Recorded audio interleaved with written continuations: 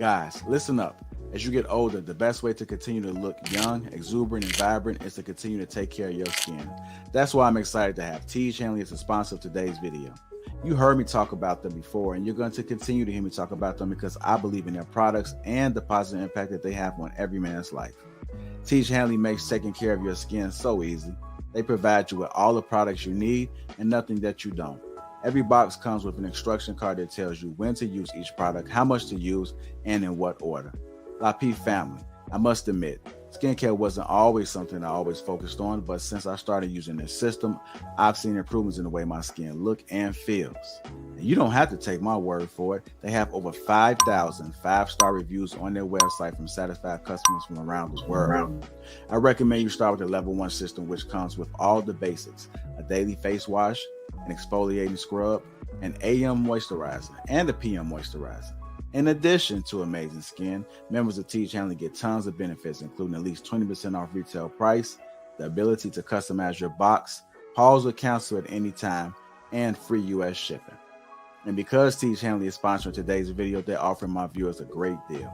Just click that first link in the description and you'll get 30% off your first box plus the free gift. Seriously, that's an amazing deal. Even though it's too early, as I often say, it's never too late. Click that link and get started today. Let's just have a conversation.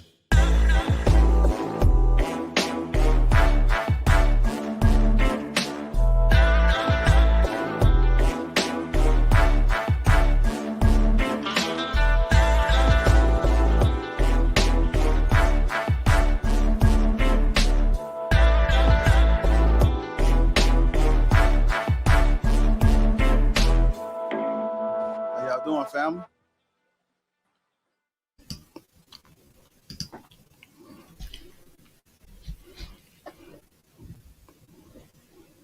What's going on, family? Mic check, mic check. Can you guys hear me? Mic check, mic check.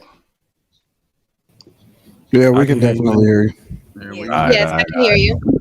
What's going on, family? Welcome to Lapeef Let's Talk. Let me introduce the crew. We got Indy, Rashawn, Ali, Fee, Anton Daniels, Mommy 3 Love, Bruiser, Stormy P, Mr. Let Go, and Veronica tonight. Welcome to Lapeef Let's Talk, family. How y'all doing? Chilling, bro. Doing good. Y'all chilling? Y'all doing good? All right, if it's your first time, no worries. There's nothing to worry about on here. It's a safe place over here. Stormy P. No, it's coming in. The choppy go on my end. Shout out to the sponsor, Teej Hanley. Make sure you guys click that link, 30% off along with a free gift. Uncomplicated skincare for men. Also, make sure you guys hit the like button and subscribe to the channel if you haven't already. Shout out to the green gang that's in the chat. Jolie, Mimi, Mr. BX87, Teddy 504, Move J, Nobody. Shout out to all the green gang that's in the chat. It's going to be a great show. Y'all ready? Let's get it. Okay. And man, Anton was on fire all week this week, boy. That boy was on fire this week, man. He's crazy, bro. That $1 Million Morning Show, man. Woo! Shout out to Rashawn. Shout out to the $1 Million Morning Show. Yes. I see Rashawn Ali back there watching TV, huh? Like you sitting on an angle, brother. Oh yeah, my fault. No, I'm not watching TV. That's fine. Yeah. Hold on, why you got me and you up there, bro? Like, what are you doing? You know what? Let me go to you. Right, I gotta put. He clipping you. What is he back there doing? Clipping you, man. Hey, You dedicating this show to me and you, bro? Like, what are you doing, man? That's He that, better put you on War Star. Oh, y'all fucking too, man. All right. Hey, Anton and the panel. Is my video freezing? Yes, sir. Yes, sir. It's really Yeah, it's free. freezing. Okay. All right. Give me 1 second. Hit that like button if you haven't already. Also, make sure you subscribe to the channel. With that being said, we're going to get into our first topic of the night. Anton, I may need you in a second, bro. It just seemed to act up. Black man, talk. Show no emotions. Our first topic of the night is Black men are taught to show no emotions or feelings. Black men are taught not to show any emotions or feelings. I do have a clip that I'm gonna play for you guys right now.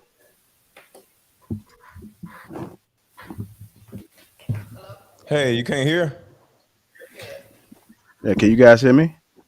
Yeah, we hear you, Yes. Jr. Yeah, we can Okay. hear. I'm talking about like Ali. Is he? Are you talking about himself?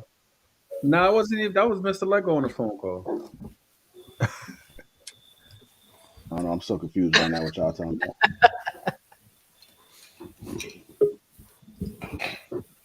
First of all, shout out to the panel. Hi, everybody. My bad. I just spoke to the A Dave. Veronica, how you doing, Veronica?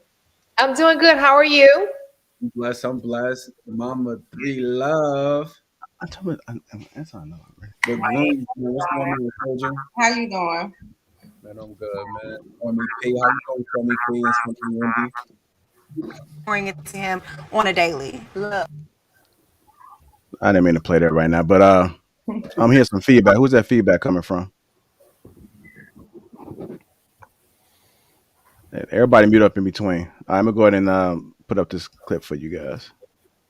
Pouring it to him on a daily. Love. Yeah. I am leading with love. That's one thing that I know that our young black men need is love. And I know a lot of times we raise our men to be so strong and not really understand their emotions. And I'm so big on how did that make you feel, baby? And even when he didn't know how to talk, it's like, how did that make you feel? Or I love you, come give mommy a kiss. So I definitely am raising him with so much love. I want him to know that he's loved, and I want him to know how to accept love. Right. A lot of times people don't know how to accept love, and that's a big deal. So it's like, Because they never receive. You guys heard the context. Black men are taught to show no emotions or feelings. What are you guys' thoughts about it?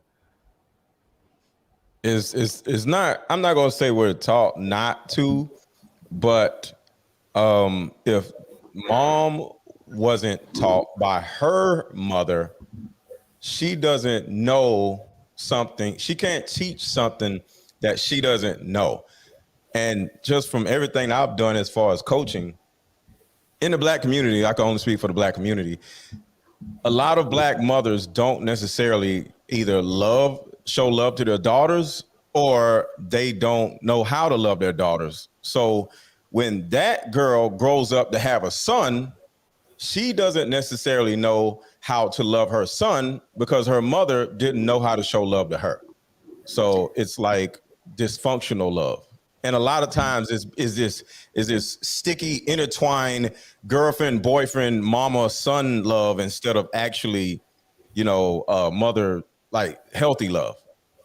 I feel like in the black community as well, with boys, the first thing that everybody always say is, "You're a boy, you don't need to cry. Shut up, take it." If they fall and hurt themselves, you ain't hurt, you all right. Instead of letting them cry, it's okay. They teach them that, and they teach them how, like, you got to be tough. That's what a man is supposed to be. You're not supposed to shed a tear, and it show all those signs shows that you're weak. And what will that do for you guys? What do you mean? What are you doing for that young man when you teach him how to embrace his emotional side, his feminine side? It's teaching him that it's okay to express how you feel. It's teaching him that there's nothing wrong with expressing your emotions, because that's what you have, and don't suppress them. But what about the other side of it, though? This is why boys need fathers. That's a fact. Well, let me say this, Anton. When my son was small, he was a kid, and I would never forget, we were at a cookout, and he had failed, and I said the very same thing. And this man walked up to me, and he said these exact words. He says, "Why would you tell him not to cry when he's hurting?" Was that man? That man gay? Was he gay? No, he was not, and that's ignorance on your part. How do you know? To think that somebody is gay. How do you know? How do you know? Married. He was, rest his soul, married with 3 children. He wasn't. That don't gay. mean that he wasn't. Listen, he wasn't gay. And listen, that doesn't mean that he was gay. You all got to stop creating a narrative that because a man shows his emotions that he's a simp or he's gay. That's ignorance on your part. How would you know Where what is it it? takes Where to is be? it okay? How would you Where is know it what it takes to okay? be a man? Huh? How would you know what it takes to be a man and you've been a woman your whole life? I don't I know don't what think it it's a takes to be matter a of man, what it but I takes know to what be it a takes. man. I'm sorry. What did you say, Sweet Pea? I don't think it's a matter of what it takes to be a man. It's what it takes to be a human. Human men are allowed to have Thank feelings. you. Like, because Cool. you're a I man mean, doesn't mean you know you what's have so to cut off your emotion. You know what's so interesting? We have that's like somebody like a lion telling a tiger, yo, you know, it's just about being a mammal. No, they're different creatures and they're created for different But purposes. are lions not allowed to be hungry? I'm sorry. I'm sorry. Give me 1 second, sweetie. Give me 1 second, Sweet Pea. It's Stormy P. That's the second time, but go ahead. All right, sweetie. You know, the interesting thing about it is that you've never been a man. So how can you tell us what it's about when you don't really understand what it takes in order to have the whole world on your shoulders with no safety net up under you? You don't know what it means to when everything goes wrong, everybody then depend on you. Y'all ain't never built nothing. Y'all ain't never really did nothing. And the only reason you even here today to be able to have the luxury to live the lives and to feel the way you feel is because we've created the safe space for you. You don't know nothing about this. You don't know what he gonna face when he grow up. And so it's very interesting how women tell men how they should feel. Instead of asking questions, you lead with a statement. I'm curious about what makes y'all think that y'all can even remotely like talk to us and tell us what we should feel instead of asking for insight on how it is that we need to be moving. Now, y'all think before y'all speak. Just he's asking a question. Think before y'all speak. It's not a matter of telling you how you should feel. It's a matter of letting you know that you can feel. I think that what you're trying to perpetuate is that men aren't allowed to have feelings and that they can't feel sad, they can't be emotional. And that's not it. Because when you suppress these things, when you suppress your emotions, they come out sideways. And that's how you have these people who end up killing their families. That's how you have these people who end up lashing out and taking out everything that they have going on at work, on these other outside factors, and beating up on their wives because they don't know how to express themselves and are taught that they're not allowed to have these feelings. So they beat up on their wives because they wasn't taught to express themselves. Is that what you're telling me? That's your narrative? I agree with that. That's your narrative. True. Is that men beat up on their wives because they weren't taught how to express their emotions. A lot of times, bro, that's it's not fact, but that's true. Then if it's hold on, wait, what's the difference between fact and truth? I mean, it's the truth. No. He said it's not fact, but it's true. That's where you're supposed to hit that. No. Hold on. In a minute, we're gonna be talking about it's her truth and it's his truth.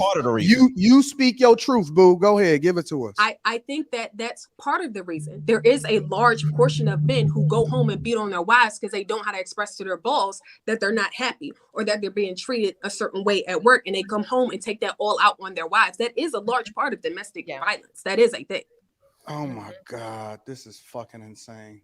No, what is this? Bro, what are you not getting, bro? I don't understand, Anton. Exactly. Like, can you articulate? So you telling me that young saying? boys weren't taught to express their emotions growing up, and that's the dudes that wind up beating up on their wives? Yes. That's absolutely right. That's the thing. I think you're living in your own bubble, and it doesn't happen. I mean, see, that's like you're living in your own bubble. You listen. I'll give you credit. Veronica, hold on. Look, listen to y'all. Listen for a second, y'all. Okay. One thing that needs to happen right now for the audience is for a man to actually speak, whether it's me, Rashawn, or one of the guys. Because wait. Bruiser. It's Bruiser. Bruiser? Okay, my fault. I'm the only other one. Yo, Rashawn, you gonna take that. So what I'm saying is, I understand where Anton is coming from. You know, when Veronica, you said when your son fell and hurt himself or whatever, we don't cry when we hurt ourselves physically. I don't think I've ever cried out of physical pain. I've cried out of emotional pain. I don't think I've ever cried in my life out of, well, you know, when I was a little child or whatever. Exactly, when you was a child. That's where other than that, we don't cry out of physical pain. So when we fall and hurt ourselves, we're not going to fucking cry, okay? Because, hold on. Okay. Because crying psychologically is a cry for help. When you cry, it's meant one, to release, but two, to like get somebody to help you. You feel me? Animals actually cry. They don't have tears come out of their eyes, but they make noises and shit because they're in trouble. So crying, screaming, yelling, shit like that is letting other animals, other people know that there's a problem.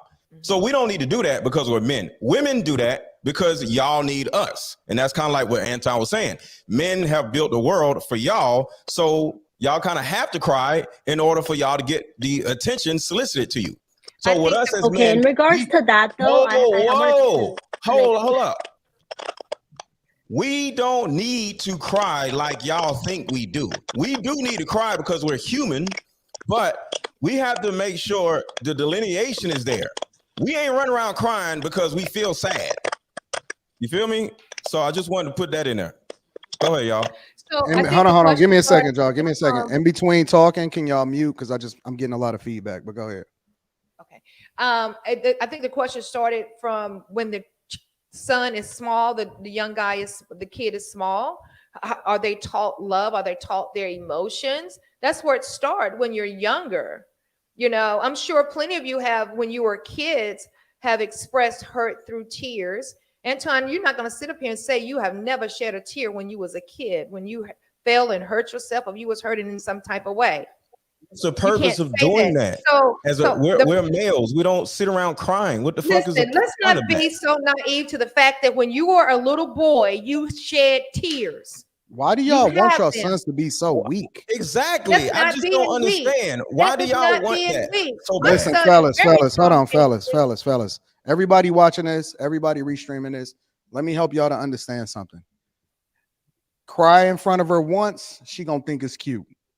Cry in front of her twice, you lost her. It's so. Let me have the audience understand. No. Hold on. No. You keep crying in front of her, I promise you, it's over. They can say this cute junk what they want to. They watch a lot of movies. They done seen The Notebook 30 times. Cool. That's cute. That's all of that. Cry in front of her twice, you done, bro. It's over. She will even if she thinks that it's a thing, subconsciously she's going to think you a bitch. I'm telling you, she's going to feel. This is why women say they think about it. They don't even say that I want a husband no more. They say I want a partner. They think that they're on the same level as you and that they have the same things that you need, that they need. They think that you don't even provide all of the things that make it okay for them to even be able to exist out here in the world today, because we've civilized the world to the point to where they don't even respect you enough to call you the man of the house. You're not the head of the household, right? They don't run decisions by you, or they don't respect you enough to even be able to operate in a traditional sense in a household. They look at you as a partner, bro. And as a matter of fact, you're not even a majority shareholder anymore. If you walking around overly emotional on a regular basis, trying to express yourself, and you don't find a suitable outlet for that, go play some basketball, go box. I don't even care if you get on a video game and express that jump on Call of Duty. Figure out a more effective way to vent. Stop walking home crying all day, because then y'all gonna be calling me on coaching calls talking about she don't respect me and I don't understand it. It's because subconsciously she can't understand you, because her brain is programmed to look at masculinity completely different. If she want a girlfriend, and tell her to go get a lesbian. I'm telling you, you lost her. After the second time, it's over, bro. If it ain't a life event, like somebody died or you just got a kid be born, if the minute that y'all get married, you sitting there boo-hooing about her walking down the aisle and she kissing on your tears, you done, bro. That's it. Can I ask you a question, Anton? Why do we got to go to the extreme of crying, though? I mean, just because we talking about emotions or feelings, does it got to go that far? What kind of emotions? Give me an example. Because I mean, what I'm trying to figure out is, you said you can do it once, but you can't do it more than that. Give me an example of an emotional outburst that you have. Bruce, okay. Anything you say, so you're gonna say yourself. So if I lose a relative or something like that, he said if you lose a relative, that's a life event. When you cry. Okay, that's a life event. So anything other than that, Don't cry. So, like Bruce, what? Give me an example. Give me an example. Let me say this. Like I said earlier, I always go to biological shit and scientific shit. We cry in order to communicate and solicit help. What the fuck is you gonna do to help me when I start fucking crying? Crying is a mode of communication.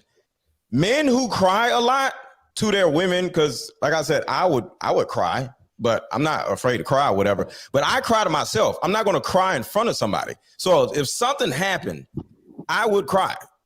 Not saying so you just be how that's what I'm saying. Hold on, Veronica. Hey, Mr. Let Go. Yeah. How often do you cry? Hell, it's not a every something. I've cried though. Like if you had to put it on, like if you had to put them all together and then like get the median mode average of your cries, how often do you think you cry? Every 2-3 months? Yeah. Just like by yourself, boohooing, holding the pillow, crying. There's nothing wrong with that. I think y'all taking it too far, man. I think y'all going to the extreme with it, man. Something happen where I'll fucking cry, and I ain't got no problem. I don't just sit around and just start crying. I'll be like, oh, fuck. Can I say something? I think y'all doing a disservice to the men out here, man. Look, the number one thing I'm just trying to say is this: when a man cries in front of people, that is his inability to communicate and articulate what he wants to articulate. Women cry in order to communicate with the person that's close to them. You start crying right now, Veronica, I'm gonna be like, oh shit, what's wrong with Veronica? We don't need to do that as men because women don't necessarily know how to communicate. So y'all start crying in order to solicit help or communication. We just articulate ourselves. We don't need to fucking cry. No matter how sad the shit is, I'm gonna be able to articulate how I feel to you. Crying is about communication. We don't have that problem. Y'all do. All right, can I just add something? I agree with the crying thing, but I think what the question is talking about is no emotions or feelings. I don't think it's to the extreme as far as just crying. Because I mean, I've sat down with my brother a week ago, and we talked about how hard it was growing up in Cleveland, in the inner city, and some of the stories we had, and some of the memories we had. It kind of forced us to have to hold it together, and we were on live. You get what I'm saying? But you know, the tears wasn't coming down. But Bruiser, the emotions was there. Hold on, Veronica.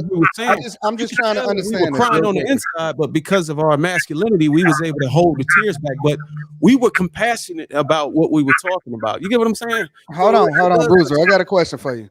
All right. On average, how often do you cry?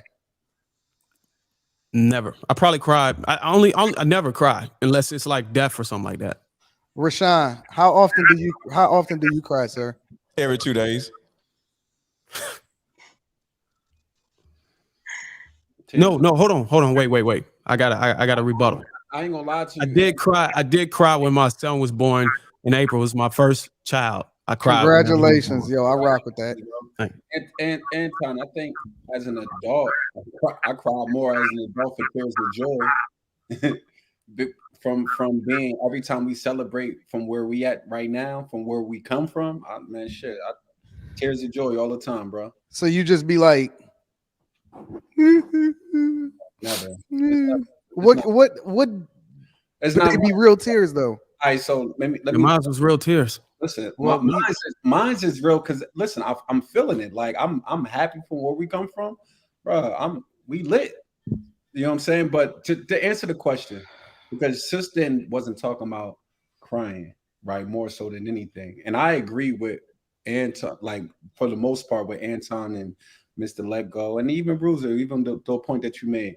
On one part, I think it's a little balance into this, that it's nothing wrong with expressing emotions the right way as a man, but not being emotional. It's two different things. A man that's emotional, that means he make his decisions off of his emotions, right? But a man that know how to express his emotions, that doesn't mean that he makes decision off the emotions. So I think that is some balance to that. But generally, you know, I agree with the brother. Let me get Mommy 3. Mommy 3, what do you think? I'm curious as to what your thoughts are. Well, I'm so glad that you were fucking curious because I'm just trying to figure out, like, what side of what side y'all want us to figure y'all out on when it comes down to understanding the black man. You know, y'all already said the black woman that raised her, she wasn't enough. The daddy wasn't there, he wasn't enough. So it ain't saying crying, it's saying emotions and feelings. You don't have to cry to show emotions and feelings. Mm-hmm. So the one thing that we have been talking about in all of these panels and things like that, a black man's mental health. Meaning, by you saying that, you can make another man feel like, damn, shit, I shouldn't let me hold this in. We want black men to express this shit more. So we can know how to fucking love y'all more and love y'all better. Because every single day it's about our weave, our lashes. Ain't nobody telling us how can we love a black man more? How can we understand this black man more? I mean, lay down, arch your back, open your mouth. I know you're joking. Please say no. I'm telling you. We got an audience, bro. We can't just do that shit, bro. No. Y'all think no. Listen, I get that y'all want to be all extra emotional and all of that. I'm trying to tell you the most effective way to love us. Bro, we not just talking about crying. Can we see if Veronica started this crying shit when she's talking about her kid started crying on the jungle gym. Let's get away from the crying shit. And let's talk about how we express ourselves as men. Listen, I would say this. Right? I think the question was, I'm sorry, mommy.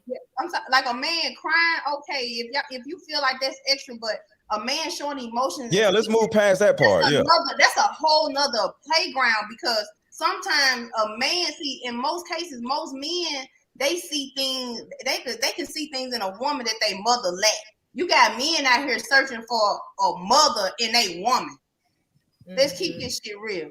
You know, no, that's the type of man that y'all want. How about this? No. That is no. Stop. That is literally the thing. That is literally the thing that y'all are describing. See, that's what I'm saying. That is what Veronica described. That is what Mr. Let Go does every 2 months. And there's nothing wrong with it, Anton. You trying to downplay it. But here's the reality of it, and everybody that's listening. Anton trying to kick it like, a man is not supposed to show emotion or express. The only thing we're supposed to do is be providers. But let something happen to this man sitting up here to my right, he will cry like a baby. He has emotions, and he will not sit up here and create the narrative that I cry over death. Or cry. And it's okay to express yourself through crying. It's okay to express yourself through how you feel. Wait. We cry when we lose something. Hold on. I feel like Mommy 3 brought this back, and she said, why does it always have to come back to crying? Why do you want us to cry so much? I don't understand. I want to get off of the crying shit because I'm agreeing with you. I don't want to fucking cry like. But yes, it's okay. You create a narrative. But sometimes you gotta cry it out. To cry. And Rashawn got the eyeballs of somebody who looks like they may cry. Hey, listen. Now, Bruiser, you said that you fought back your tears because of your masculinity. You should have let it flow. For what? Why? Hey, yo, listen. Fucking hey, listen. If I see Bruiser, men have this thing. If I see Bruiser, I can't hear you. If I see Bruiser walking around, look at Veronica, she's just going ham. Veronica, you ain't even muted. What are you doing? You looking crazy. Stop talking, Veronica. You're muted. What is you doing? You don't want y'all to hear what she's saying.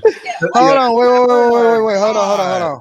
Because I want to get it. Can't express their emotions. I want to get F. Robinson. I want to get F. Robinson in here. What's going on? What are your thoughts? Honestly, I think you need therapy, Anton. Like you think I need therapy? to go somewhere for real. Like you need to go somewhere, talk to someone, cry it out. There's a lot of tension. I think you have like so Anton, much stress. I actually agree with her, so bro. much If you weight. just like, I need to. I think I need therapy because I don't want to. I don't cry. My wife washed my feet, and I'm like, bro, like you don't do shit for your wife. You don't express anything. So wait a minute. Wait. That's what I'm saying. Wait. Hold on, Mr. Lego. How exactly should I be treating my wife? I want to know from a man that's been divorced, teaching a man that's been married for 18 years how it is that I need to be doing with my wife. Okay, I'll do that. I'll do that. Okay, cool. One, I don't have nothing to do with you and your marriage or whatever. But I'm looking at the different things that you say. Never cry unless somebody die. If a man cries, like what the fuck? That's crazy. I can understand what you're saying. I don't cry in front of no woman. You feel me? So I understand what you're saying. Okay, cool. But on top of that, when you add that to say, no, she washes my feet, but I don't wash her feet, it starts to look like a pattern where it's like okay, this nigga don't give a fuck about nothing. Nah, nigga, I'm not washing no feet. Nigga. I might be wrong, but we're just bringing this up. I'm not washing no fucking feet. I ain't talking about washing. You don't rub your girl's feet? Like shit like that. That's what we talking about. Y'all niggas a mess. Don't lie. You should read again everything he said. Y'all are a mess, bro. I'm not muted now. So let me say no. I think that Anton, you come up here on this panel, and granted, head goes off to you to your status or whatever, but you push it in narrative like, you know what, I got it like that. I got my money, and my wife, she got this car, she got that car. Good, cool, all of that. It's facts. But lose it all today. What I you lost got it all. stand on? I did lose it all. Most of us lose it all and get it. I lost it all. I lost it all and get it and right I've back. documented it. I've talked about it. My whole life is an open book. I lost it all. I lost every car. Moved back into my mom's basement. Had a newborn baby at the same time. Like this ain't nothing new to me. You listen. You talking to somebody that done been through everything you done already described. What we talking about? Ain't nothing different. As mothers, what do you like? Black Wait. I want to see her respond. Now what? I lost it all, and then what? Veronica ain't got shit to say now. No, I'm just saying. I mean, hat goes off to you. If you lost it all and regained it back, but you pushing the narrative to these men that you can't show emotion. I guarantee you through those times. You know why I got it back? You know why I got it back? Listen, go ahead. You know why I got it back? Because when it was all on the line, I manned the fuck up. Go ahead, Anton. No. Let me help you to understand something. Crying is a luxury for people that ain't got shit else to do. That's what for people that ain't got shit else to do. I went into the mud. I went and got 2 full-time jobs, and then I went back to school full-time. I ain't had no time to be shedding no tears. They was looking for a leader. They was looking for somebody. She was looking for something to believe in, and I told her, I said, listen, we going through it now, and I don't give a fuck how many other people then lost their stuff in the 2008 recession. We coming back, and we never gonna be broke again. I promise you that. And everything that I did up to today is a reflection of me keeping that promise. Women are looking for strong leaders. They looking for something to lean on when everything gets rough. They not looking for you to be crying with them. It's fucking cold in that house. We want you to be nice. All I'm saying is no. Let me say this. We live in luxurious times, and everybody has the ability to be able to feel because they ain't got shit else to do. When you start getting in the mud, when everything is on the line and you start losing every fucking thing, you're not looking for the dude that cry. You looking for the dude that's gonna shoulder all of the burdens, all of the problems, all of the issues, and they carry that shit. And I get that. Men suffer in silence, ladies. I've done that. We suffer in silence. If we do gotta cry, it's fucking somewhere else. It's not in front of y'all asses. What I'm saying is this. Even in doing that, I've been there because you're in a zone. When you're in that zone, you're doing what needs to be done. I get it. But there's still nothing wrong with expressing how you feel. I'm not saying or creating a narrative that a man should go around and just boohoo and what I'm saying is it's okay to acknowledge how you feel. And then what? And then what? And then what? And even in that moment, even and in that then moment, what? and then what? You release it. Oh, see, Veronica, this is what you don't understand. When men do these things, we act in a way of a cause and effect. So if we gonna cry, we're gonna do anything. We gonna have some type of knowledge about what are the effects of it. You know, what is that doing for anybody around me or anybody who's inspired by me? To the men here, I have a question, right? Go ahead. I'm not sure who has kids here, who don't, right? So to the men in the room, right? I think we all got kids. Okay.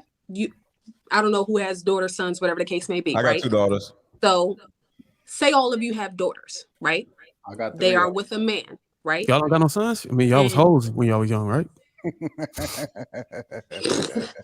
Go ahead, Stormy. So your daughters come to you expressing themselves. They're not happy in their current situation because their man does not tell them what they like, what they don't like, what's troubling them. They don't communicate at all. They don't tell them when they're happy. They don't tell them when they're sad, X, Y, and Z. All they telling them is bend over, arch your back, as Anton said, right? So they don't know how to make their man happy, and they don't know what's going on, and they don't know how to please their man. All it seems is that their man isn't happy. So what do you tell your daughter? And stop fucking gagging so much too. But go ahead. All right, so my answer to that is that actually happened. He's being sarcastic. That actually happened. I got 2 daughters. Both of my daughters are grown, and they bring all their boyfriends to me. Hold on, mommy 3. They bring their boyfriends to me, so I talk to them before they get to my daughters, get too close to my daughters. What's your email address? I'm going to send you. So when I talk to my daughters, if they say some shit, I'm gonna talk to the boy or the man or whoever, and find out what's going on with him. And that's what Anton said in the beginning. Most of these goddamn women don't have no male influence nowhere, and they got little boys. Wait. Before we get to that point, okay. If your daughter has a man who's acting in the way that all of you have perpetuated, what could you possibly tell this man? Because he's doing exactly what you guys have been saying. Well, he's going to express himself to me. Hold on. I'm going to give him the opportunity, because a lot of young men like Anton and other guys, we are raised by women. So we don't know what the hell to do and what the hell not to do. We don't listen to our mothers. We ain't dumb. I was raised by my father. I spent all of my time under my dad. I was raised by my father. Look, Stormy, this is important. We are never going to listen to our mothers because we're not stupid. Y'all don't know what the hell y'all doing when it comes to boys. We're not dumb. Since we were 7 years old, we knew that y'all don't know the hell to do. Well, let's answer her question. Let's answer her question. My daughter will bring her boyfriend to me, and either me and her boyfriend already have a relationship, and he's going to talk to me about his feelings and not. But no, he's not, because that's not what y'all do. Remember, that's not. No, men share stuff with other men. I'm going to give him the ability. I want to teach him how. Nobody's sharing anything. Stormy, I'm going to teach him how to express himself to my daughter. That's my answer. No, what Anton said, don't be crying in front of your woman. That's what he said. Yeah, that's all he said. He never said that there's no outlet, right? I literally said, go find another outlet, homie. We play basketball. Yeah, I'm about to say, play video games. Listen, we do different physical shit. We go to the gym. I was about to say, and men. We don't cry, but you're still expressing your emotions. No crying. We're not talking about crying. Men have men conversations, right? That's none of women's business at this point in time. Just men have men conversations. However, it's not y'all business. That's a fact. I go get me some liquor. Listen, I will say the statement: alcoholic. Black men are taught not to show no emotions or feelings. Listen, I would say this: traveling out the country. And watching how other men teach their sons, and I see that a lot of men does show affection towards their sons. And in America, a lot, not all black men, but a lot of black men has this don't show the same type of affection. Put it like that. Not that they don't show affection, just don't show the same type of affection. And that's justified, right? I mean, because the world that we live in, yeah, you're right. Western civilization, you can't be soft over here, right? 100%. 100. I say that it's too soft over here, though. It's too fucking soft. Can we just get back to my question before we? I'm saying. Hold on, y'all. Hold on, y'all, because I want to go to the next subject. I want her to be. Can you restate the question, Stormy P? I would like to say, if your daughters come to you with the behavior that you guys have all expressed as normal and what's to be expected of men, saying how she's not happy and she doesn't know how to please her man and how he's not showing her emotion. If men aren't communicating and they don't really have these spaces, technically, what is she supposed to do? So here's the thing. First of all, nothing inside of your household is supposed to be talked about outside of your household to nobody. So suffer in silence. No, you need to work that. Totally you need to work that out. Disagree. You need to work that out with the person that you land next to. Y'all need to figure it. Hold on, listen. You want me to answer your question or you not? You don't want me to answer your question? Absolutely. Okay, let me answer your question. First of all, nothing, and I mean absolutely nothing, is supposed to be talked about. I don't care if it's your mama, your daddy, your sister, your homegirl, nobody is supposed, unless you going to get professional help. Okay. Now I agree with you. Unless you're going to get professional help in some capacity, not your pastor, not your minister mama, none of your business, especially what goes on in your bedroom or the emotions that goes on, and as far as what it is that's happening in your marriage or your relationship, is supposed to be communicated to anybody outside of your household. So the answer to your question is, you need to go and kick it with him and work that out, or y'all need to go and get professional help. But I will never, ever advocate for anybody to communicate anything that's happening about their relationship outside of their household, ever. But if you're saying that men are emotional and they don't show that side to their women, what is she supposed to do? I'm sorry, say that again. 5 different outlets. Sorry. So you said that said that men shouldn't be emotional and shouldn't show certain things to their woman, right? Correct. So if you're telling her she can't talk to her dad about it, and even if she talked to her therapist, he's still not going to talk to her spouse is still not going to talk to her about it. Straighten the fuck up, because she might be a bugaboo. Hold on, bro. No. See, and this is the problem, because just because they don't know whenever somebody come to me telling me about a problem that they got with somebody else, I say, look in the fucking mirror, and what is you doing to cause this problem?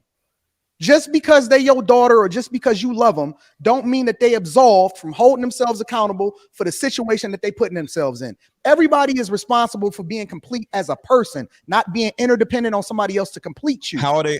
Hold on, because you want the answer, so I'm gonna give you the whole answer. I'm gonna give you the whole shebang. She needs to look in the mirror and ask herself, is she bugging this dude? Is she being annoying? Do she not have enough going on in her life to where she can be busy? And she probably need to disappear for a little bit and go do something so he can miss her ass. Okay. She's probably bugging him, and he probably got business to stand on and things to take care of. It is not his responsibility to spend his whole life trying to please her. His responsibility is to take care of his purpose. Her responsibility is to meet the expectations of her man. And if she's not doing it, then I failed as a father. That's the thing right there. That's it right there. Childhood trauma. Mom, dad, no dad, or whatever the fuck. Everybody on this panel. Either we don't have this, we don't have that, or our moms did this, our dad did that, somebody left or whatever. We are not exactly whole. So when it comes to a woman or it comes to a man can easily be emotionally unavailable. A lot of married households, the man don't do shit. Just sit around, look at ESPN. He don't know how to raise no kids. He's just there. And a lot of fathers are emotionally unavailable to their kids, and they grow up with a feeling like, I had a dad, but I actually didn't have a dad. The nigga just sat around, but he ignored me and didn't really talk to me. So men are not raised properly, and the women aren't raised properly. So no, I disagree with you, bro. It has to be some type of communication so we can figure all this shit out. The women don't know, and the men don't fucking know. You gotta have communication. Correct me if I'm wrong, please. Correct me if I'm wrong. I think maybe 2 shows ago, I think Anton said it was crazy to go sit on somebody's couch or talk to somebody. And now you're saying go get help. I was like, you're contradicting yourself, bro. No. When I say professional help, it's a lot of different things that comes with professional help. So, like for example, it's a lot of people that is having sexual problems. They might need to go and get professional help and get checked out. It might be something wrong in there, right? It's a lot of different types of professional help. I'm not necessarily telling somebody that they need to go to a therapist, because I still personally believe that therapy largely is a scam. So where the fuck do these people go to if they can't go? Come on, bro. What the hell are you talking about? I literally just described it. First of all, hold on, wait. When I say professional help, I'm not saying professional help as a result of somebody needs to go and fix their relationship. She might need Look at God. Look, you know what? Look at God. Yes. Look at God. Yo, that was hilarious. What actually happened was, is saying bullshit right now. I'm just telling you straight up. Yo, Anton is blowing out bullshit, y'all. Straight bullshit. Yeah. I don't know what the hell he talking about. I was on his side. I'm off his side. I don't know what the fuck he talking about. All right, simmer down, y'all. Simmer down. That shit crazy. All I want to know is, what is the solution here? They all had to step out the shower to say that. Keep saying don't do this and don't do that. We got to talk about what we do, and that's literally what Stormy was asking.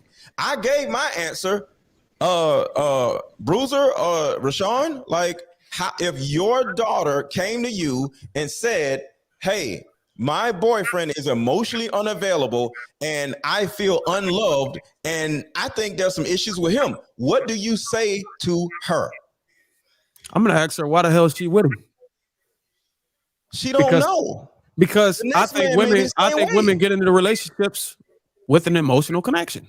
Bruiser, we don't be. Look at what Anton just said. According to Anton, we all emotionally unavailable, and we don't do shit. So the next man gonna be. You gotta understand, women see shit. They'll get with a couple men and realize and think all men are the same way. So in her mind, the next man is gonna be just like him.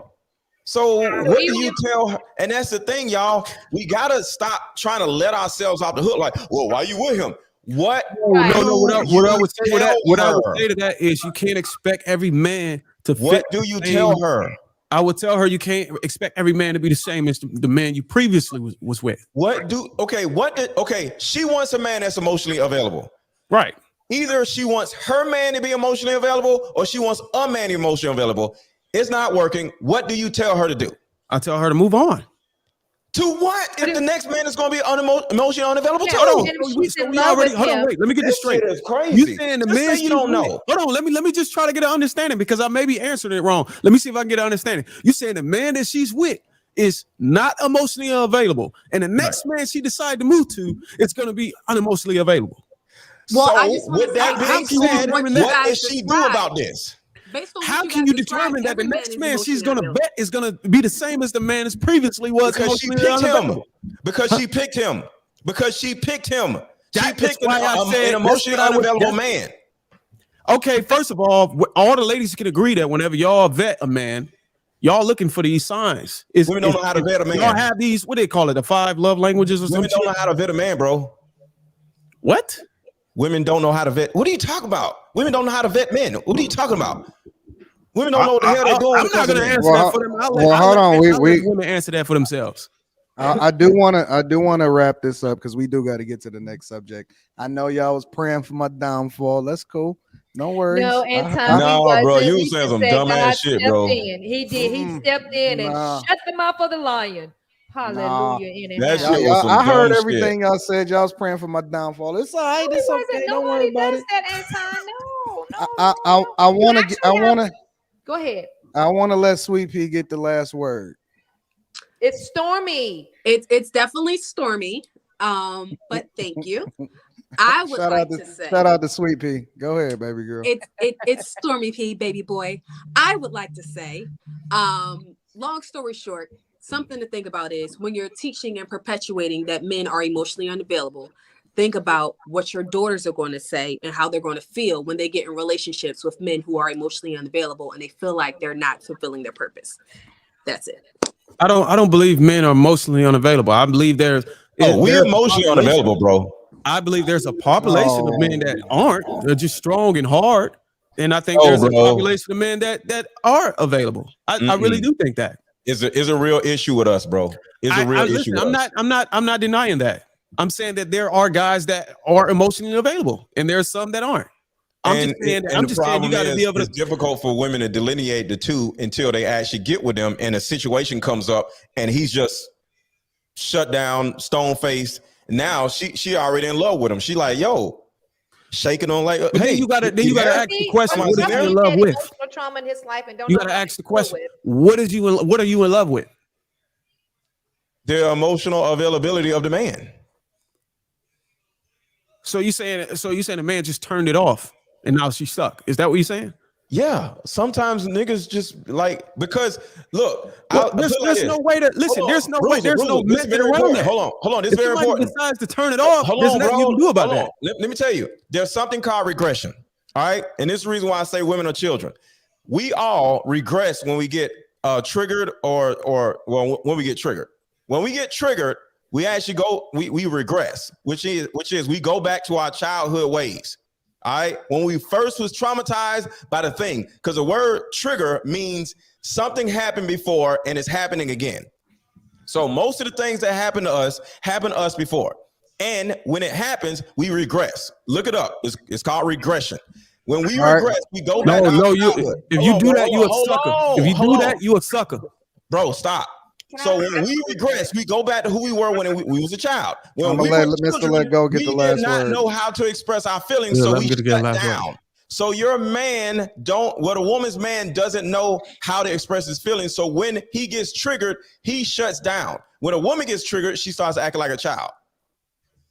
All right. So all I gotta say hold on. I'll go ahead, Mommy 3. You got the last word. That's it after this. Okay. With Stormy P, the only thing I gotta say is, like, when you do come to your dad, this a lot of things. This is something that I had to learn, is to listen to my dad, even if he don't know. No matter what answer he give me, if he know for sure, like, look, I've been around this young man. This man is not for you. The thing is, will you take everything that resonates in the situation, if it's good or bad? So if your dad tell you, look, sweetheart, I don't think this man for you, will you listen? And most of the time, like Anton said, it's best to not even don't put nobody in your situation when it comes to relationships, because it's really gonna be up to you at the end of the day. Can I have the last word? I'll be quick, Anton. Go ahead, Bruiser. For the ladies out there, if any man out there is doing that to you, if any man is impersonating a trait or a quality that he can't continue to show consistently, and he's doing that just to reel you in and make you commit, and he stops doing it, he's a sucker. All right, straight up, he's a sucker. Let me get to these super chats. I'm gonna bust them down really quickly because we got a lot of them, and it was a lot of people showing a lot of love. Matthew Washington says, where in the heck is Island Girl Q? She chilling. I got Q. Don't worry about Q. That's my baby girl. Chris J says, black men express how you feel to the police. I hope you live to tell the story. Once you do, remember to listen to the men on how to move like a man. Shout out to Christopher J. Appreciate you. Blaze Skywalker in the building with the 100 ball. I ain't got the siren because I'm in the studio right now, but we're going to acknowledge you because you absolutely positively always contribute to the platform. Says these women don't know what they talking about. Men are taught by other men to suppress their emotions. We are taught to channel our emotions, unlike women who got to express everything they feel. The most dangerous thing in society is an emotional man. And that is absolutely positively 100% a fact. Shout out to Marcus Evans for the 50 ball. I appreciate you, big dog. Says, what up, yo? Shout out to the panel, brother Anton. Make sure the hyenas are in order.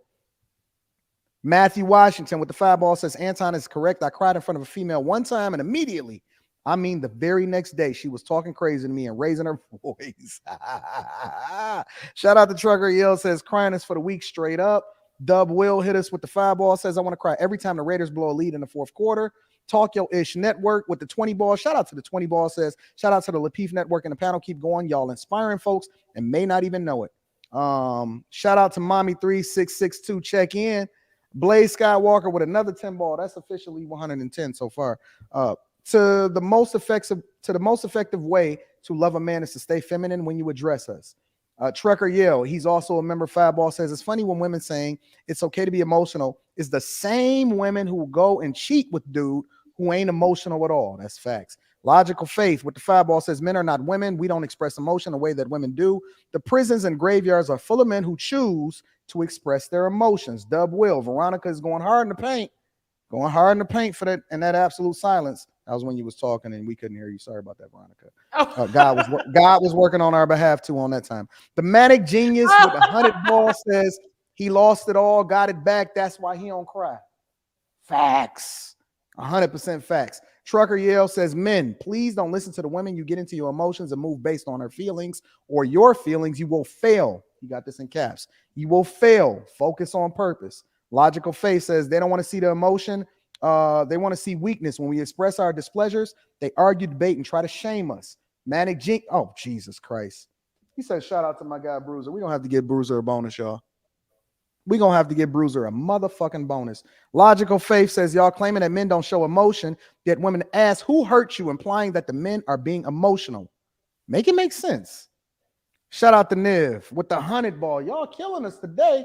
Keep it rolling. Keep it coming in. Say, I cried death in the family, my first and the only child's birth, to keep from fighting and ruining my life.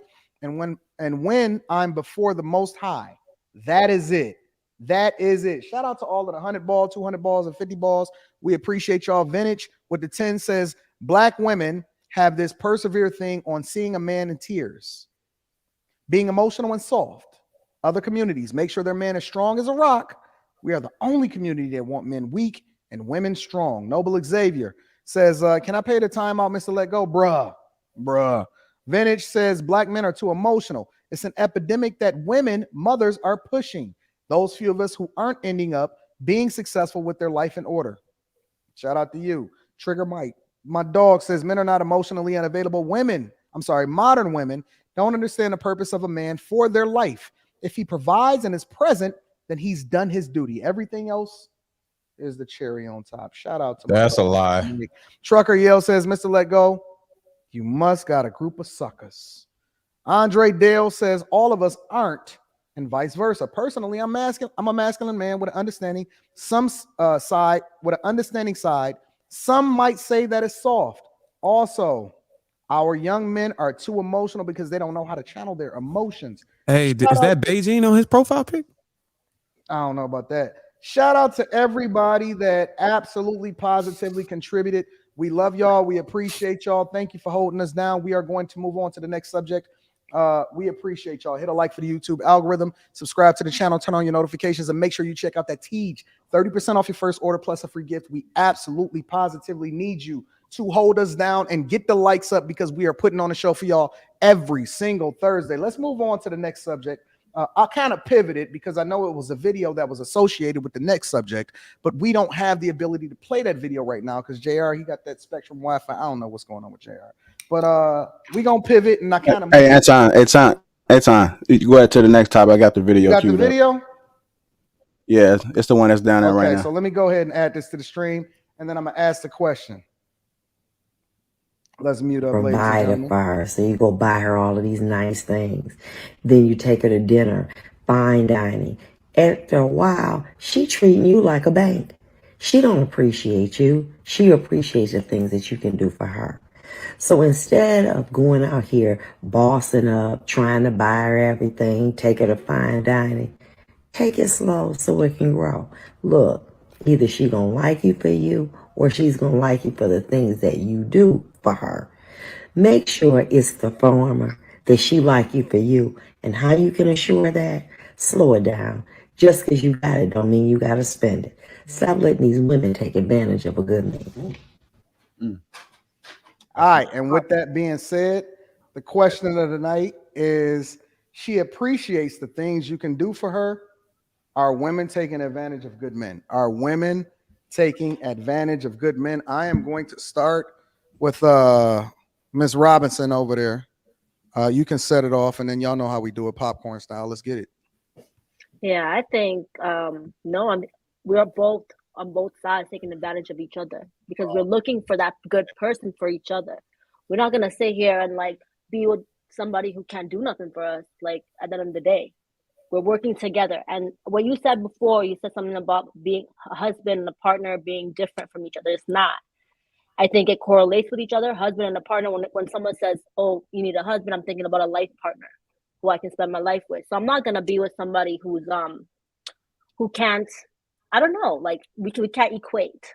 You know. So yeah, I don't agree. I just gotta say, stop with this partner bullshit. If a woman ever calls me her partner, I need to jump off a fucking bridge. I ain't never in my life had no woman that I dated call me her partner. I would jump off a fucking bridge if that ever happened to me. No motherfucking way in hell. You don't believe in partnerships? I'm a woman's husband or her man. I'm not her fucking partner. I will jump off bridge the day a woman says that shit to me. Mr. Lego, you be switching up on us though, bro. What if you like 10 miles away from a bridge though? Sometimes you be wanting to be the partner with crying and all of that, and then other times you be wanting to be the husband, man. First of all, I ain't got no problem with crying, bro. But like I said, I'm not crying in front of the woman. Some of the shit that I be hearing in my coaching group and what I do, that shit be so fucked up. And when we get off the Zoom call, I might just be like, damn, that was a lot. You know what I'm saying? I'll take a second and be like, fuck. The box ain't never made you cry? Huh? The box ain't never made you cry? The box ain't made me cry. No. But I'm just saying that is when I would cry. Because I heard some shit that I ain't never heard before. Well, you cried at some pussy. Stop playing, man. I ain't never cried at no pussy. Look, out of respect for who you married to, you might not want to say it on this panel, but you cried at some pussy. I ain't married nobody. I ain't cried no pussy. Man, mommy three. What do you think about this? Are women first of all, I got a 2-part question for you now. You think that the box is that good to where it can make a dude cry? Yes. Really? Yes. What's your email? Don't worry about it. Are women taking advantage of good men? Okay. Okay. So I feel like it's a 2-part to this type of. Of course, because she don't did it. It is. The reason why I feel like it's a 2-part, because I feel like you got some men that be simping and capping.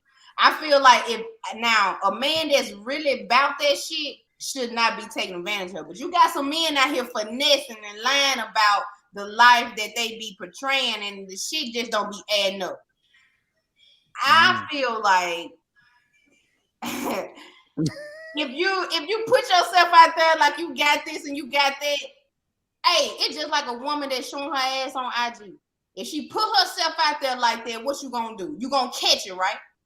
So if a man out here showing what they got, showing this and that, shit, she gonna, hey, look like he got something that I want. Y'all gotta stop. Y'all gotta start thinking. Y'all saying that y'all men should be able to provide and this and that. Look, a woman looking for that fucking bag, bro. Just like y'all looking for that ass.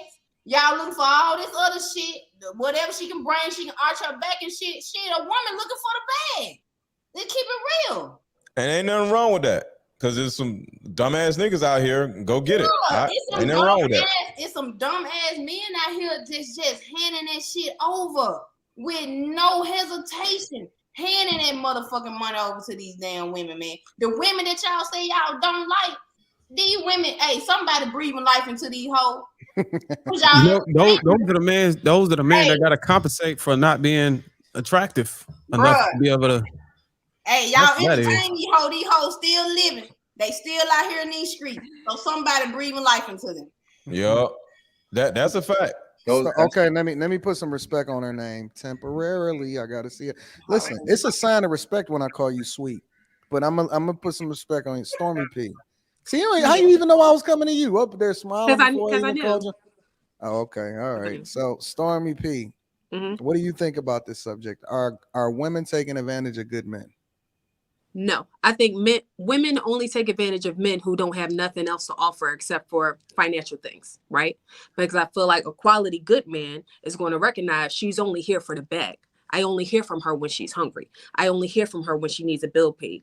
Women cannot take advantage of a good man because a good man is smart enough and wise enough to know she's not really a good woman. She's just here for what I can do for her. She doesn't care about me and what I need. I'm with that.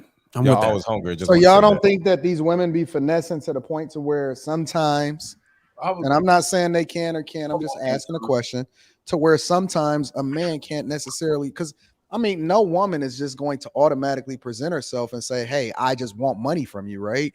She's gonna say, yo, I'm you know, she gonna take advantage of him and all of this other type of stuff, right? But in a general sense, do you think that there's women that present themselves as actually being interested in the guy, but in reality, she got him labeled in her phone as whatever it is that she's getting out of me? Oh yeah, you definitely got some women who will say men as like the foodie call or whatever the case may be, right? But those men, or DoorDash, but those men, if they are a good or quality man, they possess the abilities to realize, okay, I'm hitting her up for, like I think mommy was saying, I'm hitting her up for ass just like she hit me up for food. Hold on, wait. Let me stop this right here. Wise man. Let's mind this out a little bit, y'all. Let's mind this out. Anton, I'm coming to you, Rashawn. I'm coming to you, Rashawn. Let's mind this out. Rashawn, I want you to answer the question, but I also want you to define to me what you think a good man is. Because, and the reason that I asked this question is because I think that we're conflating good with generous, right? Like a guy can be a good guy, but why do they say that good guys finish last? You know what I'm saying? I want you to kind of give me some insight and answer this question for me, Rashawn. All right. First of all, a good man is one who take care of all of his responsibilities. That's first of all. Let me just say this, Anton. It's the capping for me. We literally I think last time we was on here, we just had a woman saying that she was with a good man, but she dogged him because he never checked her, right? I interviewed Blue Jasmine, right? Was on 8 at the Table. She said she was with this guy, good man. She labeled him as a good man. He was emotional available. He got her credit right. He taught her about finances, the whole 9 yards. And she slid on him for a nigga in the projects in the Bronx, right? So it's like good men all the time, or the ones who probably, and just because you're a good man, that doesn't mean that, some good men are firm in a position. Some good men, they might be weak in certain positions, right? However, that doesn't define him. You said good men can't be, Stormy P, you said good men can't be tricked. Man, they out here getting tricked all the time. It's a lot of good men that's out here getting tricked all the time. And you hear Anton, Mr. Let Go, you hear Logic, you hear all of them saying the same thing. Even Ricky saying the same thing to y'all over and over again. Y'all don't like good men. Y'all just like the niggas that treat y'all however y'all want, like nothing. Not good at the end of the day. So to say that people can't be tricked, people get tricked all the time. I think that the caliber of woman who takes advantage of a good man isn't who that good man should be following in the first place. Sometimes men let the ass allow them to overlook these red flags. Like, in retrospect, all of them will sit back and be like, well, I should have known because when I hit her up, she only did. Or I should have known because when I asked her to come meet my mom, she said. Like, afterwards, y'all realize where y'all fucked up at. But there are men who should be able, like, I feel like at this point in time, Anton, Mr. Let Go, neither one of them is going to let a woman trick them, right? Mr. Let Because Go, at this point, and these are men who consider themselves to be grown. He got sprung off that pussy, and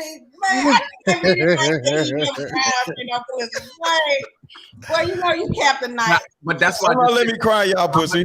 There's some good men that's firm in a position, right? And there's some men that's weak in certain positions, right? Certain areas, right?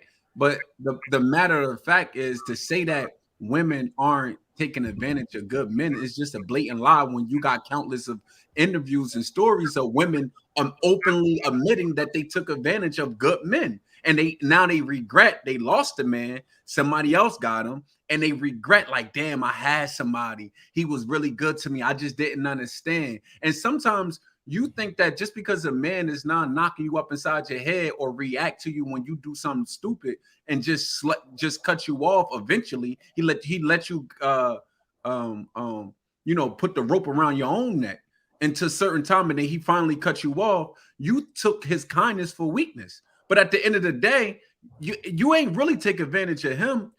you actually missed it. It was a disadvantage to yourself.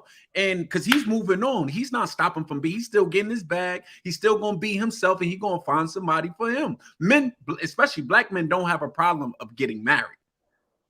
Black men don't. That's the actual problem. I agree with Rashawn. We like, if I or Rashawn or Bruiser or Anton got swindled by a woman, we wouldn't give a fuck. You know what I'm saying? We'll just get another fucker. We don't give a damn. You know what I'm saying? So has this happened to me? I'm sure it happened to all of us. But when it happened to me, it wasn't I got taken advantage of because I was a good man. I was fucking a chick and she was getting what she wanted, and we both got something we wanted. And I may have overextended myself, but I've never been in a relationship where I got taken advantage of. How did you overextend yourself, Mr. Lego? Smashing a chick and going out, and to a certain degree, spending more money that I need to be spending on her versus what I wanted to. Going on trips, shit like that. But ate the groceries? Huh? What? Oh, what'd you say, Bruiser?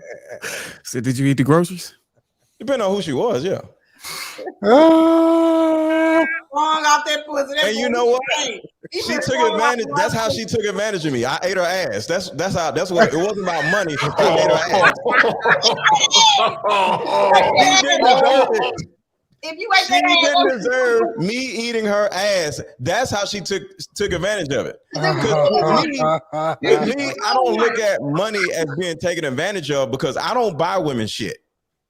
So I'm not buying bags and all this dumb shit. I don't buy women shit. We spend time together. We go out to eat. We do trips, shit like that. But I don't see me being taken advantage of if I ain't ever bought you shit. I buy you some tires for your car. I do little shit like that, but I'm not buying you bags and clothes and all that dumb shit. I'm gonna take care of you. The tires on some of my cars is like $400 and $500 a tire, bro. Yeah, I do that for a woman, but other than that, I'm not buying her shit. Well, that pussy was good. If anybody buying a woman some tires for a car, if the pussy good, I'm gonna buy you some tires. So if that's being taken advantage of, okay, I've been taken advantage of. I mean, if you're gonna buy some tires, you might as well buy her a handbag, bro. No, that's for safety, bro. This you is just wait. So you gonna buy her whole set, or you gonna get her like to where she need to go? Okay, so for example, say me and Stormy P going out, right? And if I see her car, I'm around her car. If her car dirty, I'm like, yo, we gotta do something. I don't like no chick with no dirty ass car. And if I recognize her tires bald, I'm buying some fucking tires. Now if the front tires bald, well, I have a question. Is this before or after you eat my ass? Yes, I will eat your ass too. So I will eat your ass.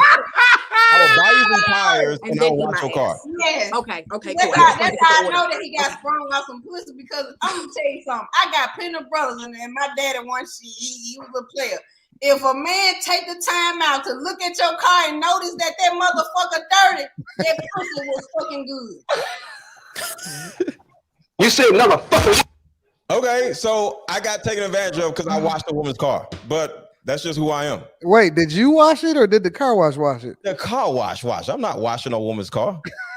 I don't know, Mr. Letgo. You go extra miles sometimes, bro.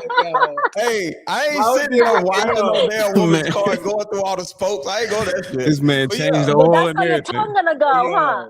But with me, I don't like no woman with no dirty ass car. So you come on my house with a dirty ass car, we gotta get it washed. We gotta do something like that. You put the tires on, you took it to Jiffy Lube or something. Huh? Jiffy Lube don't sell tires, bro. What are you talking about? I'm saying they will change the tires, rotate the tires for you though. What are you talking about? I'm saying you said the tires were bald. You got a new tire. Buy her tires and get her car washed. Those are three things I do. How did we get here? Like, wait.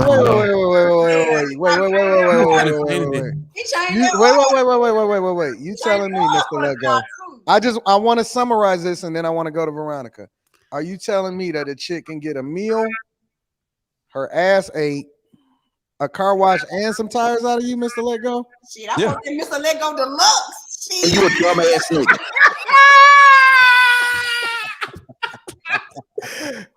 Yes. I'm sorry. Y'all got to just give me a second.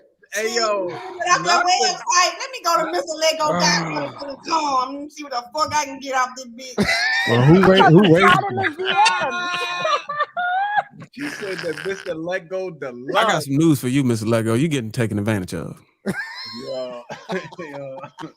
Yo, Mama 3.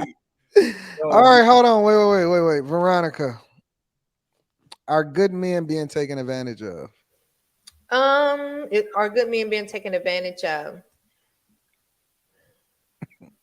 I guess it all depends on who they're dating, who they go out with. They can get taken advantage of. Yes or no, Veronica? Yes. Thank you. Golly. You see how women don't never want to answer a damn question? No, because I was thinking because it all depends on who they date. If they date an upstanding woman that has values, then no. Why? You know what? See, y'all already be starting off wrong. Okay, at the end of the day, what is it? Right? At the end of the day, Veronica, first of all, start off with F. Robinson, right? F. Robinson, you had to slide the man in there. No, that's not the question. Let's stick with the question. Don't worry about what men do. Don't worry. That's not, we know men fuck up. We know men do bullshit, but that's not the question today. The question was, do women do bullshit and take advantage of good men? Yes, they do. All you have to do is be plain and simple. You ain't gotta make no caveat in there. And Veronica, you gotta think about so much. God damn it, just answer the question. Oh, at the end of the day, yes. Okay. Yes, right. yes. Women take advantage at of the end of the day. Yes, we take our ass to the cleaners. Yes, we get the ass ate. Yes, we get the tires on the car. Yes, we get a new car. Yes, we get a Birkin bag. Yes, damn it, yes. Y'all get a Birkin? Yeah, that pussy power. Yes. Wait. Ain't no nigga buying. Ain't nobody buying. Hold on. Listen. Ask Mr. Lego. I heard a lot on this panel tonight. Damn Birkin. Stop. I heard a lot on this panel tonight. I don't know. I don't see nobody on this panel getting no Birkin. Whoa, that's shots. He's saying none of y'all qualify. No, I'm just saying. I don't know what type. I don't know what. I don't need a Birkin. I'm good. Who got a Birkin from this? Oh, wait a minute. Wait a minute. I ain't got no Birkin, but I got police reports. Niggas hiding under my bed. She ain't got no Birkin. She got a Perkin. Who on this panel getting a Birkin? From a dude. I just think that you need to speak for yourself.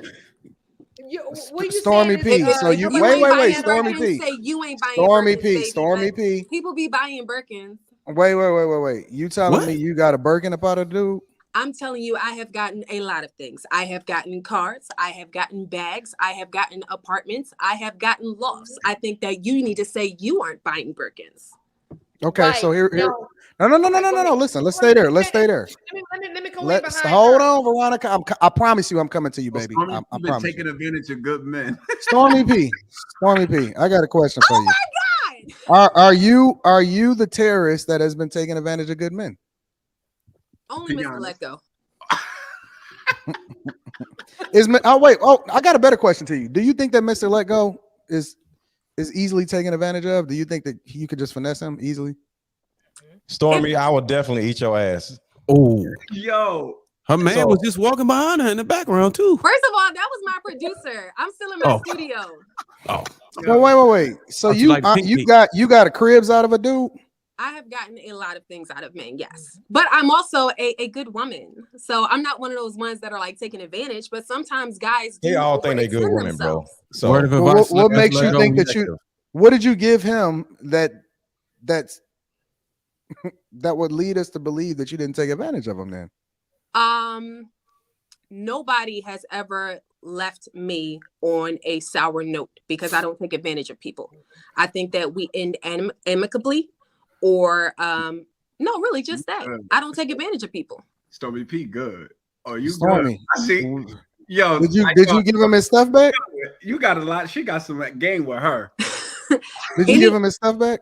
Anything that anyone has ever asked for back, gave him to him without a problem. Because I can get it back tenfold. It's nothing. So what you gave to me was a gift. You'll give it back to him? Absolutely. Absolutely, because if he gave me one, that means I'm capable of getting another one. That's fine. Yeah, you can have it back. here's the problem, though, Stormy P. From another sucker. Your name is. Hold on, wait. Here's the problem, though. Here's the problem, though.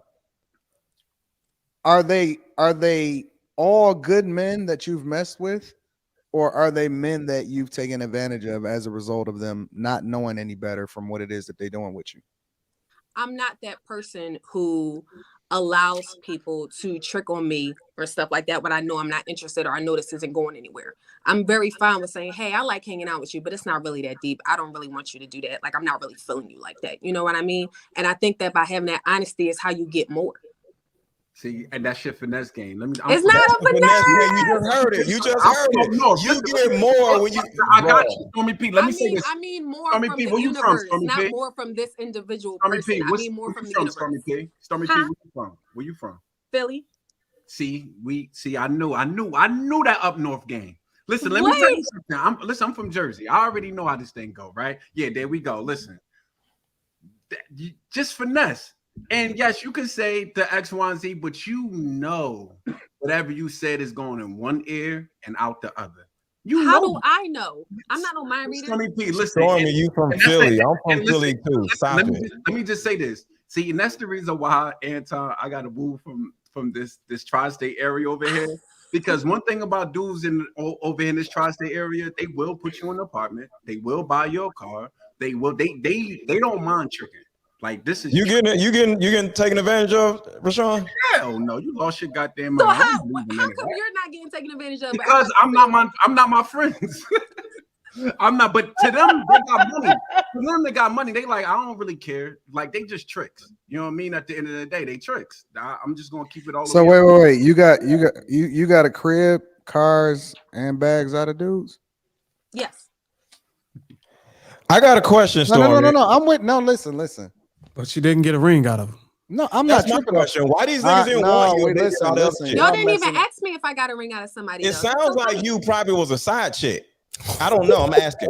Now I'm just saying. You get a chick an apartment for a reason, so you can set her up, so you can go over there whenever you want to because you got a wife. Ain't nothing wrong with a side chick. I think that side chicks alone. Am I right or wrong? There's though? nothing wrong with a side chick. Side chick get the best everything. But you get what I'm saying though. Wait. Y'all hold on. Y'all gotta let her answer. Go ahead. I'm not referencing arrangements. Okay. Have I been the side chick? Have I been a sugar baby? Yes. But what I'm talking about right now, these are men who were trying to build genuine connections and trying to make me that person. And for the person who said, but you ain't get no ring, sweetie, didn't ask that. I've had rings. Once again, if I'm not happy, I'm intelligent enough to know that if I'm not satisfied, I'm not going to be stuck in a situation where I'm with a man who's not emotionally available, or I'm with a man who's not making me 1000% happy because I'm making him 1000% happy. So after the ring, you discovered these things. Why did you accept the ring if that was the case? Who said I accepted it? Okay. In situations where I have had rings, if you had a ring, you accepted the ring. I have had one successful engagement. You got to be from North Philly. I am not. I gotta let her finish. Okay, I'm from Uptown, not North Philly. Okay, all right. Thank you.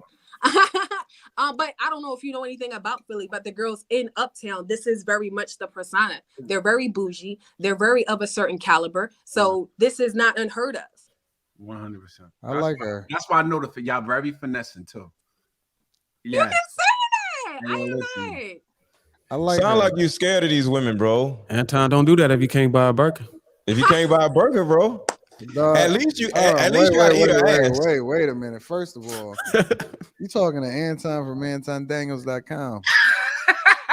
You know what I'm saying? Don't get started. Don't get listen. We just trolled him. Not the Mr. Millionaire Money Show. It's a whole nother. We could call it the Birkin Show.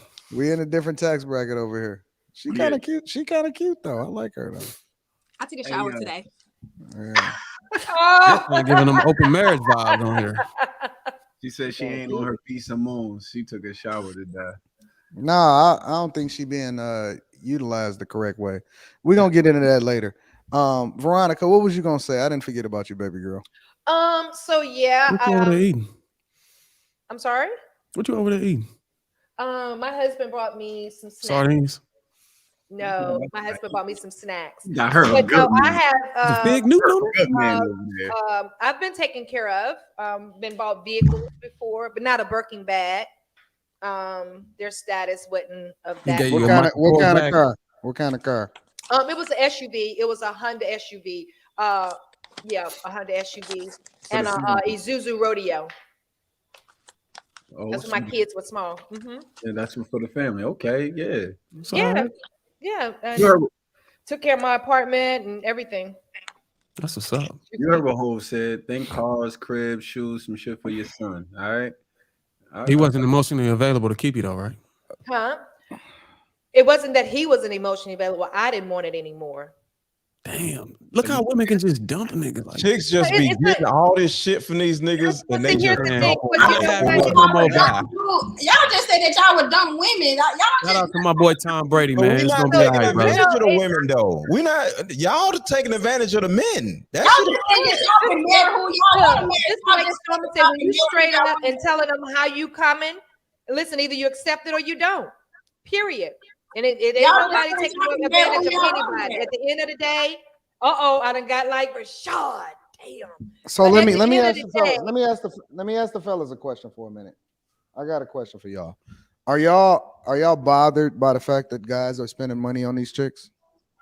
No, I don't care. Not at all. That's their money. How the hell? It ain't tricking if you got it. Hey, yo, yeah, like I said, I spend money on the chick.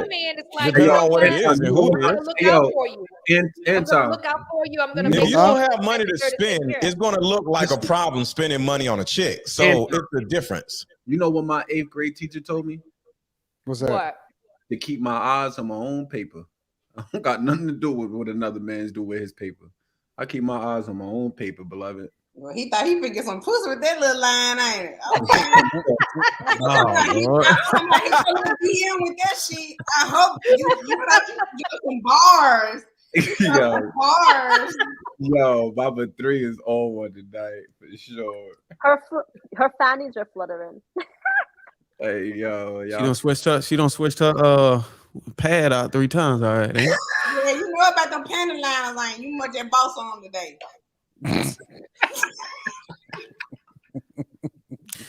I don't buy panty liners, ma'am. Oh, you want to talk about panty liners Sunday one? I mean, that's all he talked about. That's all he talked about. Them panty liners. Look, you a little panty liners. Who, Bruiser? Yes. Put some context behind it, please. Bruiser, why they keep talking about you talking about panty liners, bro? Because he said he buy panty Tell them to put some context behind it. You be buying chicks panty liners, and y'all talking about me buying chicks. Y'all gonna just leave me out there, ladies, like that? Okay. Panty liners. What the fuck? Y'all gonna just put me out there like that, huh? Okay. What's the story behind it? Go on. Don't worry about it. We're gonna come back to that. No, we ain't coming back to that. Let me buzz down a couple of these super chats really quickly. Dre Dale says, Mom 3, no one crying. That's y'all thing. Literally. Shout out to the new member, Saint. We appreciate you for joining the tribe. Trucker Yale says almost all women are intimidated by good men. I don't know about that, Trucker Yale. Let me think about that for a minute. Saint says being a good man has nothing to do with a woman finesse or tricking a man. Women are great at being chameleons. Who are these bros? Can y'all hear me? We can hear you. Dre Dale says, let Mom 3 write. You teared up in that box. Dub Will, member, also says, so you'll buy tires, but not a bag. Change your name to Mr. Let Go, Mr. Let Go Simp. They got smoke for you today, Mr. Let Go. Noble Xavier says, and he will throw in a coaching session on top of it. Jesus Christ, Mr. Let Go. Don't tell him you're going to coach him too. Amin says, regarding the question, I'm guessing that's what they was trying to say. Can we agree who or what defines success as far as roles in a relationship? That's a fair question. Logical Faith says they insist that men need to be more expressive, that we should tell them how to love us better, yet can't even answer simple questions directly, and they try to argue every detail. I'm shaking my head. Shout out to Logical Faith. We appreciate you. Mr. said groceries turn that man into a mechanic out here in this bitch. Dre Dale says, if you're not watchful and vigilant, you'll be taken advantage of. They can't hide their intentions. They'll show. Just watch and listen. Jay Tay says, JR didn't know you great value Issa Rae to join the show. Oh my God. Marquise Keys says, call hot Stormy P, because that P like a hurricane out in this bitch, making it rain out there. Himo 1996 says Stormy got that Philly fire head. Jesus Christ, y'all a mess out here. Shout out to my Philly peeps, says Rebellious Videos. We appreciate everybody that continue to hold the platform down with all of the super chats. And make sure y'all hitting the like for the YouTube algorithm. Turn on your notifications. We're going to move over into the next subject. Visual calculator. Now watch, this is what I'm going to love. This is backed by the United States Census Bureau. Factual data. Define a man of my dreams. So I'm going to plug this in here, okay? I'm going to go from the average age of 28 to 45. Any race, color, white, black, or Asian. The average height in the United States, 5'9". I'm going to exclude obese men. I'm sure you don't want an obese guy. And let's just say they need to make at least $100K a year. Let's see what the probability of you finding that person in America that's not married. You have a 5.6% chance of meeting a man that is unmarried, of any race, that's at least 5'9" or taller. He's not obese, and he's making 6 figures a year. All right, so I guess the question is, well, hold on, let me make sure that we right. Oh, okay, I got it. I got the wrong question. Are women's expectations too high for reality? That's the question. Are women's expectation? I hope y'all caught a little bit of what he was saying. He was breaking down the probability of you finding the man of your dreams. That's making at least 6 figures. That's at least 5'9". That's getting to the bag, so on and so forth. Are women's expectations too high? Let me start off with Veronica. Thank you, Mr. Anton. Hold on, Anton. Anton, can you hear me? Yeah, I can hear you. Yeah, the chat said it was buffering. They missed the video. I think they got the pretty much the gist of it. Y'all want me to try to play it again, the whole video? No, y'all got it. I got Did everybody get the gist of it? I got the gist of it. It sounds like they created an app where you could plug in, attributes of what you're looking for, and it tell you the chances of you being able to accomplish that, what you're trying to search for. Yeah. And so go ahead, Veronica. Let me see what you got to say about this. I think the latest expectation is high if what they're asking for, if they can't present it themselves. I feel like if you're looking for somebody with certain attributes, you should be able to have that yourself. Why would you want somebody to make 6 figures and you're not? Why would you want somebody to, you know what I mean? So I feel like that you should be able to present that you're looking for. Because who's to say a man doesn't want a woman or want a woman that don't have the same thing they have, So let me ask you the question before we move over into the next person. Do you think that you know what men want? So like, for example, if a guy comes in and he's meeting all of these expectations and he's making a lot of money and he's significant and visible and all of that. And I heard you say that, why would you expect a man to make 6 figures and you don't make 6 figures? What do you think that men that are the top 5, top 10% of men, what do you think that they want in women? Honestly, I don't know. All I can tell you is when I was out looking, I put out what I was looking for, and the conversation I expect for the guy that I was talking to tell me, so I wouldn't have to try to figure out what it was that he wanted. So we were on the same page. Let's see if we can move further. If not, then let's just call it a day or whatever. So Veronica, you don't have any idea what makes a woman out here universally on a general spectrum at her peak, at the best of her, on your best.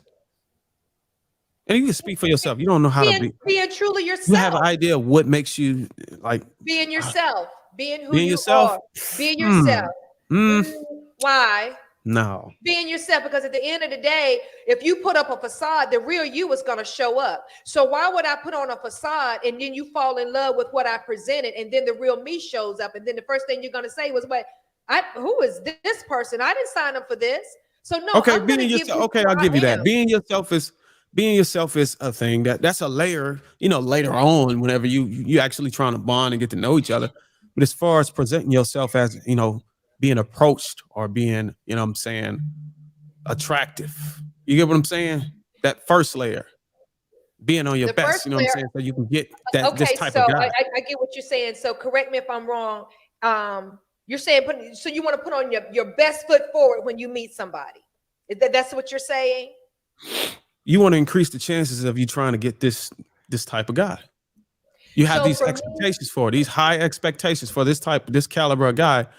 Do you think that women should put themselves at a certain level to be able to attract these guys, and they're really not? So they got these expectations that they can just be themselves, or they can just be bare minimum. You know what I'm saying? Just go and just throw something on and. Okay, so again, it goes back to what I'm saying. All I can do is speak for me. I'm going to be myself. I'm going to present. I don't have to put on a facade. If I say, listen, I'm looking for somebody making 6 figures, then you best believe I got 6 figures. No, I'm not going to try to act like I'm this or act like I'm that, because I don't want you to fall in love with that. Fall in love with me. Why do you think you got to match the salary of the guy that you want? I'm not speaking for anybody else. I'm speaking for me. But my expectations. That's why I said you. Why the you? But nobody cares about nobody's salary, Veronica. I think that's the problem. What are you talking about matching a man's salary? No. You said nobody. I said me. I said, why do you know what a man wants? So you run around matching a man's salary. He don't want that. And you just said you don't know what a man wants. So you run around trying to match a man's salary is part of the problem. Just to let go. You missed what I said. I said, when I was dating, I would talk to the person so I would know. That way I wouldn't have to guess to know what he wanted out of a person or a relationship. And during that conversation, we could determine whether we would move forward or not. But I know what my expectations was. So I wouldn't ask for something knowing that I couldn't present that as well. That's me. Now, you have some women that say, I want a man that's 6 feet. He don't have to make no money. He don't have to do this. That's them. That's their expectation. My standards were high for me. So that's what I look for. So you said your standards were high for you? For me, yes, of course. So let me ask you this. Let me ask you this, Veronica. You know how y'all can be specific for the most part. That women want this man, according to that video, that's 6 foot or 5'9" or better, that has 6 figures, that's unmarried, that has a 6-pack, and has 6 inches cocked ran up in you. You don't think that men have a precise, you forgot that girth. Forgot that girth. Well, you don't think men have a unique preference for women? They like the girth too. They like that girth. But I'm saying men do have. What do you think is the woman version of a man that's 6 foot, 6 inches or better, 6 figures, unmarried? What do you think the parallel on a woman's side to that is? Let's stop right there where you said what? Would you say 6 inches or better? Now he could have that and don't know how to use it. Oh, so what is the point? But my point is. My point is not don't follow too close to the attributes I'm laying out, but try to look past that and look at what is the parallel, what is the opposite, what is the woman version of that. Y'all want peace? Y'all want somebody that can cook? When y'all want somebody that can? That what you talking about? Like, what do a man see? Like, what women see? That is sad. If that's, I just named things that the man can offer. But you're saying things that a man can do on his own. Yeah, but that's the whole argument of everything. Like, why are you married? Here goes a problem right here. Y'all really running away from me. Y'all don't know what the hell a man wants. I'm not running away from the question. I don't know any other way to answer it other than what I just said. We don't need all. That means none of y'all know anything about what the hell men want. I just said if I meet you, I will ask you what it is that you want. No, I'm talking to mommy. Hold on, Veronica, I get what you're saying, but mommy 3, what Bruiser is saying is we don't need all that bullshit, and it's sad that that's all y'all have to offer, because the number one thing we need, other than peace and cooking and all the other shit, is to inspire us, to give us a feeling that we ain't never had before. But then again, I'm sorry. Hold on, y'all. I'm coming back to you. Mommy 3. What you said? What do we need, Mr. Lego? Because y'all talking about emotion. That's what I'm saying. Is a certain amount of hold on, Mommy 3. It's a certain amount of inspiration that a woman can give any of us that will make us actually see her differently. It's an intangible. And y'all just want to run around giving men tangibles. We want the intangibles. And that's what makes a woman special to a dude, is the intangibles. It ain't the little shit that any other woman can do. Okay, can I say this, please? Want to marry a woman, because other than that, why the hell would we want to marry one of y'all when all y'all do the same shit? It's the intangible things that you, as women, one, you don't have control of. Either you got it or you don't. And if you got it, you got to know how to maintain it, because sometimes a woman can actually hit a spot from an emotional standpoint and don't even know what the fuck she's doing, and it's not really her. But it's the intangibles. It's not all this fucking and cooking and cleaning shit. But Mr. Let Go, have you ever had that experience before? Like, have you ever felt it before? Who, me? How would you know if it? Yes. Yes. How would you know if it was right in front of you? How could you identify? I've said yes. So why didn't it Can I say this real quick? Can I say this real quick, guys? Hold on. Let me answer. Let me answer her question. What you got going on here? What type of what you got? Just hold the question for us, Veronica. I'm gonna get it. Hold on. One, it did happen, and two, just because it ends, because there's other shit that goes wrong. You feel me? Mute if y'all not talking. Just mute if y'all not talking. I don't want to be over moderating. Go ahead. But yeah, if it's something going on in the person's life or whatever, shit, whatever, shit may not work. But it's women that are special and the shit just don't work out for other reasons. You feel me? So at the end of the day, you just can't say, well, why aren't y'all together, or why didn't it work? It's other variables that'll make a relationship not work.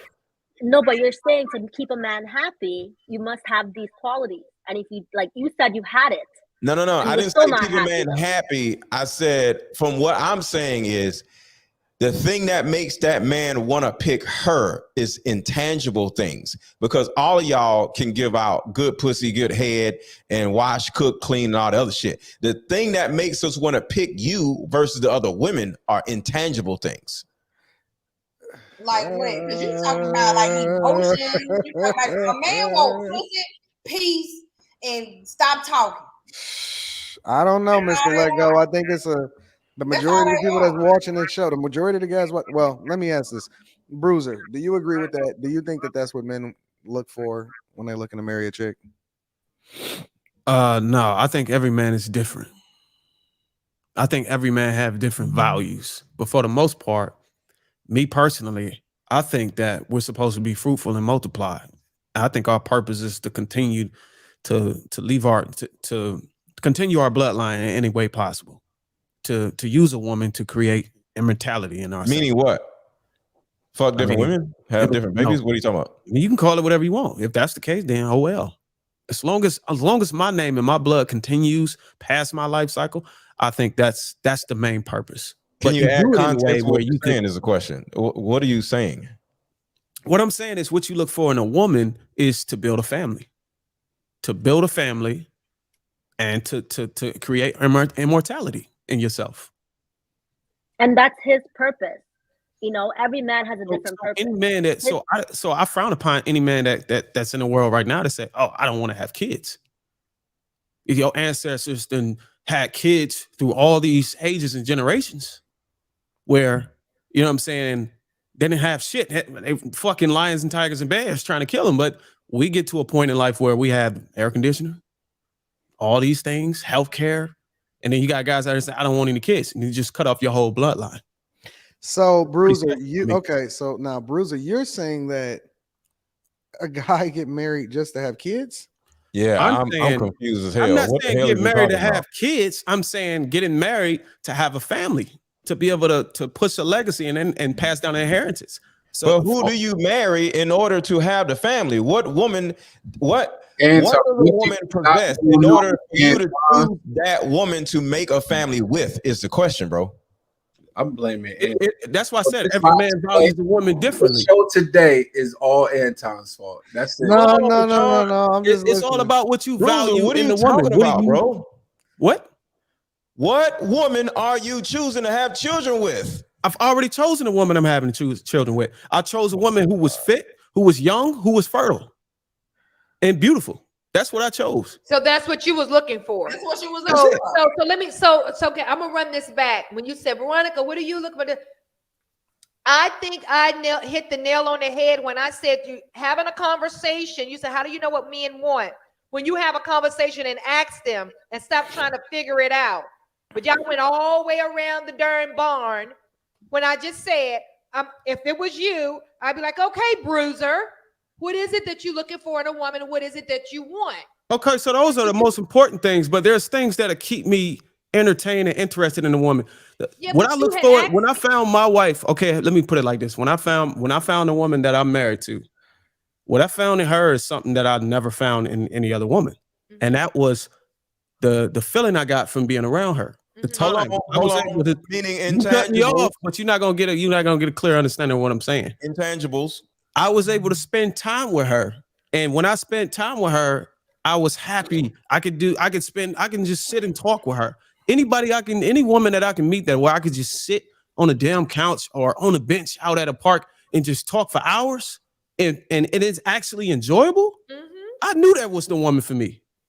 I feel because she had everything else checked. I just needed to know if all these things, if all these qualities, her fertility, her beauty, her youth, if all of those, her fitness, if all of those things were to depreciate, in which they will over time, what is it that she can have that could keep me interested in her enough to where I won't veer off or I won't depart her. And I found that, and I knew that that's the one I wanted to marry. So you agree with me? Is the intangibles?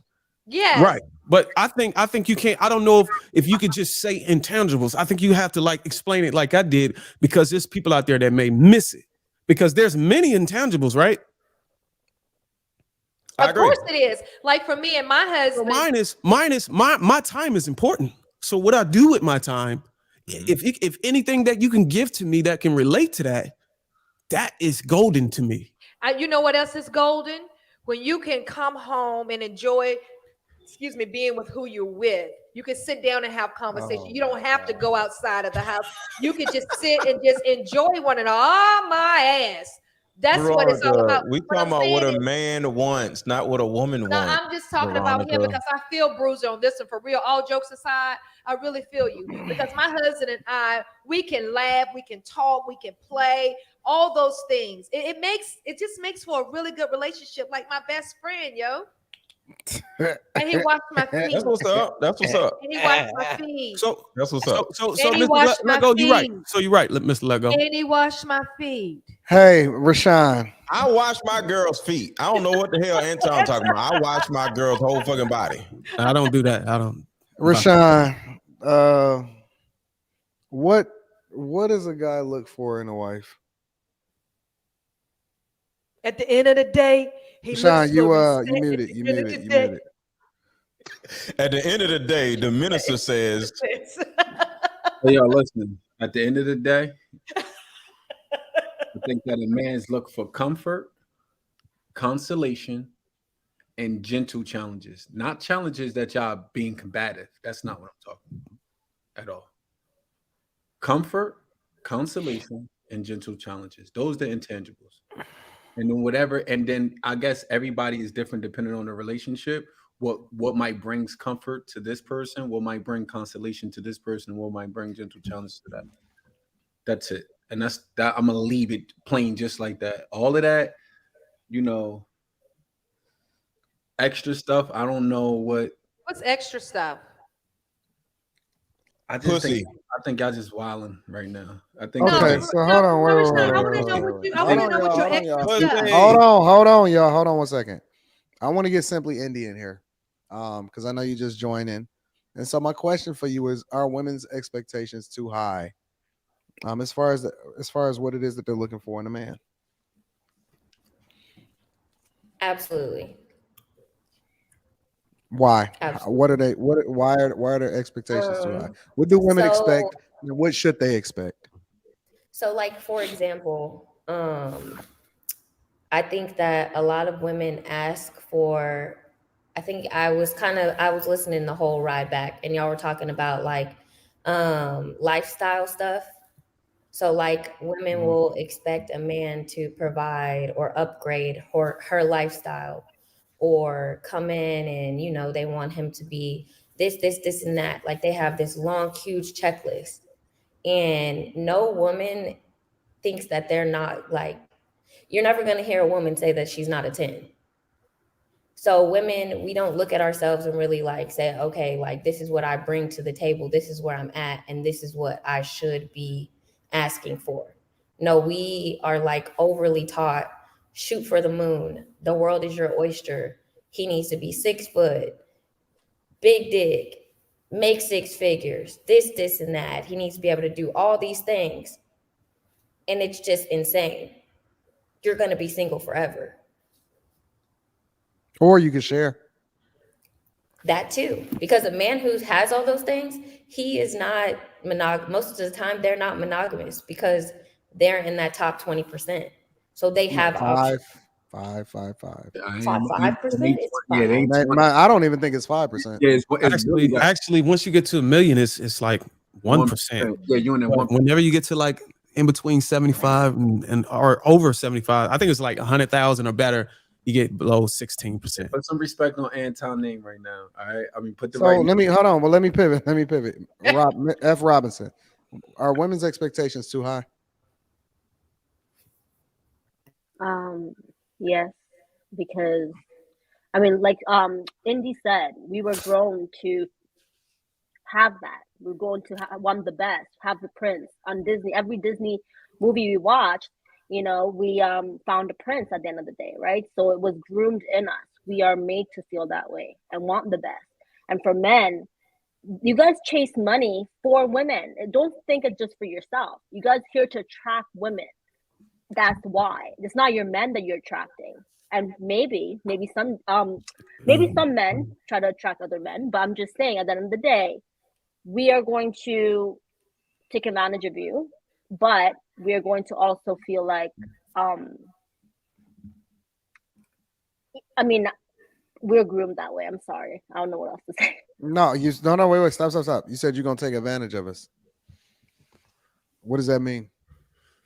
We were programmed to do that as women, right? As our mothers said, find the best man you can. Why are you dating this man? You know, find a man with money. And that's what we were taught to do. But I feel like now the new generation, like we're starting to kind of like unlearn our childhood teachings and try to like really see. I mean, if you're not experiencing it yourself, then that's on you, but it's out there. You said women are starting to unlearn that behavior? Yes, they're trying to, like, they're really pinpointing it out. It's happening. I mean, I don't know about you, but I know there's women around me in my circle who are very, you know, they take accountability. And I mean, I know it's a big topic. It's a very popular topic that, you know, women are not truthful, or they're not, you know, taking responsibility of their actions, but it's happening. It's happening right now. And if you don't say it, that's cap though. Like other women, you lose friends when you hold other women accountable.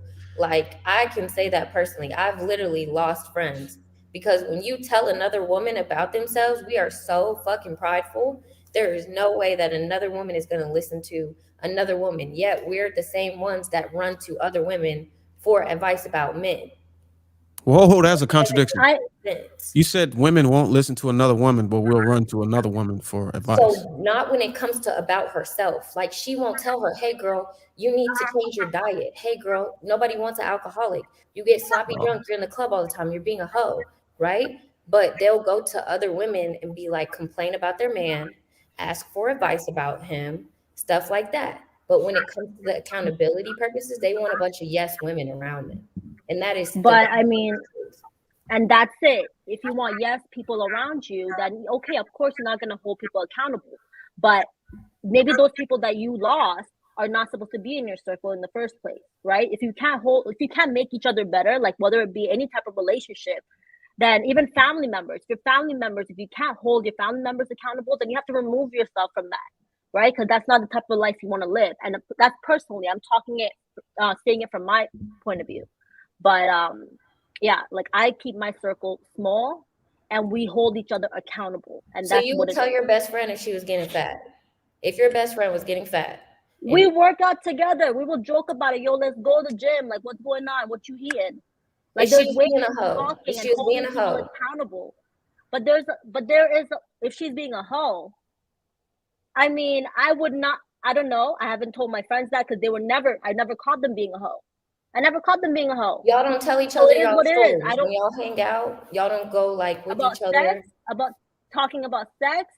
Like we talk about sex, but we're not being hoes out here for us. You are being a hoe. You just don't want to think you're a hoe, and that's the problem because women are delusional. No matter what you do, you're going to justify why you did it, and no matter how dumb, crazy, disgusting it is, you're going to justify your behavior. So women don't never think they're hoes to themselves because they're going to justify their own narrative, and that's the reason why women are so fucked up. Because since you justify all of your behavior, because of that, you never change. That's why y'all can't find no men. No, I got pushback on that, Mr. Blago. They do know, right? They do know they hoes. They just don't admit. They don't want to admit it because they can tell when we a hoe. If they can tell when we a hoe, they damn sure can tell when they a hoe. They just don't want to admit it. Hang out with hoes. What are we talking about? Birds of a feather flock together. You would know who you fucking with. If you're gonna be with a woman and her friends are hoes, you're gonna trust that woman fully? No, right? So like, your friends are hoes. There are women whose friends are hoes. You just said your friends were hoes. You didn't want to call them hoes. No, I never said. They never shared that type of things with me. Our sex life is different. Like if we want to have listen, we've had moments where we never had sex together. Like we literally said, yo, we're not gonna have either sex. You're a hoe or they're a hoe if y'all sex lives are different. We don't know each other's sex lives. And y'all sex lives are different. Doesn't that mean they are hoes? But who's a hoe? Hold on, real quick. Hey, F. Robinson, let me ask you a question. Accountable. One second, please. We're holding people accountable, right? It doesn't have to be hoe, whatever it is. Hold the person accountable, and that person cannot stand it, and they want to get mad at you and leave you and end the relationship. Then that's on that fucking person. If they can't take accountability, your friends are hoes. That's all I'm saying. And you don't want to admit it. Your friends are hoes. You a hoe. You eating groceries. What are we talking about? Your mouth stinks. I don't eat everybody's groceries though. Okay, so let me that's what you're saying, but we don't know that. We don't know. Are most of your friends black women? I just said I would eat Stormy's ass. I didn't say I would eat everybody's ass. Whoa, that was a good question. What'd you say, Indy? Are most of your friends black women? They are black, Shots African. fired. Yeah, black women. Because in the black community, I will tell you right now, in the black community, we go to brunch, we turn up, we talk about stuff, they spill the tea. The other women at the table hype that shit up. It's the truth. It's the truth. And it happens in the black community. It does amongst women. I was just at a black tech conference, and that's the women that were there. They were high earners. They were attractive, and they had access, and they were talking about crazy stuff. And they were hoes. From a can of paint. And I promise you, if I had told them, hey, you're being a hoe, it wouldn't have sat well. It would not have sat well. But that's the relationship you have with that person. You may not have a good rapport. You didn't have a relationship with that person. I didn't have a relationship with them. Yeah, so you're not going to go tell everybody, hold everybody accountable. You're not going to go sit at a table and hold a stranger accountable. She just said that's what they did. She said that. But it wasn't right. Why did they do that? Women aren't right. That's what makes them hoes. They're hoes. What don't you understand? They're we can't just call all women hoes. Whores don't really have a lot of sense, so they aren't right. You're right, but that's the point. So go ahead, save them, Bruiser. Go ahead, save them. What makes a woman a hoe, man? I know what makes a woman a hoe.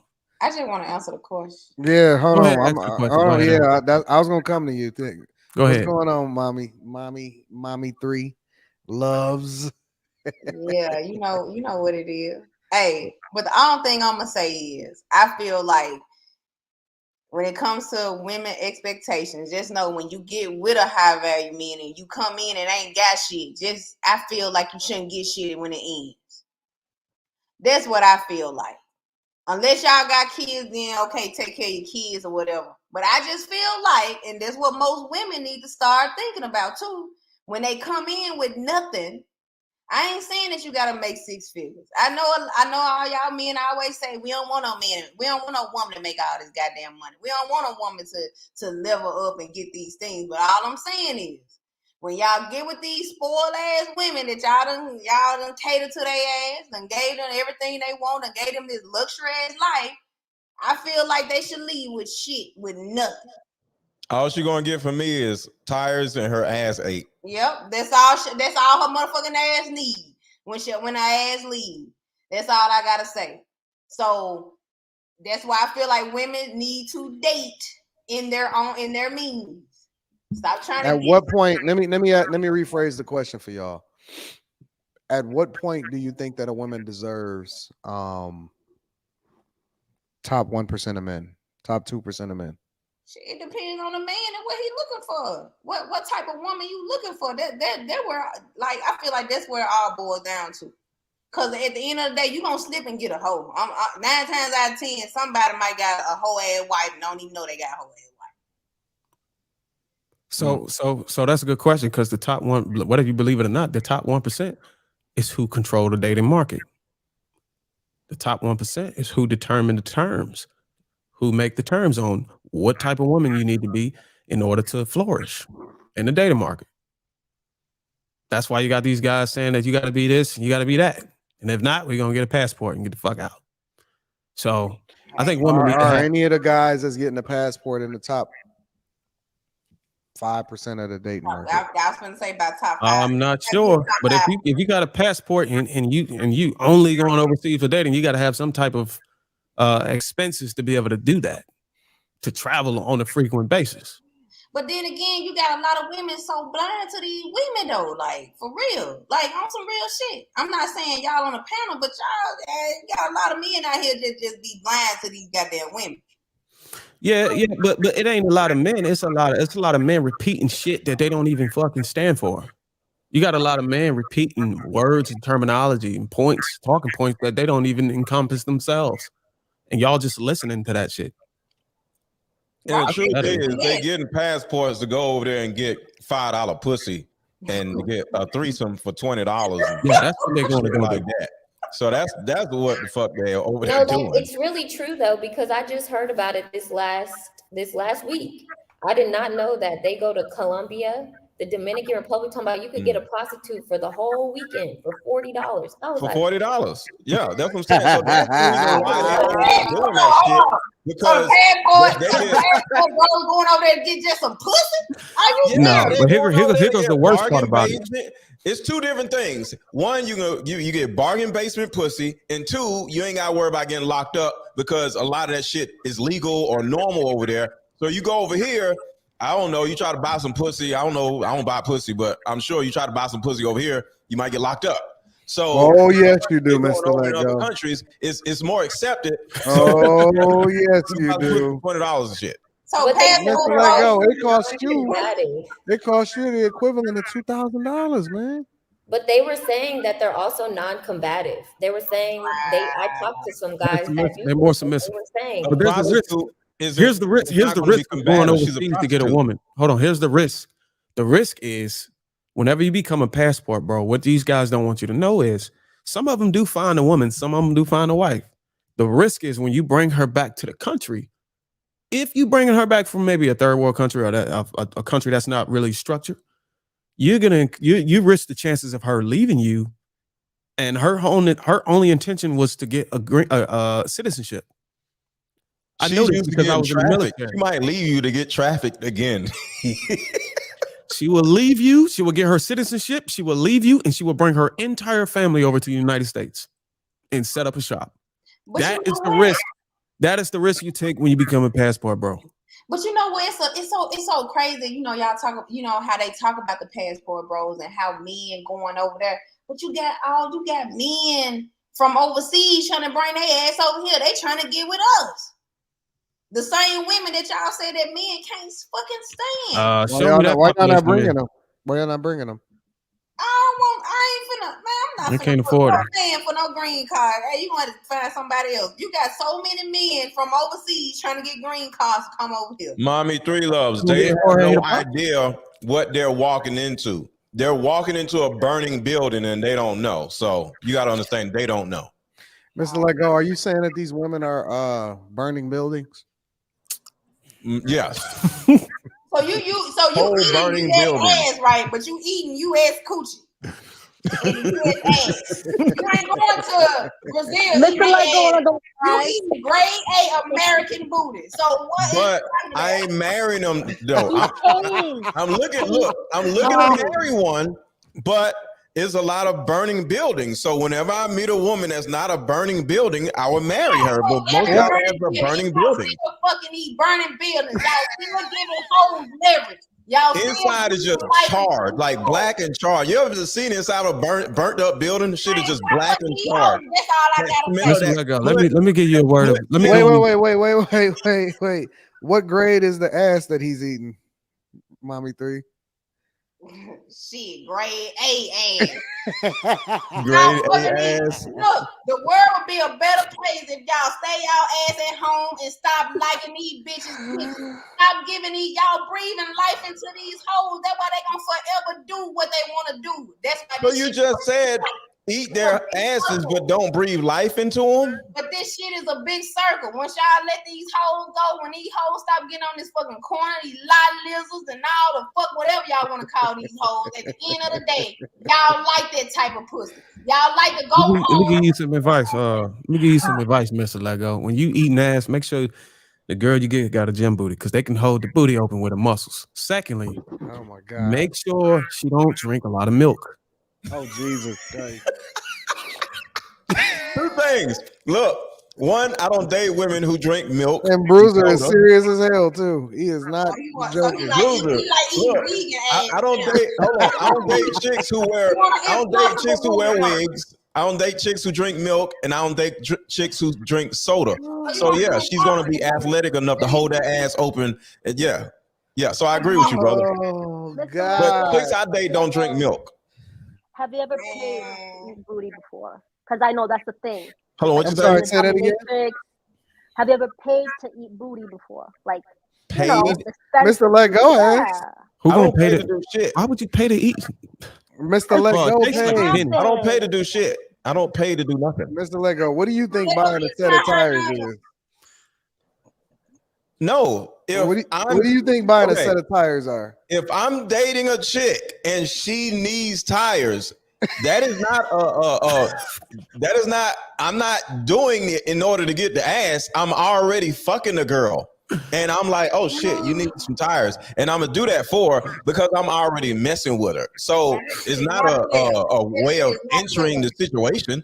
I'm not gonna walk up to a woman and say, hey, I buy you some tires, you give me some pussy. No, if I'm dating you, I'm going to care for you in certain ways. So you ain't never bought no side pussy some tires? Hell no, probably not. No, I ain't bought no side pussy, no tires. Don't do that, brother.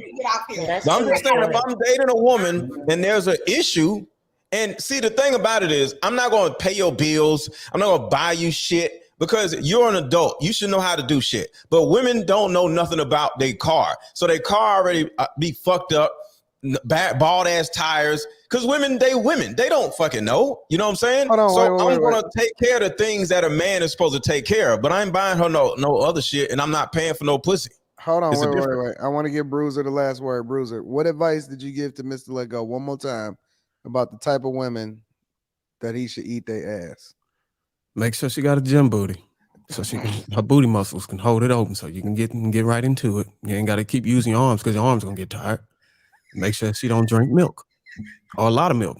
Bro, what is wrong with this? Like, I go to the gym. I can hold a woman's ass. If you drink a lot of milk, you're going to taste something like a penny. What is wrong? Like, bro, it's just, bro, let me tell you, Bruiser. Hold on, Bruiser, let me tell you something. There's some equipment at the gym. There's some equipment at the gym where I actually learn how to do this easier. So I go to the gym and get on the thing, and I go like this. Bruce would be like this. If it tastes like a penny, she drinking milk. Yeah, Bruce would be on that booty. All right, hold on. We need to move over to the next.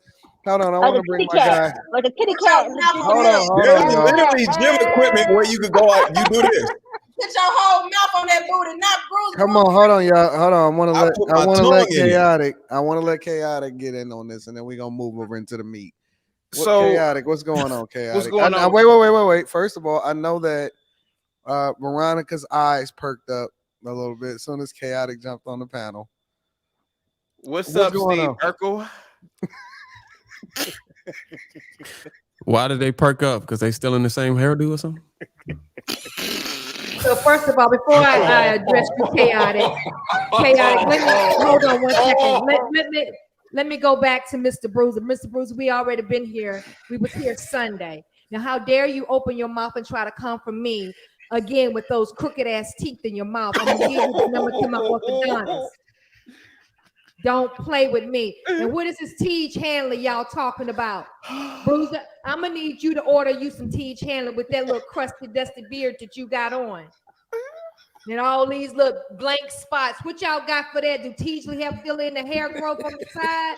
I mean, so hold on, chaotic. I mean, Anton, now listen, I give credit where credit is due. Could you remove your hood, please?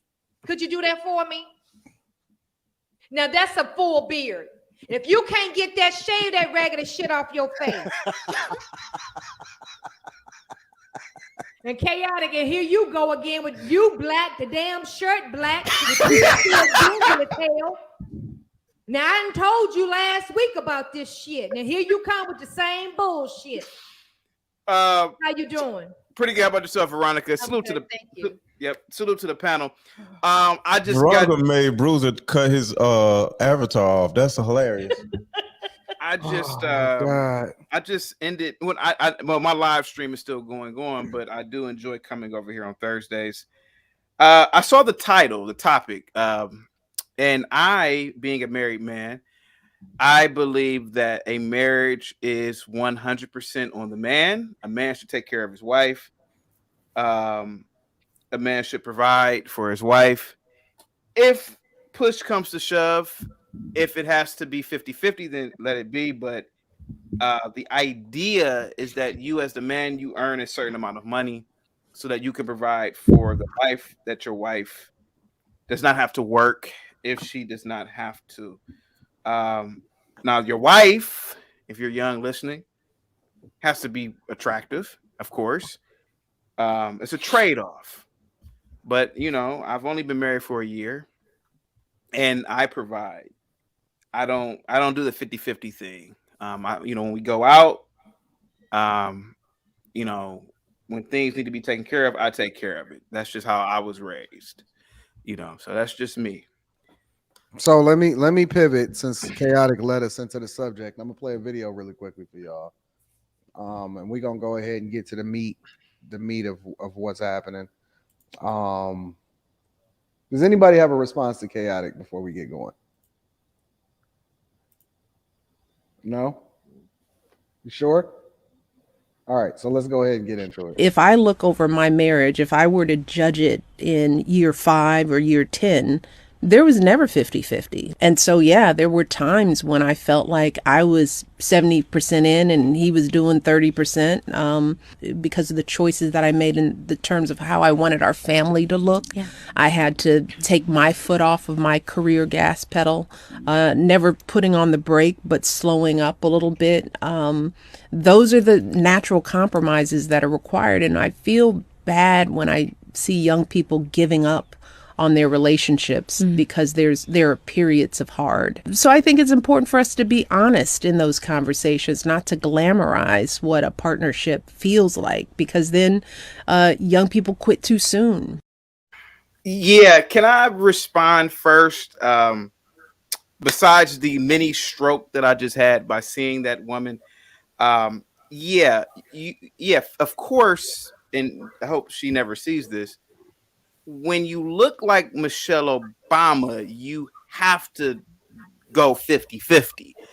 I totally agree. And I hate to say it because I don't want to bash the former first lady, but the less attractive you are, and I don't want to say less attractive as in ugly, but the less hotter you look, yes, you need to go 50-50 with your But see, I would disagree with you because I would say that she probably got the top guy that all women want. That's A. And then B, I would say that regular women is actually overwhelmingly beating women that are 10s, 9s, and 10s, 8, 9s, and 10s, hand over fist as far as getting married and holding down families. But that's what I'm saying. Most okay, Anton, I agree with you, but hold on, chaotic. See, somebody like you gotta pay for everything because you ain't got no other choice. Looking the way you look, you damn right you gotta pay for everything. That's why you want to pay for everything. Mic drop. You ain't gotta do nothing because of how you look with your ugly self. No, Veronica. Well, actually, no, the way, if I may say something. There is. Hold on, I'm gonna got you, Sarah. Oh, sorry. Go ahead, chaotic. Respond. Veronica, there is truth. There is truth to what you are saying. I do look like Emmett Till after the beating. However, most men, if not all men, are paying for the coochie anyway. It's just that with me, I just have a certain standard of beauty that I've always been attracted to, which is thin and tall, typically model looking, which you obviously are not. No, hold on. Wait. I can't beat Veronica. Listen, chaotic. Look, you tried to throw that dart and it missed. Bullseye. Because nigga, let me tell you something. I got a bad body to be 53, and I'll say it again and stand by that. I'm sure I look 85,000 times better than what you got as a wife any day with my haircut. Go get her, chaotic. She Hold upstairs. on 1 second. Sarah, I want to hear what you got to say. No, so it just popped a question in my head. So the provision that a man talks, or I hear men talking about that they're providers, is conditional based on the appearance of the woman. Well, and you sometimes question. Sometimes I heard also men questioning, "Oh, men don't get love, any conditional love from no one except from their mothers." But you want to conditionally give or provide to a woman based on their appearance? Just it popped in my head immediately when you said that. Right, because on that video, she had braids, she didn't have lashes, she didn't have all the shit that y'all say that y'all don't fucking want. Then you sit there and say she fucking ugly. I mean, she married though. I'm just saying she's married. Power. She got power. Y'all looking at her accomplishments as her beauty, right? But she's married, y'all. No, we looking at. Well, listen. Hold on, wait. Hold on. Let me reset. And I'm gonna come to you, Andy. The question is, marriage is never 50-50. Should women take a lesser role to ensure a successful keyword being successful relationship? Okay. Now, if we being objective, we got to remove the messenger. But even if we want to use the messenger, we have to acknowledge, regardless of whether or not you agree with his politics, that the dude is the top of the top when it comes to men in the United States of America. He has status. He got whatever you want to define as swag. Overwhelmingly, most women are just naturally attracted to him. And she got him before he even became anything. Okay. Simply Indy. What are your thoughts on this question specifically? I would say that, yeah, in order to have a successful marriage, if that's what you say that you really want as a woman, you know that your role is going to have to be a nurturer. You can't do that if you're working all the time. You can't do that if you're elsewhere, if you're trying to compete with your man or be 50-50 in the household. There's no way for your marriage to thrive. Like, you're driving it into a wall. And so, yeah, if you want to be married, if that is your goal and you say that you want to be married, your relationship is not going to be like 50-50. There's no way that's Can someone break that down? Can someone break down what 50-50 is? Well, let me ask y'all a question. But the way I see it, and I'm sorry if I. Well, let me reframe it, and I'm coming to you, Sarah. Is it possible for the average person and the average couple to be able to survive or thrive and be able to endure in a relationship in 2022 going into 2023 without it being some sort of 50-50 relationship? Go ahead, sir.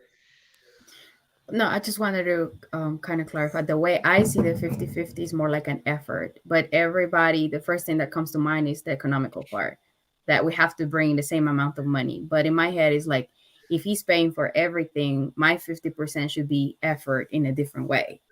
And if I am not getting paid the same amount that he is, let's say I'm just bringing 30% to the household and he's coming up with the other 70%, my other 20% to get to my 50 should be a different type of effort, like, you know, taking care of the kids, doing the stuff in the house.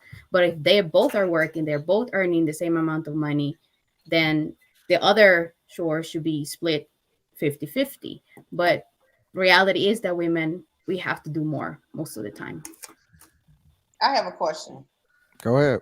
So if a woman, okay, I'm just saying, for instance, if a woman is doing 50-50 and she starts. When you say 50-50, are you talking about financial? Like with financial, like Okay, like she said, like Michelle said, like at one point she had to do 70. She felt like she had to do 70, or she felt like she had to do more because he was down. He was in a down period. So when a woman is fitting, like she putting up that 50-50 financially, do she have more of a say so in the household when she start to take on that role when she's not? Mm-hmm. Boy, what the fuck is you rolling your ass for? You've been married a fucking year. You ain't even got your fucking feet wet yet. God damn it. Get out the do 7 and then come talk to Get out us. the white folk neighborhood. They don't want your ass there any fucking way. Anyway, I was being interrupted with this. I was following you, Mama. Can you finish? School or something. God damn. Jesus All Christ. I'm saying is, do you feel like I'm just asking a fucking question. I'm not saying it applies to me, but I'm saying if a woman doing 50-50, if the dude down on his ass, he down on his look. Mommy three. Thank you for that. I appreciate it. But look, I think that in a marriage, the last thing you said was she still have the same say. So I think that in a marriage, it's equal. You know what? If she had to take down and do 70 from her career to support her husband, to help him get to where he needed to be, then fine. Because in any marriage, from my opinion and my perspective, you're going to give more sometime, and sometimes they're going to give more, and vice versa. When you're not in a dictatorship marriage, it's like that. But when you're in a relationship to where you both respect one another, and it's no I'm the rule and this is the way it has to go. No, you see your husband, or he see you doing what you need to do. He's gonna support you, even if it means that he have to step back on doing what he wanted to do, and vice versa. But that's what I'm saying. Do a man feel like a man when their woman is like giving that 50% or that 7%, like she said in the video? How my husband does. It doesn't necessarily matter, Mommy Three, because it's not just about money. It's about the entire household. Money has a lot to do with it, but it's not just about the money.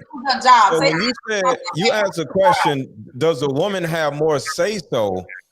The answer is, will she like how would well, listen.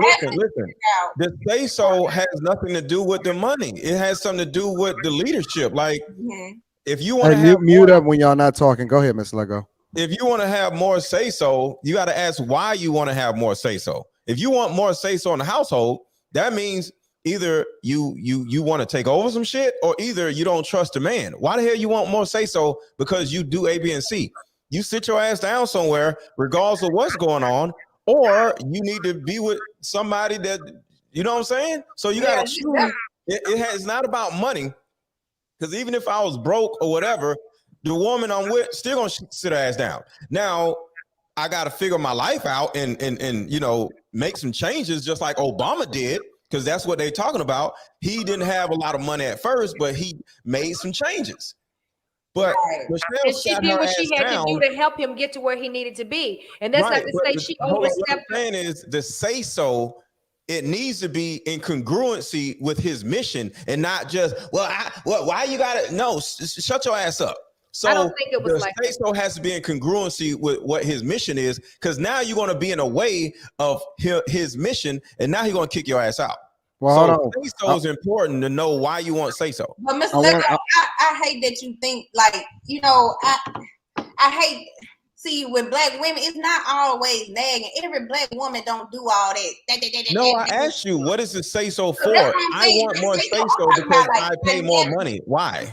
I'm talking about financial. I'm talking about like, I was really asking the question as how would a man feel if a woman had to take over all of the bills because he is down? How would you feel as a man? That a woman saying, if "Hey, it was temporary, I wouldn't feel nothing." I would feel. Let me answer this question. And then I want to go to Simply Indian, and I want to go to Chaotic because I know he had his hands up. I would be broken. I would be absolutely broken if I had to lean on my chick in order for us to be able to pay our bills and survive. I wouldn't feel like a man anymore. Like, and that's just being absolutely honest. I just wouldn't. Would you cry? No, I wouldn't cry. Can I ask you this, Anton? Can I ask you this? I wouldn't cry, but I just wouldn't feel like a man anymore. In all reality, and I respect, where you been, I respect all of that. It's a great story. But in those moments, I'm sure your wife was your biggest cheerleader. In those moments, I'm sure she encouraged you a lot going through those times and things like that. That's what I'm saying, where it's not to say that you're weak or we're weak, but in those times, sometimes you need somebody to tell you, listen, baby, I believe in you. I know we're going to be better. I know it's going to be better because I see your vision. Who was that? Oh, that's you. Oh, okay. Okay. But that's just how I see it. Like, I do feel like that in times like that, you need somebody that's going to be like, I see your vision. I understand where you're going. No, we may not have it right now. Yes, we may have lost everything, but I believe in you. And that's what you need at times too. I just needed to be quiet in that moment so I can focus on what it is that I need to do in order to get us back up. I don't really need all of that. Well, I mean, that's just me for real. It's like, yo, I don't really need all that. And that's cool. And listen, I hear you, and my chick know me. She just know, like, yo, he over there cooking up. Let Anton do what he do. Stay out of his way and let him move. You know what I'm saying? So I don't need no inspiration. That's all I got Eric Thomas for. You know what I'm saying? I don't need none of that. All I need is, yo. But you said you didn't need it from her. Eric Thomas, he is like a motivational coach, right? No, I'm saying like I like his. I don't listen to rap, so I listen to him, the mixtape that he got. Yeah, yes. And I like his mixtapes. They dope. So you know what I'm saying? That's all I'm saying. That was still encouragement, right? Yeah, I just need her to hold down her side. Like, you know what I'm saying? Make sure that my daughter is taken care of. You know, that's still believing in your vision. That's still believing. Well, that's natural though. But I don't. What I'm saying is that I don't need no encouragement. Okay. That's all. But you're not seeing it. It's hidden encouragement. She's not showing you blatantly that she's encouraging you right in front of your face. She was. Yeah, I mean, listen. I'm not saying that. I'm not saying that encouragement is bad, right? That's not what I'm saying. I'm saying that as a man, I'm gonna do what I'm gonna do regardless. Respectfully. I'm going to get that shit. I'm going to get it. I'm going to get it. If it's something to be had, I'm going to be the one that's going to get it. Simply, Indy, what's your perspective? And then I'm going to come to Chaotic. I was going to say that the Obamas are not a good example because they didn't even get married until after both of them had graduated from law school. So when she said that she took a step back or things, whatever it might be, I promise you that she was not, they were both attorneys. Like, this man had a plan. He knew graduating from law school that he was going to be the president of the United States. So all I have to say is that if you are a woman and you're a soft woman and you're a feminine woman, Doing 50-50 with a man, there is no way you're going to remain soft and feminine and attracted to that man when he's stressed out about like he doesn't have a plan for his life. I would not marry a guy and go 50-50 with you. I'm sorry, you're not my husband. Dating a guy, we might as well just live separately. But being married to somebody and going 50-50 is literally insane. Chaotic. I'm sorry. Go ahead, Chaotic. Well, this is what I was brought over here for. Mommy 3. No offense, Mommy 3, but you are not a model. And I ain't trying to be your model. I ain't trying to be your wife either. Can I finish, please? I wasn't trying to make it personal. By God, you just said Mommy 3, which made it personal. Okay. Exactly. Well, hold on. Yes. Okay, Smartest guys. one is the dumbest one. I was quiet. Give me a second. Just give me a second. Stay quiet. God has. Stay quiet. I go to white panels. They don't interrupt me. I go to panels with colored people. I get cut off. Now, God, He divinely made the man the superior animal, at least on this planet. Men Go back are to the white panel. Men are in love with hobbies, with exploration. Women are in love with men. So a man can be pretty much destitute, and it is your divine duty, Mommy 3, to worship that man, to cater to that man. Now, would I want my daughter to cater to a man who has no resources? Absolutely not. But men are divine by God. Why are you talking double standard? I was quiet, Anton, and I don't understand why I don't Stop acting like a simp. You acting like a simp. Wait a minute. Can I talk? I was Stop quiet. acting like a simp. I was quiet, ma'am. Can I talk, Veronica, please? Yes, simp. Women, you guys age absolutely terribly. Men, on the other hand, get better with age. Women become cat ladies. Men do not. What I am saying is that at the end of the day, you have women who have all types of mental health issues because men become serial killers. What are we talking about? No, you're gonna get cut off because you're talking really like stupid shit right now. You say the same. Now let him say I'm about to go to a white panel where I'm respected, where my opinion. I was given an opportunity to talk. I was quiet the entire time. I did have my hand up, but I was quiet. I'm always quiet. Do you get allowed to be on white panels, Chaotic? Just a question. You brought. Do I get what? Should I go? Do you get invited to white panels? Just a question. Yes, I do. They love Uncle Lucas. They love them kiss the asses. They love them motherfuckers. They get the doggiest motherfucker that they can find to get on their damn panel. Anton, what do you have going on over here, Anton? I get invited over here, and this is what I get cut off. Chaotic, listen. Your damn mouth. Chaotic. If you want respect, you gonna have to. They not gonna overtalk. When I say, yo, we listen, hold on for a second. They be quiet. Anton, you gonna have to control you gotta learn how to control the room, bro. Just give me a minute in that. Right, okay, guys. Is our girth. Okay, guys, just give me a minute. That means you're a partner and not a husband. I would like to finish, please. All right, y'all. We're gonna hold on, y'all. Give Chaotic a few minutes to let him finish his point. Thank you. This isn't for the panel. This is for the young viewer. I'm pretty sure there's some 17, 18, 19-year-old that's listening, and they want that advice. If you are a young boy, you are the prize. You're the prize. You age like wine. You get better with time. You are in love with hobbies, exploration, being a better man. Women are not into that. Women are only into finding a man. Knowing that secret should allow you to seize the day, conquer this planet. Mommy 3 is not the prize. She does not hold a candlestick to a 19-year-old girl who's a cashier at Chick-fil-A. No. So yes, if you're downtrodden right now, that is only by society standards.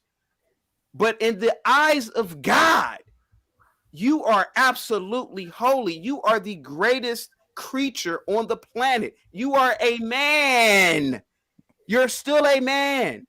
So a woman should never have any, other than your mom when you're about 7, a woman should never dictate your life. I don't care if it's 80-20 or 90-10.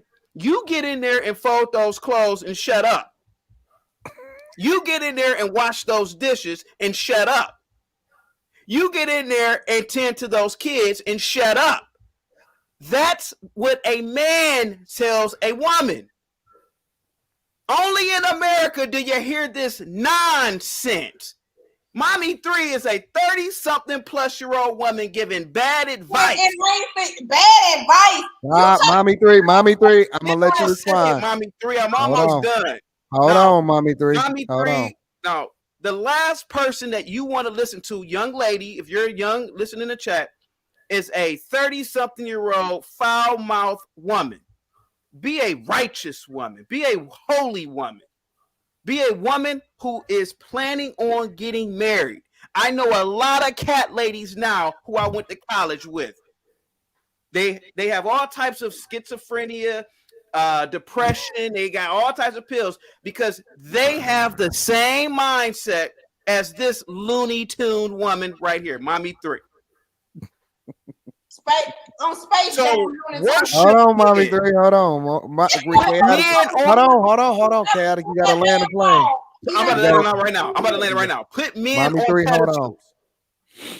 See, this is what he's saying. Y'all don't want her to shut up. Hold on. I'm done. I'm done, Anton, because I can't because everybody want to cut me off. Thank you. No, go ahead. Finish. Go ahead. Land the plane. Land the plane. Land the plane. Is that unless you look like Naomi goddamn Campbell from the 90s, you better worship the ground that most men walk on. You have to. Most of you don't look like that. You can't have those kind of standards and you look like Esther Rowe. You can't have those types of standards. If I got 80% into the relationship, he better be doing this for me, but you look like Celie from The Color Purple. Stop. You look like me with a wig on. Stop it. Is my wig blonde enough for you? I'm not talking to you now, Mommy 3. I'm talking to the women in the chat. Okay, go ahead. Is this white enough? Is this white enough? Is this white enough for your fucking panels that you be going on? Is this wig blonde enough for you? Can you understand that? Because the same 17-year-old motherfuckers. I'm done, Anton. Thank you so much, sir. I'll wait. Because the same 17-year-old boys you talking to being raised by who? You need to be talking a little bit more clear to the women that's raising these 17-year-old motherfucking boys. You ain't Can I say something? Bullshit. Hold on. Let her finish. You say the same shit every fucking time. Can you rewrite something else? Can you tell me something different? Because you saying the same shit every day. This shit is getting old for me. Because you talking to the boys that being raised by these mothers. Where they daddy at? What a fucking dad is at? You finna go in the house and raise these boys your fucking self? Hell no. You gonna sit your ass right there in your little 1-year ass marriage and get yourself together in your white neighborhood. You ain't out here raising fucking real black boys out here in these streets being raised by a single mother. You in a fucking white neighborhood. You ain't seeing half of the shit that these young boys going through. You ain't seeing this shit. You just get on this panel and you just talking shit. But Mommy 3, that's a good thing and not a bad thing. I just want to say that. I don't know what you're talking about. You lost me. What are you talking about? I'm talking to the 17-year-old boys. These 17-year-old boys being raised by the mothers that he's talking about. Hold on. Can I interject, Mommy 3? Hold on. Can y'all see this? Where's Chaotic? He's so black I can't even find him. Where you at? I can't with you. Okay. All of that you said, you jumped over here to say all of that to tell these young girls that's listening, unless they look like Naomi Campbell from the 90s, says a man who's married to a black woman who's looking out his window at a white woman. That's what you said, 3-4 shows ago? that you like to look out the window at white women. You double-tongued, double-minded. You just nothing. That's what you are. And you come over here try to spew this foolishness, this rhetoric. And you tell these young guys, how dare you sit and tell some young boys what they need to do is tell the woman to get in the kitchen. First of all, nothing gets but a dog. And you, on the other hand, in your 1-year marriage, I swear I would love to see your wife. I would love to see your wife. She probably, no, I'm not going to say that because I can't say that about her. But you, on the other hand, you speak a bunch of rhetoric. And you think you really shooting your shot, and you're not. She must be a fool being with him, though. Like, there's no woman in the right mind would be with a man like that. I can't. I really can't. And you talk about Naomi Campbell, honey. You wouldn't even come. Like, she would breathe on you. She wouldn't even breathe on you. That's well, hold on. Wait. I want to hear what Mr. Let Go got to say. I'm curious as to what he has to say. I don't know, Chaotic. You talk a lot of shit. We don't see Anton's lady. If y'all follow me, y'all don't see my lady.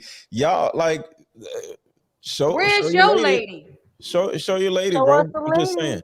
Don't do it, Chaotic. Don't listen. Don't listen to Mr. Let Go, Chaotic. Don't you do it. The reason why is the things that you say. You don't have to, but the things that you say make people think that the woman you with is something. And I'm not going to say what the something is. So I'm just saying, because y'all don't seen our ladies, but we ain't seen your ladies. I just wanted to don't you do it, Chaotic. I respect what Mr. Let Go is saying, but don't you do it. Go ahead. You can respond. And then I want to go to Sarah because I seen her come off the mic. So if you're younger in the chat, I want you to understand something. I failed you, Mr. Let Go, Anton. We've all failed you, us millennials and older. Black people, we have this thing of, I gotta show you something. I am a conservative Negro. I can serve my marriage, the sanctity. I can serve the secrecy of it. I don't have to prove to anybody my bank account, my home, my education, nothing. I'm an old school Negro. I grew up in the days where you couldn't go to your friend's house and walk upstairs. The mom would say, get y'all little asses down there. You see, back in the day, people didn't want you all up in their business. You are Uncle Tom. What does that have to do with anything? Okay, Veronica, let me finish. Veronica, the white panel. I don't get this when I'm on the white panel. Veronica, can I finish, please? Veronica, I lost my train of thought. Can I finish? So all I'm saying is I understand where Mr. Let Go is saying, but I don't have to prove nothing to anybody. Absolutely, you do. Absolutely, you do. Ma'am, give me a let me reset. All right. Let me say this. Let me just say this, and I'm gonna let you finish, and then I want to go to Sarah. Right. I believe that the reason why I live my life like an open book is because I think that as a community, especially as a Black guy, and I don't think that we have a lot of leaders. I think that it's more important now than ever for us to be transparent so that we show people exactly who we are, because there's too many people faking and frauding about what it is that they stand for and who it is that they are. That's why I show my bank account. That's why I show my family. That's why I show my wife. That's why I share overwhelmingly my life. And I've been doing so for the past 10 plus years so that people know exactly what being successfully married looks like. They know what success looks like financially. They know that I didn't have to rob, steal, kill, do anybody dirty, owe anybody money. I've never robbed anybody in my life, and nobody can ever say that I didn't overpay them, right? And so I believe that it's necessary as a community, which is why I do it, because I believe that I believe it's better to be a reflection of the thing that you're advocating for. So if I'm going to be having these conversations, I want to come through with authenticity. However, I know that listen, yo chick, don't do it. Don't do it. Now, because her Instagram gonna be blowing up You know, this is YouTube is a whole nother ball game. So I'm advising you personally, or I'm just going to suggest to you personally, if she is not willing to be a part of these conversations online, which my chick is, then protect her by leaving her out of it, because it is a no-win situation. Can I say something real quick, Anton? Thank you so much. Many years ago, when I was a child, my dad did business with a J. And the J, you got to land this plane, Chaotic, because I want the to go. J said something, and I thought it was the most funniest thing ever. He said, the last group of people you want to show off in front of is blacks. He said that, and I thought it was the funniest thing ever, and it's the truth. I've never once said my wife looks like Naomi Campbell. I never said that. My wife is just my wife. You know, it's up for your imagination. The fact is that I don't have anything to prove to anybody, especially black people. We are not the pinnacle of society. We are not the pinnacle of civilization. So I don't have to prove anything to any of the women on here or to anybody out there. I'm married. I'm a conservative man, and I just do content. I'm just a You don't take your wife nowhere? Wait. Yeah, Chaotic. You did describe your wife as this beautiful. I said she's tall, and now she's not. You did. That's all I said. I didn't say anything else. Come on, Chaotic. Michelle Obama's tall and dark. Like a model. Chaotic. I'm just saying. Well, hold on, y'all. I'm gonna go to Sarah, and then we can do a popcorn. Y'all can say whatever y'all want, whenever y'all want to say it. Sarah, I know you was coming off your mic. I want to hear what you got to say. I don't even remember what I wanted to say, but my question: why do you always have to attack each other, like physically? What it seems like you don't like each other. It's entertaining. And I'm saying it. I am not black. I am not in the U.S. But this is what I can see from the outside. I just see men and women attacking each other. As a community, you're not helping each other. You're right. Oh, policing I'm us so from sorry, the outside. but you're not helping each other. You attacking women. Like at the end of the day, Anton, with all the respect, you're not the norm. You're not the standard, because most people don't live like you. Yes, they can see you, but what they do is people comparing to others, and that's not your reality. The reality is who you are. Chaotic, your wife is beautiful to you. She doesn't have to be Naomi. She's beautiful to you, and she's a model to you. It doesn't matter who likes it or not. You like her, and that's what matters. That's the way I see it. Let me tell you why it makes Sarah, sense, that Veronica. was yeah, right. I mean, I'm sorry, not Veronica, Sarah. Let me tell you why it makes sense, and it's not attacking, right? Saida. Nah, I think in a lot of instances, it's giving the exact same energy, right? That's A. B. I think that when you say something, especially on the internet, with people that are influenced by what it is that you say, I believe that you also have to substantiate what it is that you're saying by being a reflection of what you advocate for, right? I don't think that you could just say empty words anymore without having a stand on it, because once you get a voice, you also have a responsibility to live the thing that you're telling other people to do. Now, I do think that it is a form of entertainment, but then at the same time, one of the things I think that needs to happen, and it needs to happen more often than not, because you gotta storm before you can form and you can norm. And I think that there needs to be civil discourse, because everybody should not be a part of the conversation. And the only way that you can vet that effectively is by deep diving and finding out who's who. Challenging. And when you see it, you challenge it. Mr. Let Go, you are absolutely right. You challenge it. You have civil discourse. Yeah, we have a little bit of fun and we have some entertaining going on, so on and so forth. But I think that you challenge it, and we got to substantiate who we are so we can see the real from the fake. I agree. The problem is that a lot of people take it personal. For example, when I heard men talking about single mothers, I am a single mother, but I am not a bad mother. So I don't take it personal. And when they're mentioning, oh, this mother doing this and this and that, I remove myself from the equation, because that's not me.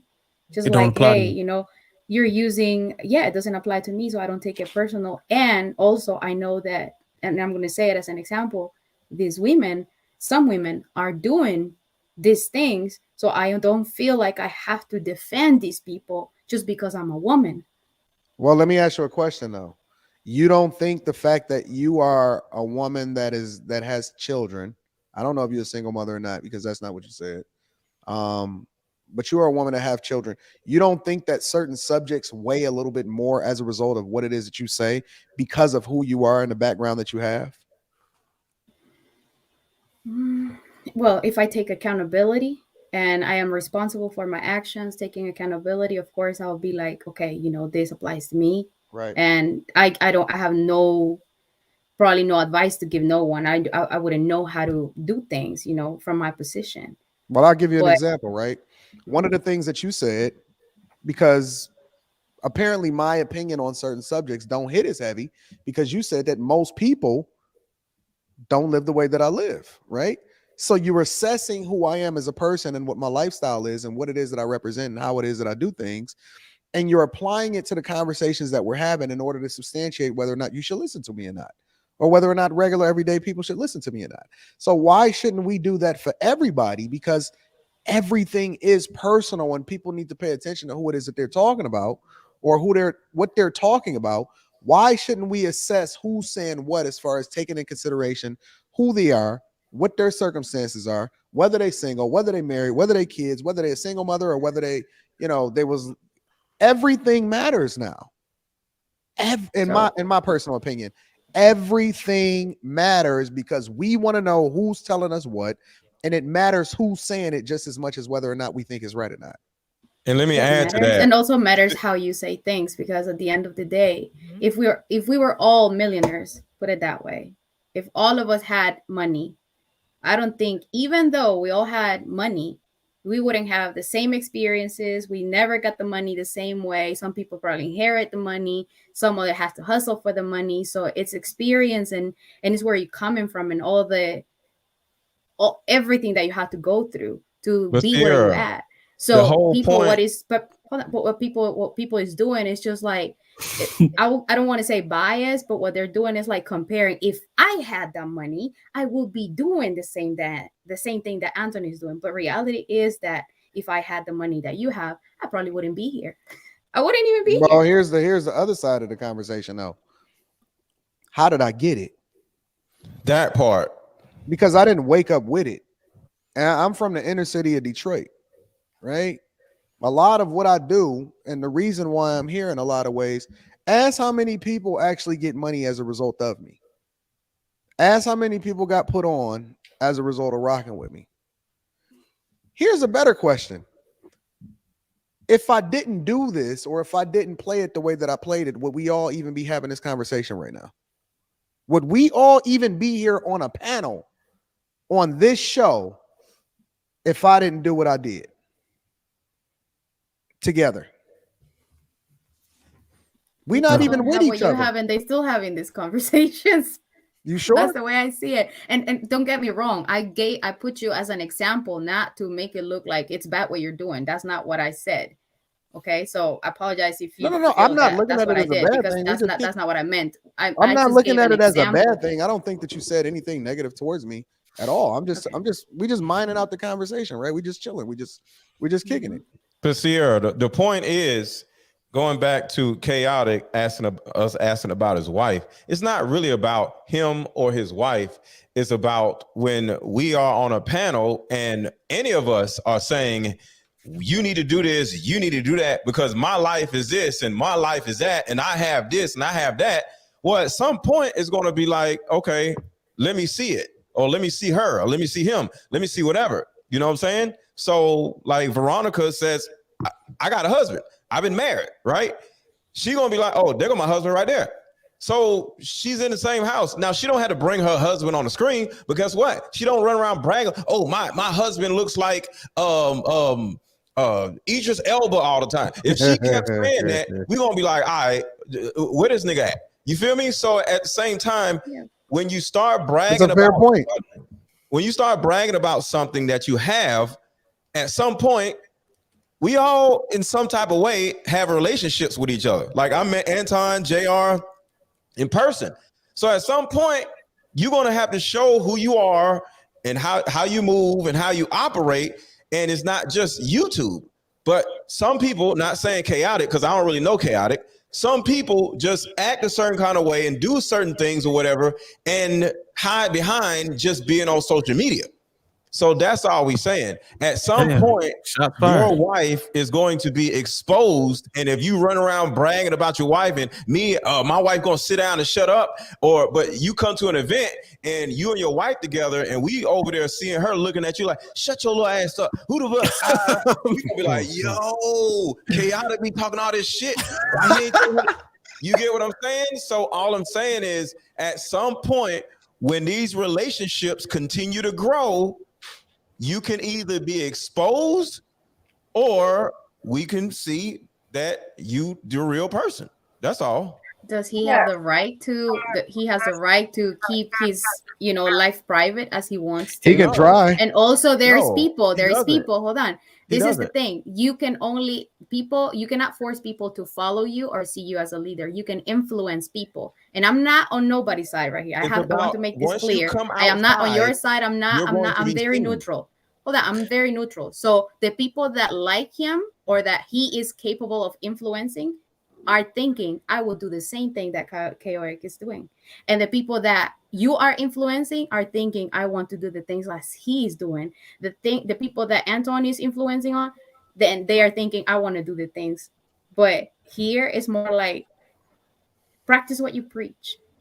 All I wanted to say is how I see it from the outside. Okay, that's fair. That's fair. Things are going to change, and if you making up shit about your life, people are going to call you out about it, and that's just fair. And just do what I do. Just do what I do. Don't brag. I don't brag. Why would you talk? Nah, I'm gonna talk my shit. But why would you talk about? I don't brag about how good I eat. No. Let's be clear. I'm gonna talk my shit, and I'm gonna back it up. But the thing is, why would you talk about a woman's appearance and then But that's a different conversation. Make people feel some type of way because somebody brings your wife. Well, here's the thing though. Somebody else's appearance. Y'all got to give Chaotic some credit though. Y'all got to give him some credit. And the reason that I say y'all got to give him some credit is because the same way that he dish it is the same way that he take it. Mm-hmm. He's consistent on both sides. I've never seen him whine. I've never seen him complain. I've never seen him throw a tantrum because somebody said a joke back at him. He take his hits and he keep coming back and he gonna give y'all some more smoke. So as long as he's fine with the results that come along with what it is that he say, and I've never heard him complain about it, do your thing. But the only reason why I throw shots at Veronica is because whenever she spit back, it's a show. But Chaotic was right when he did mention me. He did say some right things. Look, women, don't be like me. But I'm not single now. But like it's a lot of shit that I wish that I could have taken. I could take back with some of my decisions. I'm just glad that I didn't go around having 3 baby daddies. I'm glad that I stayed in my household and I got one baby daddy. But hey, he was right. Don't be like me. Be better. Can I say something, Sarah? I think too for this panel, we do go at each other, and it looks like it's like a love hate type of deal or whatever. But for me, I think it's entertaining. At some point, it's entertaining. But as they had said before, Lapeef has said, we have to be mindful of the people that are watching and the messages that we're sending out to them. I don't know if you've ever watched the show all the way through. By the time we're at the end of the show, we're all laughing and talking, and it's not anything taken personal. Like Chaotic, he called me some things. The first time he saw me, I didn't even know him. He called you Steve Urkel? Part of being black, though. What did he call me? He called you Scottie Pippen. He called Urkel. He called you Scottie Pippen. But that's part of, I feel like, our culture. Scottie Pippen, I wouldn't give her that. Yeah. American black people, we don't joke. Like if you go to Thanksgiving with your family, if you go to any kind of things, we don't take shit seriously. Like if you're on the Shade Room, if you watch any comedians, like the black community, we're working on it. We're cleaning it up. We're having uncomfortable conversations. But like Black families, this is what we do. Like they was calling my, auntie big. Anywhere else, they'd be like, oh my God, why did they just call her fat? But that's just kind of how it works in our community. And it's all love at the end of the day. It's the same here on this side of the world, especially Latinos. We use What the are you flaws talking as about then, nicknames. Sierra? If you're fat, we call you gordo. If you're Black, we call you negro. Yeah. But Sierra, what are you talking about then? You understand. Why you act like you don't understand if you understand? No. Now that she explained that that's what it is, because when I came, it seemed like it was very personal. That's what it seemed like. It was personal. So that's why because I said when we joke about real things. And that's also something I have noticed. When someone says something serious, then it's a joke. It's funnier because when you're talking about it, it's so serious that it seems like you're arguing and saying things like are hurtful. You can bring your family up and like start attacking and being aggressive like that. And that's what I noticed, like the aggressive. And I'm saying it by experience. There is a Black man that approached me and very aggressively, and I'm like, you're so used to talking to aggressive people that you think that you're going to talk to me in the same way. So that's, again, this is just how I saw it from the outside. But now that she explained it, I think I was wrong. I was gonna say, be careful when you use aggressive in Black people, and like that can kind of come off as offensive. Because that's what people automatically. Whoa, I'm hurt. Oh, believe me, I feel like I walk on eggshells every time I jump on. Don't stop walking on eggshells. But you're not walking on eggshells. Not walking on eggshells. Like no, Indy, don't do that. But we talked about it's not about walking on eggshells. But we just talked about this in the beginning about like Black men not having a safe place. I kind of was listening to it. I didn't get to share my thing, but like. Black men are not taught to manage negative emotions. We do this exactly. We talk shit. We joke. We take everything as a fucking joke. We put up a defense mechanism. That's Black men and women. And so a lot of the time when things go left, it's taken as aggression and stuff like that. White men are aggressive. She right, because I think 3 young kids was just murdered allegedly because of some sort of hazing that triggered someone's to express, unleash anger, you know what I'm saying, that wasn't taught to channel his or be emotionally intelligent. So to her credit, it's good that you're self-aware of this. The self-awareness is perfect and I like it. I love the fact that she explained to me, but you just pointed something that nobody knows when it's a joke until you said, oh, it was just a joke. But in the meantime, someone pull a gun and do something, and it was just a joke. But that's what I'm something saying. that what Black men, a lot of Black men don't understand what us Black women have to go through on the outside of just this panel. What we have to be a certain type of way too, just because of who we are. Like what we have. Well, no. Hold on. Some of that is self-inflicted. Some of it is undeserved, and then some of it is self-inflicted. Like, I don't think nobody should put their hands on you. But then at the same time, if you walk down the street and you got your ass out and I say, damn, I want to fuck you, that's the energy that you're putting out there. See, no, I'm talking about a woman in the work field, a Black woman. Like me being in tech, I'm the only Black country motherfucker on the panel, just in the team meet. And honestly, I don't feel comfortable wearing my hair natural. No, I don't want to see that shit natural either. I want that shit. Why you don't feel comfortable being? I want that shit European. Forget that. One of my, I don't want to really say too much, but like one of my supervisors came to me and don't have black soap. You had a bad hair day, like straight up said that to me. And don't have black soap. Veronica, why don't you give her a tip or something? Because I think all women should be able to embrace their natural beauty and be comfortable with it. I think y'all fall hard. Fucking A, Bruiser. You capping like a motherfucker right now, bro. Why not? Other women do it. Other women do it. I think Chaotic would love for the natural beauty Mommy 3. Because he's not with the wigs or the lashes or anything. Y'all capping, bro. Y'all all capping. I mean, Mommy 3 about to take a wig off? You about to take your wig off, Mommy 3? What happened?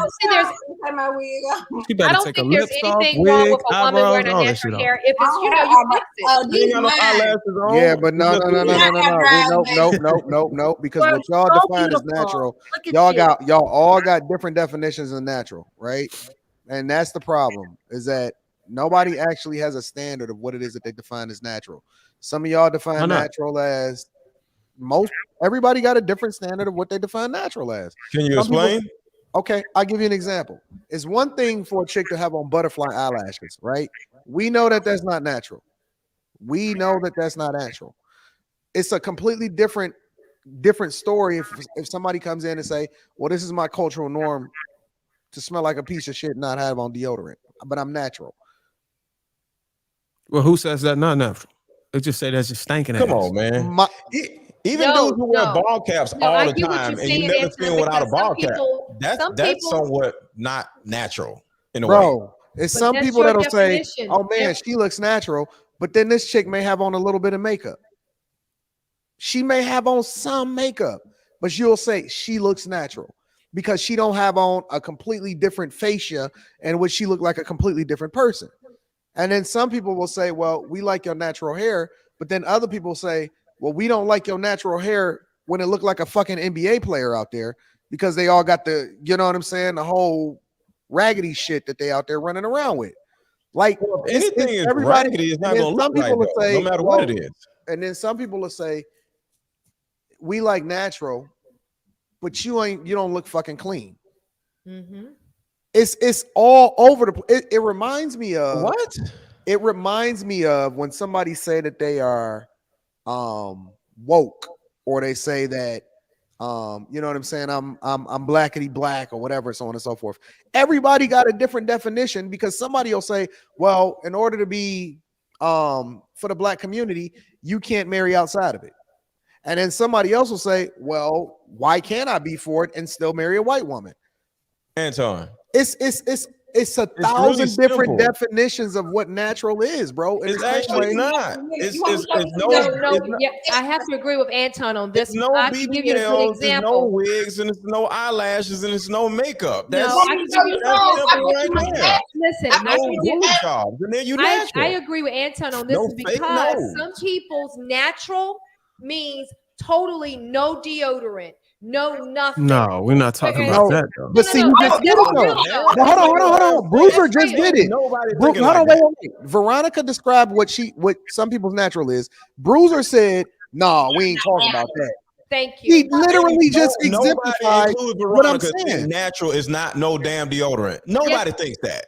It don't Including make no Veronica. sense. Veronica No, but see, give you a good this is where Mr. Let Go is off. Because, for example, I know people that say, I won't use deodorant because of the cancerous, all of this other stuff that goes in it, and they use like lemon juice or some shit like that, right? A loom. Let's not. But see, forget. Mr. Let Go. Appearance, though. But wait, Appearance. Mr. Let Go.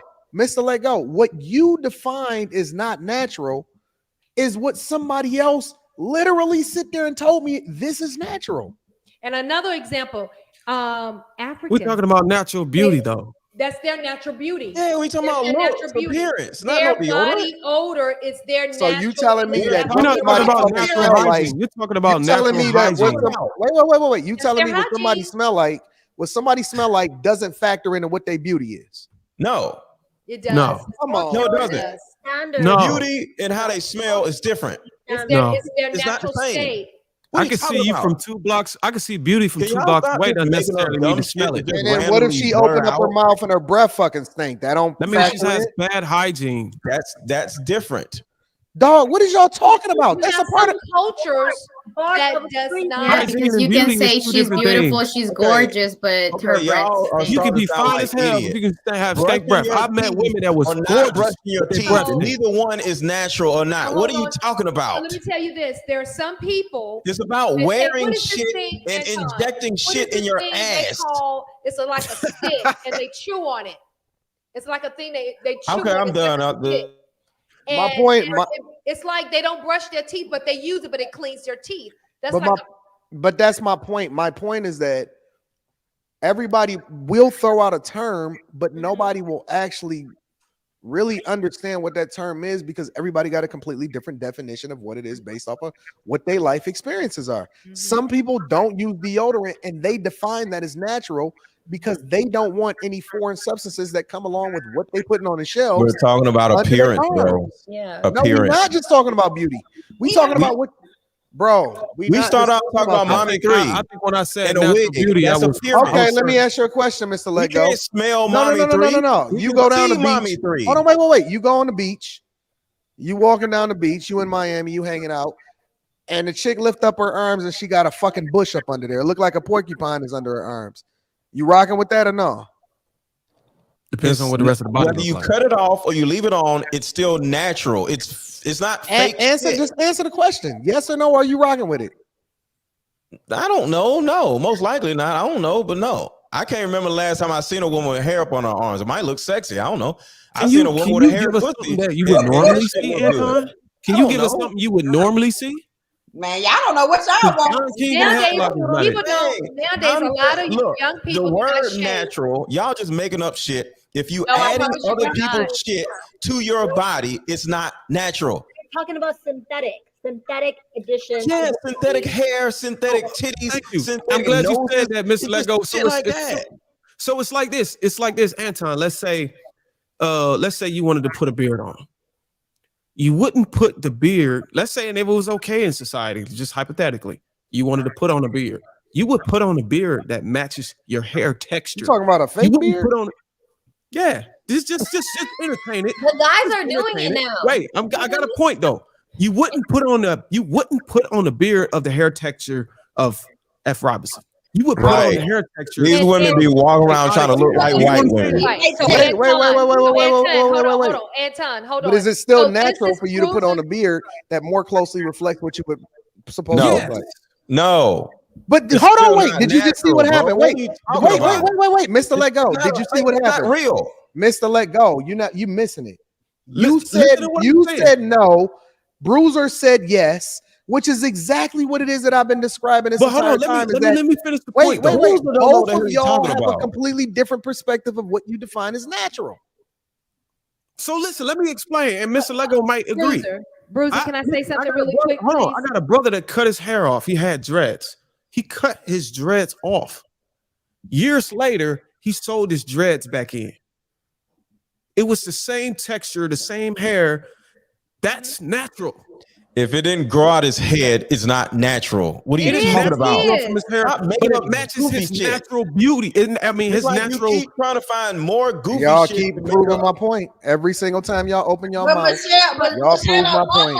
But Michelle, I think Michelle was just on the video, and y'all just said she was fucking ugly. So what the fuck is y'all talking about? Well, I think what's happening is that at the end of the day, you can be natural or unnatural and be ugly. That's different. Just because a woman is natural doesn't mean she's not ugly. So if she natural and still ugly, what you think an ugly natural motherfucker should do? Be ugly and natural. What I think is that what's happening is that the physical appearance, it's obviously related to beauty, and beauty is subjective. So what is beautiful to me is not beautiful to you. So some people have to look twice to say, is that fake? Are those boobs fake? Or they're natural? You're kind of like, why? Because it looks good, but at the same time may not. So it depends on who's looking. Not today. It's and subjective. A man doesn't want all this fake shit. And this is all we saying. Y'all want to get married with all this dumb shit on y'all head and y'all face. And it's stupid. But hold on, y'all. Hold on, y'all. Hold on. Natural and masculine. She can be natural and have a fucked up ass attitude. She can be natural and have all the other shit that you don't fucking want. Well, hold on. Actually, I want to get F. Robinson. Not naturally like that. Her mom made her like that. I want to get F. Robinson's opinion. Then I'm gonna bust down these super chats, and we're gonna go to the next subject. Go ahead, F. Robinson. You gonna bust it down? No, I wanted to bust know, down these super chats. like who are saying the natural Bruiser and Mr. Let Go. If you, let's say, find a woman and she's your perfect woman, right? You fall in love with her. And then later on in the relationship, let's say 8 years down, right? You find out that she had things done. She didn't want to tell you because she knows how you felt about it, but you already felt that she looks natural. but then she tells you, hey, my boobs are actually fake. Would you leave that person because of that reason? No. Okay. No, because the reason, and that makes my point. I agree with Anton that everybody defines natural different. Me, the way I look at it, if I can look at you and everything on your body look like it naturally flows, you can't take it off. I call that natural. But if I can look at your body and I can say, okay, I can tell that doesn't belong to you, that didn't come from you. I can tell that the body that you got didn't come from you. It doesn't look natural. Right. It's all about perception. If you put hair, if you put extensions in your hair, pieces in your hair, and it look like you got it from Sayeda, but your hair is supposed to look like chaotic hair, that's not natural. Right. But if you add pieces that look like what's supposed to come from you, I determine that as natural. Okay. Great. I disagree and agree at the same time. Y'all are exactly proving my point. Every single time y'all open your mouth, y'all prove my point. Every time. But F. Robinson made a good point. You wouldn't be able to tell unless they told you. So follow up to my question though, and what you said. So you said as long as it looks natural, you can't even tell, it's fine with me. There's a lot of men right now, transgender men, who looks beautiful, drop dead gorgeous. You could not tell they look like a woman. But guess what? They were a man once. Yep. Would you say, you know what? Well, I only date women who have kids already, so that won't never happen with me. And I don't date wig wearers, so I won't have that problem. Wait, but she's proving a point though. Have natural hair and a no, child. she is. Yes, she is. She said that if it, according to your definition, Bruiser, because you said as long as it looks natural. Yeah, and she's basically breaking down a situation where somebody looks naturally like they one thing, but they was completely different at some point. Is that still the definition of natural? We're talking about beauty. We're not talking about gender. Answer the question. We're talking about beauty. Now y'all switched it to gender. I got out of mine. Go ahead, Bruiser. Answer the question. So if I look down there and it doesn't look natural, then I don't know that. What if it looks natural and 8 years later you find yes, out you can. to be a man? Yes, you can. You can get reassignment surgery. Yes, you can. No, you can't. No, you can't. No, don't switch up on us now. Would you leave put a her? D on it. I'm sorry. Don't switch up on us now, Bruiser. Would you leave her? Yes or no? 8 years. Transgender? What? No, now you offended. Hold on, wait. See, now you offended. Where's the line? No, where's the line? Where's the natural flowing line that you want to me the question? Why y'all can't ask chaotic? Because you the one that made the point. Because you the one who brought it up. Well, if she's just not, I'd be okay with it. She asked me would I leave. If I'm with her already, then I've already discovered that she was naturally. No, you didn't discover it because they got it all done. It wasn't at the terms, F. Robinson. But you'll stay. In other words, you said if she told me these boobs were fake. After 8 years of being with the person, you find out that this person was a man 6 years ago. You'll be okay with it. That's what you said. No, because then I know that what the hell? I've been trying to have a child with you for 6 years and it never happened. No. That's why I date single. You done did everything. You done did everything. That don't mean I can't exercise my option to leave when I've been lied to. No, you're not gonna. I've been betrayed. That's betrayal. My point is, Bruiser, but you love him by then. It doesn't matter. I was betrayed. Hold on, Bruiser. Let me ask Bruiser a question. How about you answer these questions? Because these motherfuckers are uncomfortable, man. Bruiser, hold on. But after 8 years, you love him by then, right? Bro, can you not phrase it like that? Why don't you answer it, bro? I mean, the pussy didn't feel like plastic or something. You know that pussy was fake. I would just congratulate this surgeon. Come back, Bruiser. Come back, Bruiser. Bruiser, come back. Don't you sit there and run away. Let me go to Bruiser. Go and congratulate the surgeon because that was almost. Y'all trying to set me up. No, sir. No, Bruiser. It's a fair question.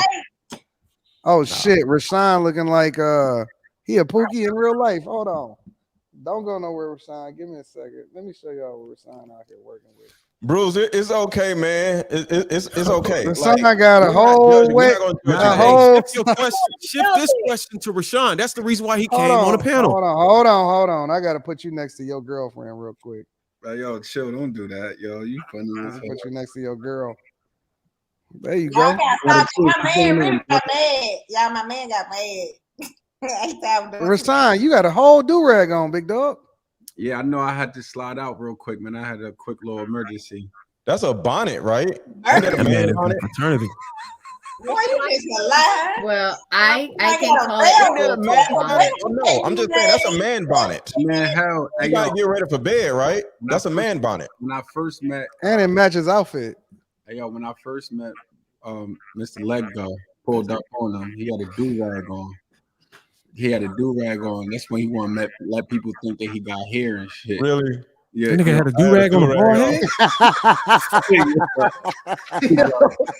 Yo, I'm done, yo. Yo, with those shades on too.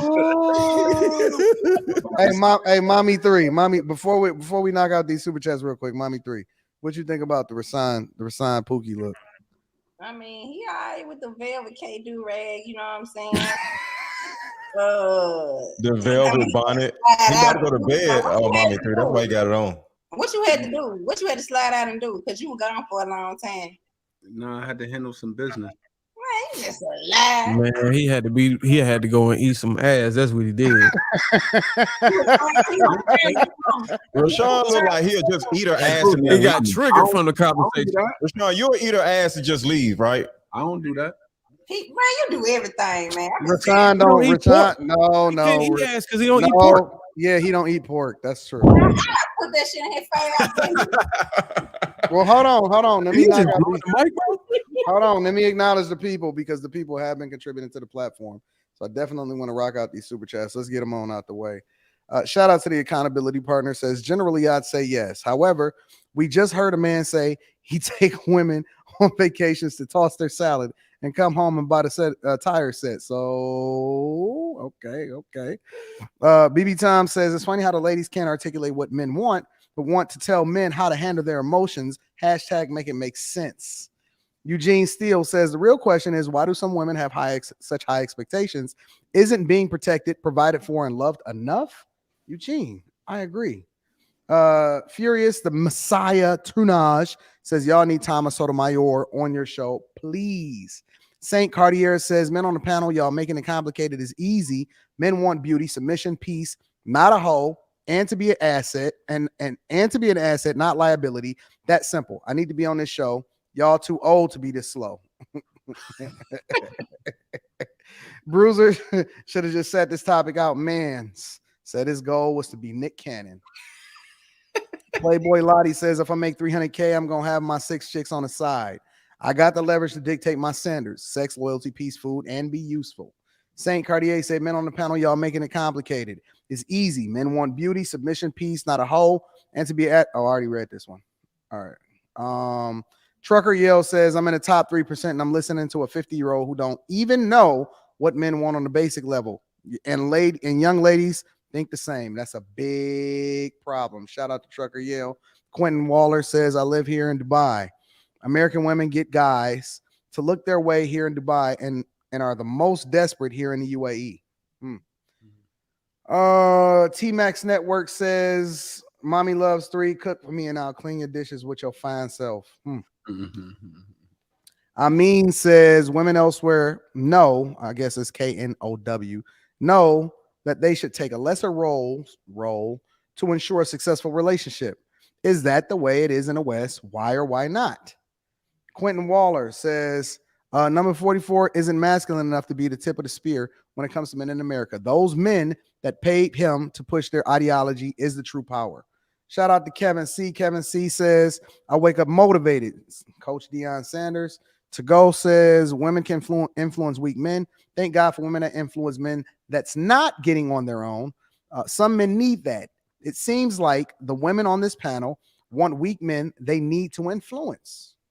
Interesting. Empor says he's committing flagrant fouls but chaotic, dropping bombs on etiquette, and he's scorching the women. Schizophrenia. Uncle Stepdaddy says this man straight out of the comic book. JJ Carver says that's why so many men over here in Japan and in the East looking for traditional women. Kevin Smith says, do you think that black women want us to accept them for who they are but couldn't accept themselves for who they were? Savage Red Recovery says Uncle Tom was a hero of the book. Amari says, how y'all gonna insult Chaotic's wife, who is an innocent black woman, all because you don't like what he said? What happened to loving and supporting black women? Y'all are some hypocrites. Lockhart Perspective says he isn't a man named Sambo. Red Savage or Savage Red Recovery says men get nothing from marriage. The laws are not on our side, and women don't offer as much as they did before. Sorry, but no dude, I guess that meant to say dude, wants to pay more than half the bills and do just as much housework. Trucker Yale says the hyenas got no room to be trying to roll somebody when y'all look like fighters from Tekken 7. Shout out to YouTube user for the fireball. Trucker Yale says, and Mr. Go, you letting this hyena burn rubber on your lips. We gonna start calling you Mr. Goodyear.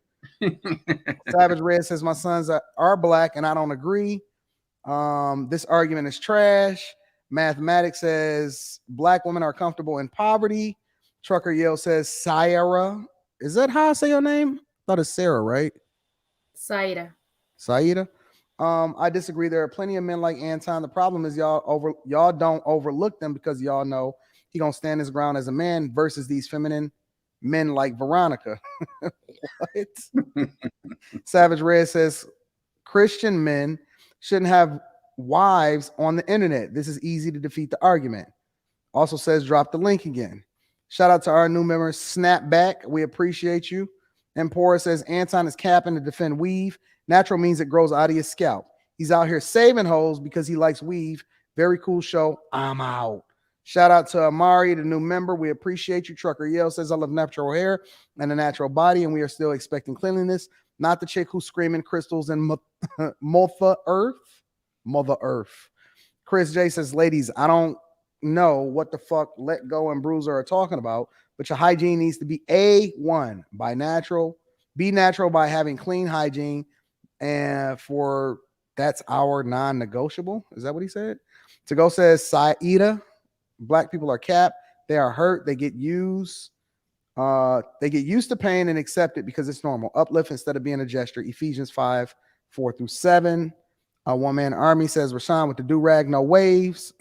To Go says the do-rag only work if you're brushing it right. He don't know how to get those things spinning. And Marquise Key says take that rubber off your head, boy. Shout out to everybody that contributed to the platform and holding us down. Man. Don't disrespect me, man. I don't be having none of y'all little issues and problems, man. Shout out to the 32 super chats we just broke down. And I ain't losing no hair, nothing like that neither, man. If you want your bald head, man, go ahead, Mr. Let Go right there. Let me play a video for y'all really quickly. Let me get body count doesn't matter. Hear me out. If I don't have no kids or nothing has lasting that I can't get rid of, the body count doesn't matter. Who is body count important to? Unless you're in a relationship, the body count is gonna be high, especially over the age of 25. Just listen. So let's say in this past 10 years, from 17 to 27, that I fucked 10 years. That's 100 people already. You telling me you gonna be like, damn, what about running Charles James? No. So if I do tell you I got over 100, what? If I tell you I got under 100, what? You're not gonna want to fuck more. That's a lie. I'll actually start writing out my body count and kind of see where I'm at, you know. I'll finally be like, fuck it. I've been writing for 3 days. I'm not writing this no more. It doesn't matter how the bodies came about. Body count is not important. All right, so the nails looks natural. It looks like her body, the amount of dudes that she's fucked is tattooed on her body. The question is, unless you're in a relationship, the body count is going to be high. Do y'all agree or I disagree? have a question. Oh, shit. I don't agree or disagree. Can I ask my question? No. Hold on. Said I. She want to change the topic. No. It's about the same. No. You're gonna have to take a position. No, it's just the things that comes in my head. I don't agree with her. Okay, I don't agree with her. So but my question is, I agree that the body counts damage women for sure, but it's more an emotional damage or physical damage. I've been wanting to ask men this question. I don't know, because I don't know if it gets damaged physically, the area, The pussy. Or it's more for sure it's the emotional. The pussy. Emotional. Wait, you're asking guys if they're Say it one time. Say it. Say pussy. Say it. Pussy.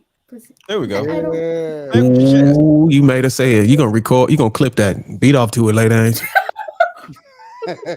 Jesus Christ. So yeah, that's my question. Like, is it? I know that is the emotional damage, but I don't know. It's just things that comes to my head is like if she's doing it with her men for 5 years and she does it every day and it's like crazy, isn't that equals the same doing it? No, with different people? I don't know. I'm just asking. I'm asking. This is the same thing that I said earlier. Women do stupid shit and justify the stupid shit that they do. Just like we was talking about hoes. Hoes are going to act like the body count does not matter. You can easily tell that this woman is a whore. She got fucking weave, 30 tattoos, long ass fucking nails, and the way she talks. So a hoe is going to justify her own behavior, because this is the reason why I say women are children. A child is going to justify why they did this and why they did that because they're children. So when we see a hoe get on social media and say some dumb shit like this, I don't even know why is a subject, because hoes are just going to justify their behavior just like any other woman. It's what women do. No matter what women do, how women do it, they're going to justify why they did it and why it's not what you think it is. It's just the stupid shit women do. Yeah, can I play devil's advocate really quickly? Because sorry. Oh, go ahead.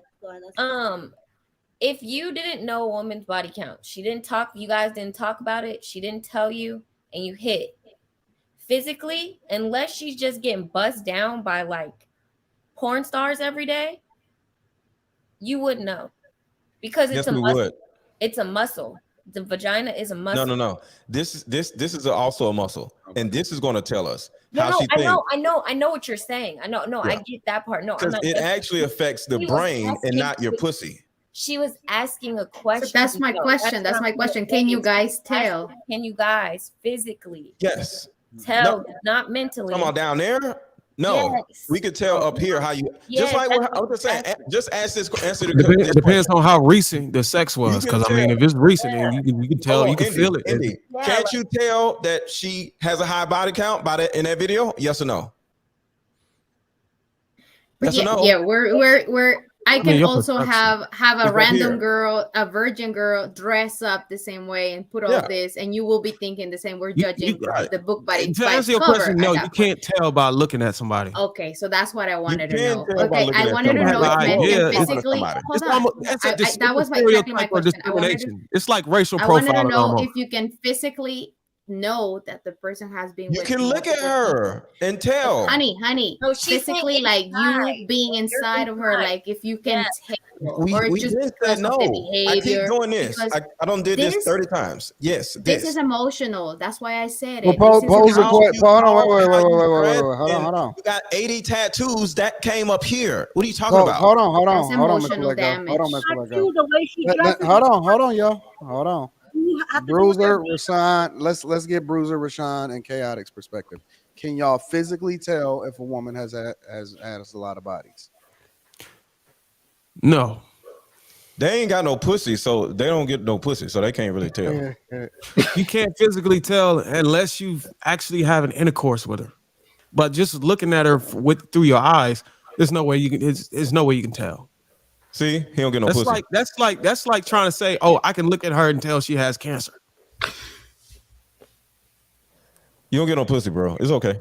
I'm saying like, no, I'm married, so yeah, with one woman, but I had my share, bro, before I was married. And there's no way you can look at somebody and tell. I'm just messing with you. When you get into coochie, can you tell if she been? It depends on how recent and how freaking she was having sex before she got in bed with you. You could tell. No, like you can tell your wife cheated on you. You go in that motherfucker and you ain't had sex with her in a couple weeks or something, or a week or whatever, and you go in that bitch and go right in. Like, hold on, wait, whoa. It usually take me a little time. You know what I'm saying? I gotta. Unless someone it's not wet for you anymore. That's how you. Hold on, wait. I want to hear Rashawn. Unless it's my wife and I know her, we have this emotional, mental attachment to each other, I wouldn't know just nailing something offhand. If she, Rashawn don't get no pussy either. You're right, I don't. You're right, I don't. Chaotic. What do you? Can you tell chaotic? Just by look, Chaotic has no idea.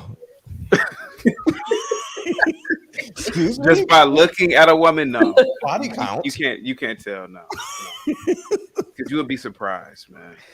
Well, I can tell. I can look at a woman's eyes and tell how many niggas she don't fuck. You can be easily deceived in, Mr. Lego. Rashad gonna know. I can tell Rashad gonna know because Rashad he like to grind in that pussy, so he gonna know every inch of that motherfucker pussy. So he gonna know he gonna know if he don't want to fucking somebody. I know why. Hey, listen. I know how Hey, Mr. Mommy Lego Three. find out. Mommy Three, what about chaotic? Chaotic. He look like he can.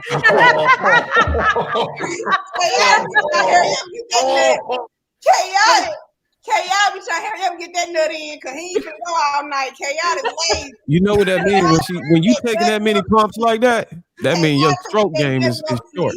Chaotic can be all night in the The distance between Mommy 3 said chaotic fuck like he's scooting his chair up to a table.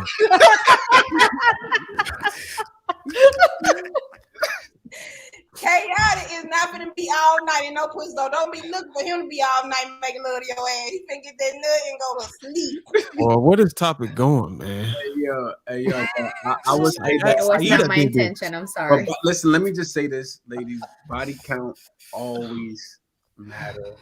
I'd rather buy the Benz with no mileage on it. All right. Yeah. With, that must be in a book because I done heard 5 niggas say the same line. Hey, yo, and no. Son, how about you? Could you tell? Hey, yo, the Bruiser, the minister talks about that. Listen, the minister talks about that. Listen, yeah, Farrakhan talks about it. Body count does matter. We're not saying whether it matter or not. That's the question. I'm reading the question. Oh, my bad. Yeah, damn, y'all just want to be argumentative about a goddamn thing. God damn. The minister says the body count. Mr. Lecco out here acting like Veronica. Because you're damn Veronica, I had to get you back because you be starting at the end of the day, you be starting. Okay. Listen, you did a panel with one of the people in the group, and I said, did he say at the end of the day in that? At the end of the day. At the end of the day. Miss Always Anton, gotta wait to the end of the day. You said what now? Could you tell? I mean, with the question, can you tell? Can you tell physically if a girl has had a lot of bodies? Yeah. Just by her physical makeup, like whether or not her pussy is busted up and like body that. language, shit like that. I think sometimes you can tell. A lot of times you can. Yeah, you can tell. I can tell how a woman. I can tell how a woman blinks, how everything about a woman. I can tell how many niggas she don't fuck. Oh wow! So you know it down to the number. You're asking me if I were to look at somebody and see, could I guess? Well, even physically. I think it's just like no. I mean, like I said, I've been surprised, man. You know, a lot of women, they look, they dress modestly, modest and. No. She's talking about, like, let's just say she took her clothes off, she spread her legs open, the lights is wide on, and you about to go up in her. Can you tell whether or not she had a lot of bodies? No. Oh well, you know what? No, he just lost her virginity last year. If a chick has a beef curtain, then that's an indication of her. What is that? It's mutilation from it's a result from mutilation of the vagina. People who enjoy rough sex like BDSM and stuff like that, they're mutilating their genitals. Yeah, and it if they have a beef curtain, and a lot of women wind up getting they get anal surgery because they've been having a lot of anal sex. Wow. And that's another thing. Like, I like to stick my finger in the girl's butt to see what one of the dudes. It's a dude. It's a dude that I'm really good friends with. I'm just saying, it's a guy that I'm really good friends with, and I actually, if you go to my Instagram profile, we follow each other on Instagram because I don't follow a lot of people. I only follow like 200 and some people on Instagram. Let's talk. No, real talk. And he does cosmetic surgeries. He does a lot of cosmetic surgeries. He does a lot of different surgeries. And he said you wouldn't believe how many women get that surgery. Oh wow. But they do. Okay, so I don't think. Hold on, but it, my question was. I'm sorry. My question was. I think you guys understood the question differently. My question. No, we got it. Let me explain. So let's say I am with my boyfriend and I've been with he's the only one that I've been with. Okay. But we enjoy to do everything. Like she said, it's rough. Everything is rough. I don't have a body count, but just one. But we do everything every day, yeah. And then I go with someone else. I don't have a body count. It's just one person that I've been with. So does that count? Or the answer is no, because your body is going to conform to his penis. The reason why everything doesn't change, it goes from this to this to this to that, because you having different logs up in there. So that's the difference. Well, the problem isn't. You just came. Wait. Listen. So that was the point. Why don't we talk about the body count affects more like the emotional part. Mental talk. No, it's not just emotional. It's your it's where you're at too. Like if you got a high body count, because of the emotional damage, it's going to have consequences and everything in your behavior, everything. But it's emotional. Yes. But physically, that was my point. Like if the way you sit, the way you think, the way you blink, the way you walk, the way you look away, the way your eyes move. Like I see everything when I'm sitting down with a woman. Her eyes are going to move in certain places as the conversation goes. So I'm going to ask a woman a question, and I'm going to see where her eyes are going to go. I'm going to see her cross. You got a high body count. Look at her shoulders. Is her shoulders like this? I'm going to look at everything. So I think that means you begin to hit it from the back, right? What about high-end escorts though? Like the ones that escort for like presidents and politicians. I don't do high-end escorts, so I don't. He only do low end. He only do low end. You asking him high end. I don't buy pussy. I buy tires. That's what I'm saying. So the regular average woman. He only deal with the ones in Atlanta. For some women that don't take care of their bodies, you can. There are different things that women do. They got all Kegel exercises. Well, it's not just exercises. They have I don't know if you ever seen it. Like this woman pitched me an investment in this thing that women sit on. Electric pulsating. Forces the pelvis. Even when I'm at a red light, I do my exercise you hold on to it and let it go. It's so easy. No, I was about to say, listen. I know some chicks where I'm at. All right, I'm telling you, they know what they doing, B. All right, and somebody they will love they would love to get a hold of Mr. Let Go. All right, Mr. Let Go be giving them all that goddamn YouTube money. No, I'll eat their ass and buy them some tires. I guess y'all don't understand. The only thing I'm gonna do is eat her ass and buy her some tires. That's it.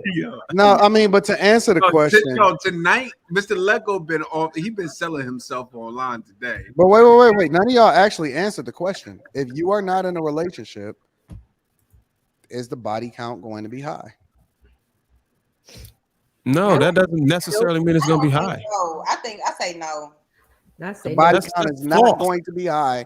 So substantiate your arguments, because let me frame it. For example, a person that's in a relationship, and when you say body count, obviously we're not talking about how much you have sex, like said I talked about. We're talking about how many people you have sex with, right? And so when you start to have that conversation, are people either A, and again, we talking about people that's not in a relationship, going without, or B, having sex with multiple different partners? Well, for me, it would be going without, because I'm not going to just give my body to anybody. Now, for the younger generation, I don't know. I was about to give you the opposite perspective. Veronica said y'all, rest of y'all are whores. Hold on, simply Andy, go ahead. I'm gonna give you guys the opposite perspective. Actually, me and one of my colleagues just had a conversation about this. It is very confusing to us young women when they say like body count doesn't matter, this and that. and then they turn around and like we listened to Kevin Samuel's episode, I think, and he was calling a woman that was dating selfish, right? Because she had been dating a guy for like 3 months or something like that, and she was withholding sex because she wanted to be conservative. This young man literally stopped talking to her because she was not fucking. So if you are dating and you're dating someone and you're actively dating, you have to use discernment on like, okay, if I'm actively dating whatever, one person at a time, but you're dating, are you going to not have sex with them the entire time that you guys are dating? But let me tell you what you left out, Andy. What you left out was, what you left out of that episode is the woman who was having this man, being with this man and dating him for 3 months and not giving him sex. She was accepting and taking his resources. That's what I'm saying. That's what I'm saying. If you're going to do that, if you're going to accept the man and take his resources, what are you giving in return? If he's taking you out to Ocean Prime and y'all are going on dates, he's doing Ruth Chris, he's taking you out 2-3 times a week, once to twice a week, and y'all are dating, Ocean Prime? no boyfriend, girlfriend, no relationship, that man is gonna want to clap cheeks. I'm Wait, sorry. Right. And I feel like if you're gonna wait 3 months, there better be some fire ass pussy. If you gonna wait a man, if you gonna make a man wait 3 goddamn months for it, you done probably got kids. Here's the actual problem. So if I can answer the question, it doesn't matter. It doesn't matter whether you're in a relationship or not. You run the risk of having a high body count because relationships fail. Relationships can fail between a week and between a year or more. It doesn't matter. And you're going to continue to keep searching for love because you're lonely and you want to have a relationship. So you're going to rack up numbers. So it don't matter whether you're in a relationship or not. But the thing actually does. It actually does, because certain women, one, have enough understanding of what a man wants and what they want. And the man is going to keep her longer because he either almost marries her and something falls apart after year 2 or whatever, and she's just been with that one man, and then she goes out, gets with another man, and he almost marries her. They stay together, or they, or whatever. You're making my point. So, hold on. What I'm saying is, so certain women who get dropped after they don't fuck 3-4 times, and then she back out here on the market. Certain women get held on to for 2-3 years. And for whatever reason, either he or she doesn't deem the other one as marriage material, and they're going about their business. So that's the actual difference. Is women who actually are You're wanted making my point. and things just go bad. But when you just start fucking somebody because it's been 3 weeks and he doesn't keep you, there's something wrong with you as a woman. Either one, you choosing the wrong type of men, and you don't get the vibe right, and you don't understand yourself, or 2, he doesn't want to keep you because something's wrong with you. So you made my point. That was my point. So if you with this guy for 3 months and you don't want to give it up, you said you 3 need to months. make it clear. 3 years. Well, yeah, but I mean, we was agreeing. That's why I was saying it don't matter if you in a relationship. You said it don't matter unless you're in a relationship. It still matters when you're in a relationship, because relationships 5-year period. The type of woman that I'm talking about only had 3 men. But it's 5 years. Okay, you throwing numbers like 5 years. That's case by case. That's relationship by relationship. Every relationship ain't going for 5 years on a general basis. None of y'all. All I know is guys my age are not. They're not asking body counts anymore. I literally had them straight up. I don't even know when people were asking that. They don't want to talk about it because they already know. People my age, 27, 20, 30 and under, they're fucking. They're in college. They're going out. Hold on. And simply Indy, everybody fucking. But I'm just saying though, like they're all not across the spectrum, from in all ages, every age. As a matter of fact, I would say that people above 70 will probably put y'all to shame. Yeah, but what I was trying to say is that the guys that I have had ask or care have all been older guys. No, older guys. That's what I mean. Because the young boys not asking because they're not trying to keep you. Because they don't care. They just want to fuck. That's what he's saying, Andy. That's what I'm saying. Niggas just be trying to fuck you. And that's what hold on. Let her finish. I'm agreeing. Hold on. I'm just giving perspective from my age market. That's all I'm doing is giving perspective, because I can't. But I've dated both, is what I'm saying. I've dated a guy who was 40 years old, and he cared about body count because he valued that. And like you said, he was looking to settle down. So why didn't the 40-year-old want you? Just a question, as an example. It wasn't that they didn't want me. I didn't want them. Well, why did you give some ass? I didn't give him ass. We're talking about body count. So we're just assuming that the person that you're talking about in any of these situations, you had sex with them. Because if you didn't have sex with them, what's the purpose of bringing it up? We're talking about having sex with people. Before you start trying to, like, because you're literally answering. We're talking about having sex with people, not having sex with people. I'm saying, you're saying, does the body count matter? That was the question. I'm saying on the spectrum of dating. When I've dated, I'm single. You're not. I'm dating. You're not. You're in a relationship. I'm out here really dating. I understand how it works. 40-year-old men have asked me about my body count, my sexual experiences. The guys that are closer to my age range don't give a fuck.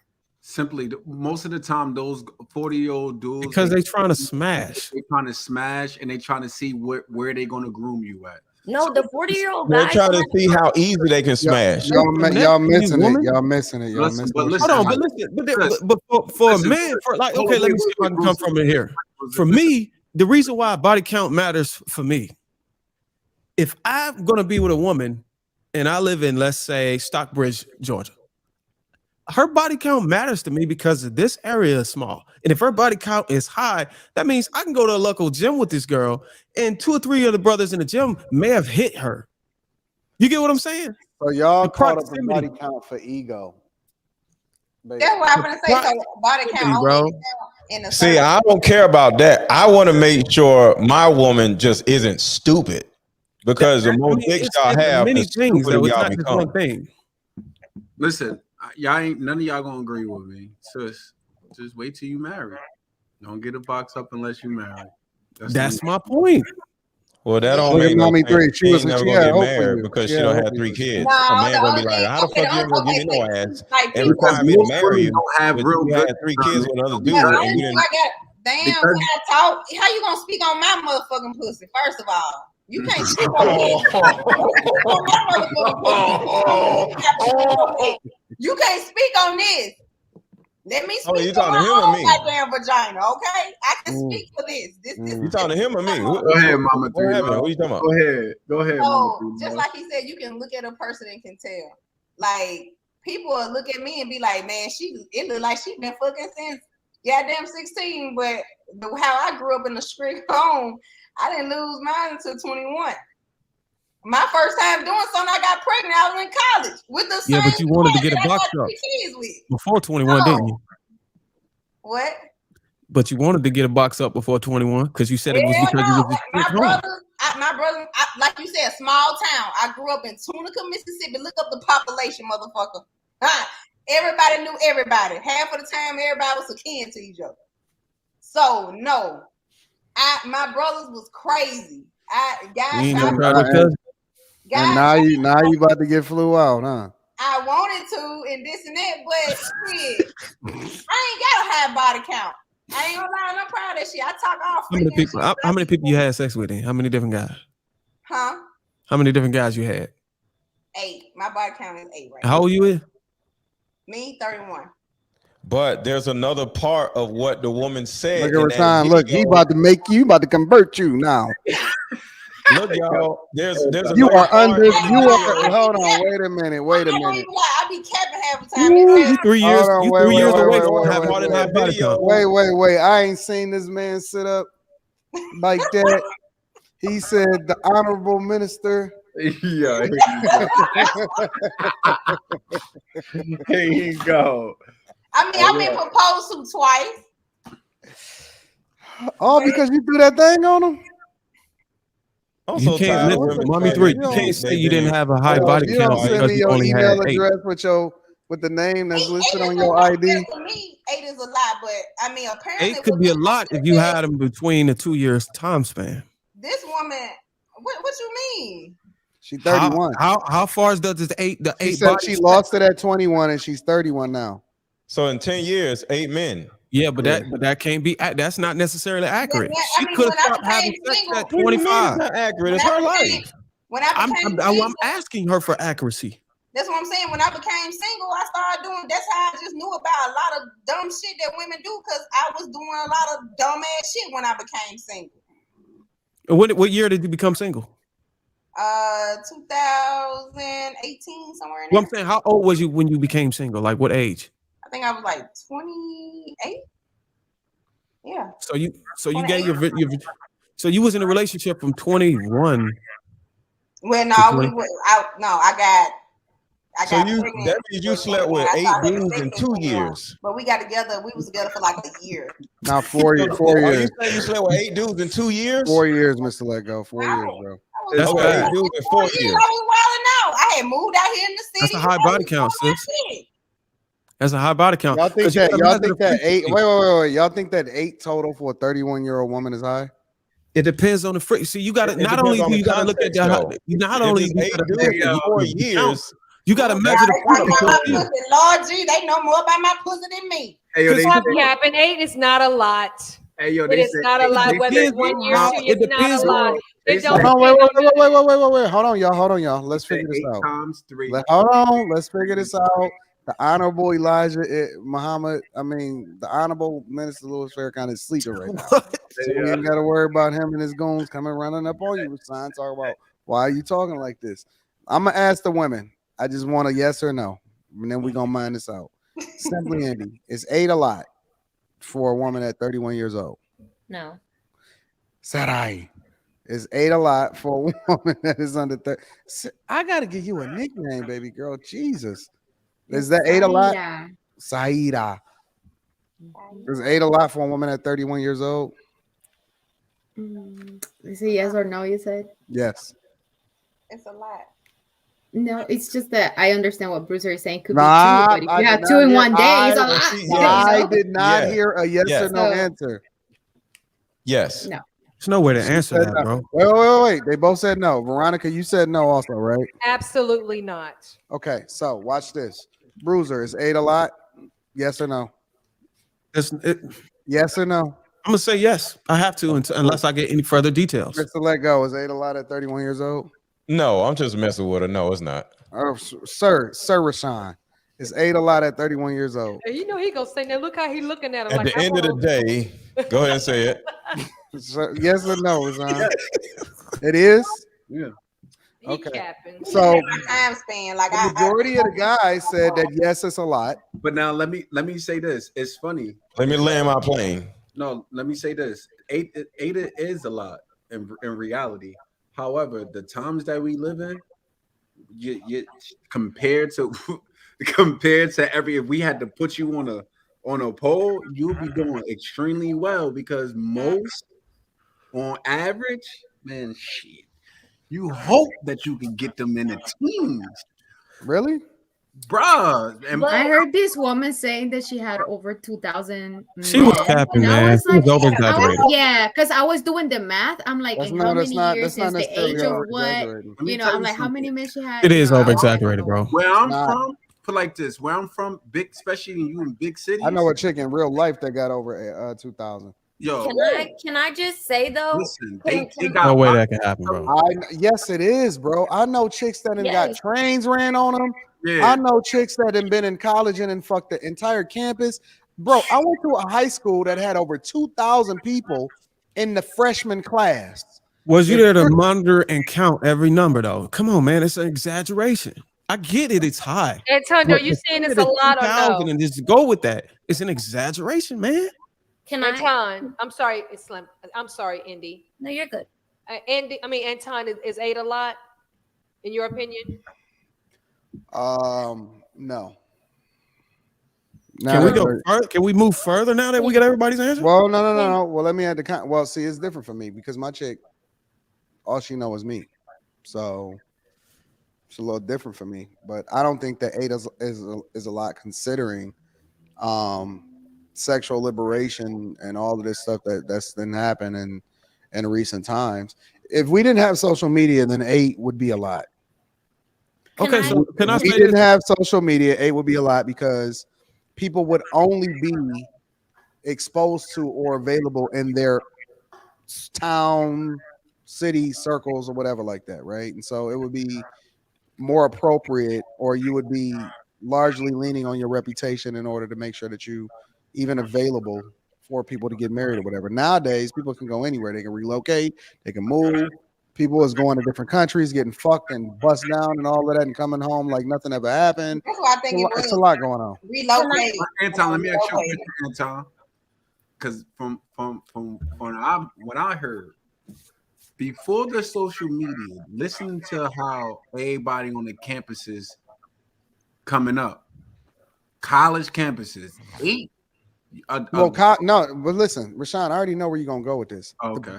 I've already done a show on this, and I said that college is very, very bad for women going to stay on campuses. I think that college is nothing more than a factory for women to find a lot of debt, to ruin their life as far as acquiring a lot of bodies. And I think that college is a very, very, very bad option for women first getting out of high school. I think that it's a horrible option for women getting out of high school. Okay. Can I add in the opposite? Can I play devil's advocate really quickly? Because I got married at 18 and I got a divorce at 25, right? And then I had a high school boyfriend before that I lost my virginity to. And when I was 25, got back into the dating field, the 25-year-olds around me and the people around me were like, you're boring, you're a prude, this and that. They didn't value. Well, they were losers. Keep that in mind. You gotta look at what your environment. How does that relate to what we're talking about? Being a virgin and being sexually inexperienced with the way that our social media and culture is now, and the women that influence it, it's not cool anymore. That's why it is cool. You got to look at the demographic of people. Hold on, to a man. Look at why Pearl stands out so much, and girls hate her because of the fact that she is correct about the fact that men value low body count, right? Is that the white woman you talking about? Hold on, but sexual inexperience is not popular amongst men. Men want you to do the stuff that they see the women in the porn videos do. They want you to do the little thing that one girl that they used to mess with back in the day did. They want that. They do. Yes, the they ones that don't want learn how to do it. Yes, the one that don't want to marry you. That's right. What I'm saying. But they cheat on their wives. They cheat on their low body count wives with hoes because their wife is sexually inexperienced and she cannot. Why can't she just learn how to do the shit that's on the porn? I'm confused. There's literally women taking classes on how to literally learn how to. So what's the problem? Take the class. What I'm saying though is that isn't like, it's not that it's embarrassing, but it's a hard thing as a woman because you want to please your man and you want to make them feel good. But when your man is stepping out on you and cheating with hoes, when your husband is stepping out and cheating with the sexually loose woman. Your husband. I agree with Mr. Let Go. Just take classes. They cheated. I mean, if you're not willing to, he's not really. You're married. Hold on. One mic. One person. Okay, let's stop playing like married men don't cheat. All right, but cheating. Listen, that's not the point. We're not even How is talking this about related to married the women. Hold on. One mic, y'all. One mic. Nobody. We can't hear nobody. Even though even when they married to the ones that is super experienced, they cheat on them too. So cheating don't got nothing to do with if the woman is less experienced or more. Yeah, you can turn cockwheels and do all that. And not only that, simply, let's be clear here. Women cheat just as much. Married women cheat just as much. So it's not just one-sided. It's not a one-sided thing. Why are we resorting back to because men cheating? Like that's not because women want to be victims. What has this got to do with the question, though? So what I'm saying is, if you are if you're inexperienced, if you don't know where there's porn and sex classes, there are sex classes that will teach you some stuff. Educate yourself. I'm not saying you personally. I'm just saying a woman, period. Like if you're having problems in your sex life with your husband or whatever, well, let me get up on my game a little bit. That's not to say he's not going to cheat or whatever. It's just being good, being ready for the next one or whatever. Because the alternative is go and hold yourself out so you can get the experience. That's stupid. So hold on. As a woman, though, let me just tell you, as a woman in when I was a girl and I came from a mom who had me at 15, sex was like demonized in my house. Like, and then you go get married because you're doing the right thing, and you have to deal with that. Like, you're not going to go into the relationship sexually open. It's your duty, but you're going to be looking at sex for the reason of procreation, not pleasure, because sex is demonized. That's what I'm trying to say. Like, you have to break that barrier first. It's hard. I've experienced it. It's hard. That's true. Can I say something now? The parents don't teach you how to make love. They make you, but you got to get out of this. Husband, but sucking dick is not normal to you because you're like, this is demonized. This is my husband. It's my job to please him, but I'm not comfortable with it because I'm not like. Was it like sucking a demon? No, I'm definitely what are you talking about? Can I please? I get it. I get it. Because when you're not experienced with certain things that you do, you just like, oh no, that's just not. That ain't even right. Look, man, and you don't feel like that. You can. No, seriously. Well, I grew up. My mother didn't teach me anything about sex or how to make love to my husband or anything like that. Your man supposed to teach you that. Huh? Your man teaches you that. No, well, what I'm saying is, as a mother, the mother's supposed to teach their daughters how. Mother can't teach their daughters how to suck dick. What are y'all talking about? Hold on. See, now you sounding very ignorant. Hold on, man. Hold on. Hold on. Go ahead, Veronica. Thank you. Let me go after her, man. My aunt, she asked me, she says, Veronica, do you know how to give a blowjob? I was like, apparently not. She's like, okay. She got some blow pops. And then she showed me. And she said, you keep practicing on this until you get good at it. So what you sitting up here laughing, well, you making jokes, but that's the reality. That's true. That's true. Good night. This is what I'm saying. Let me get in there. A family full of black women is going on. Hold on, y'all. Hold on, because Bruiser was next. Yeah, Bruiser. So wait a minute. Let me get in. Wait. But before she, so you said blow pop? She's had a blow pop and she had a popsicle. Yeah. Fucking auntie. She could have been having you suck on the back end of this cup right here. Bro, let me get this back, bro. Bro, auntie, let me insert myself on it. If it wasn't the back end of this cup. No. All right, so look, man. I don't give two. My mother was not open to talking about sex. What's auntie Instagram? Hold on, y'all. Hold on. Indy. My mother was like, your mother grew up. Sex was frowned upon. You didn't talk about it. It was looked at something being nasty. It wasn't looked at something that could be a beautiful thing. I wasn't taught any of those things. My aunt taught me a whole lot. Plus, when I got married, I learned some things too, but she taught me a whole lot. So that's real. Taught you how to bust open. Okay, then look. Go ahead, Bruiser. Damn. And I'm sorry, but a man can't teach a woman how about her body. I bet y'all didn't even know that there's 8 different ways that a woman can have an orgasm. Literally, but you don't want to suck a dick. Different spots. All right, so look, our dick is our body. Hold on, y'all. Let me see if I can get in here, man. Bruiser fought for this spot. Y'all got let me see if I can get in here. God damn. It's our body. First of all, I don't give a 2 shits about your own problems with sex. That's your problem. I want to try to see if I can reel it back to this body count shit. What? Mommy 3 turn the camera off. First of all, the reason why I think Mommy 3 come back.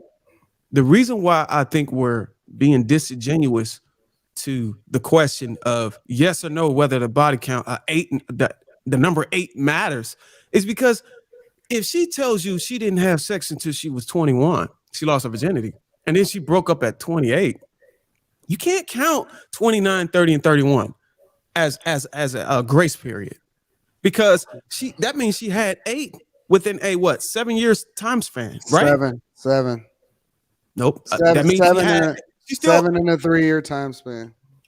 She said she'd had 8 bodies, though. You can't say she had 7 when she had 8 bodies within a 7-year time frame. Was your wife a virgin? Was your wife? Hold on. You married her though? Who, me? Hold on. I'm trying to make a point real quick. No, I know your wife was a virgin, but I'm saying, was his wife a virgin?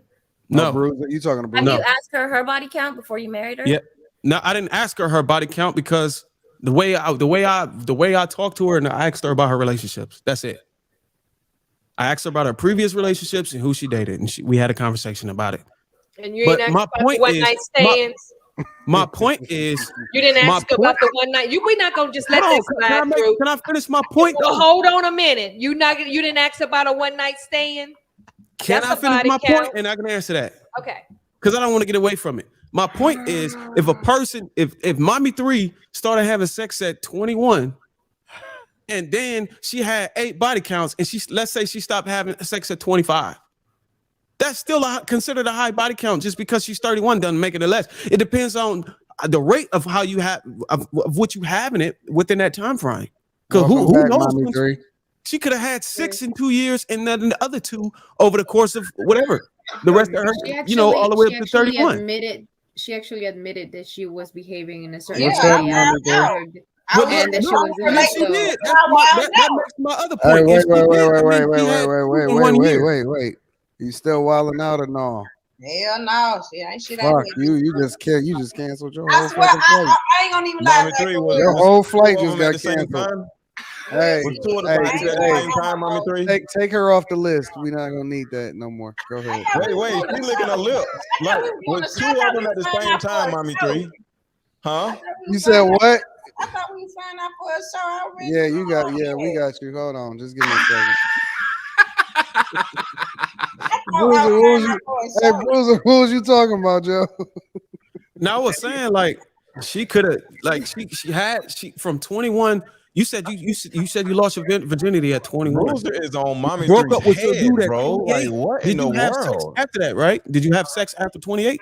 You don't have to answer these questions, Mommy 3. God damn. Leave her alone. Okay, so let me ask the whole point of me asking about why your wife's body count though was because if you go in the room and ask her right now, she tells you her body count was 8 or higher. Is it gonna matter to you? If she tell me, yeah, it's gonna matter to me. It's gonna matter because that means she lied. How did she lie if you didn't ask? You didn't because ask.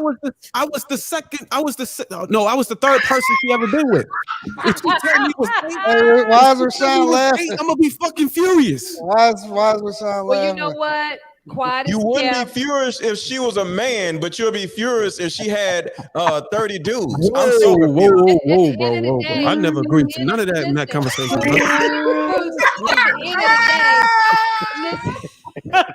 I met my wife when she was 21. She was just turning 22. All you know is what she told you.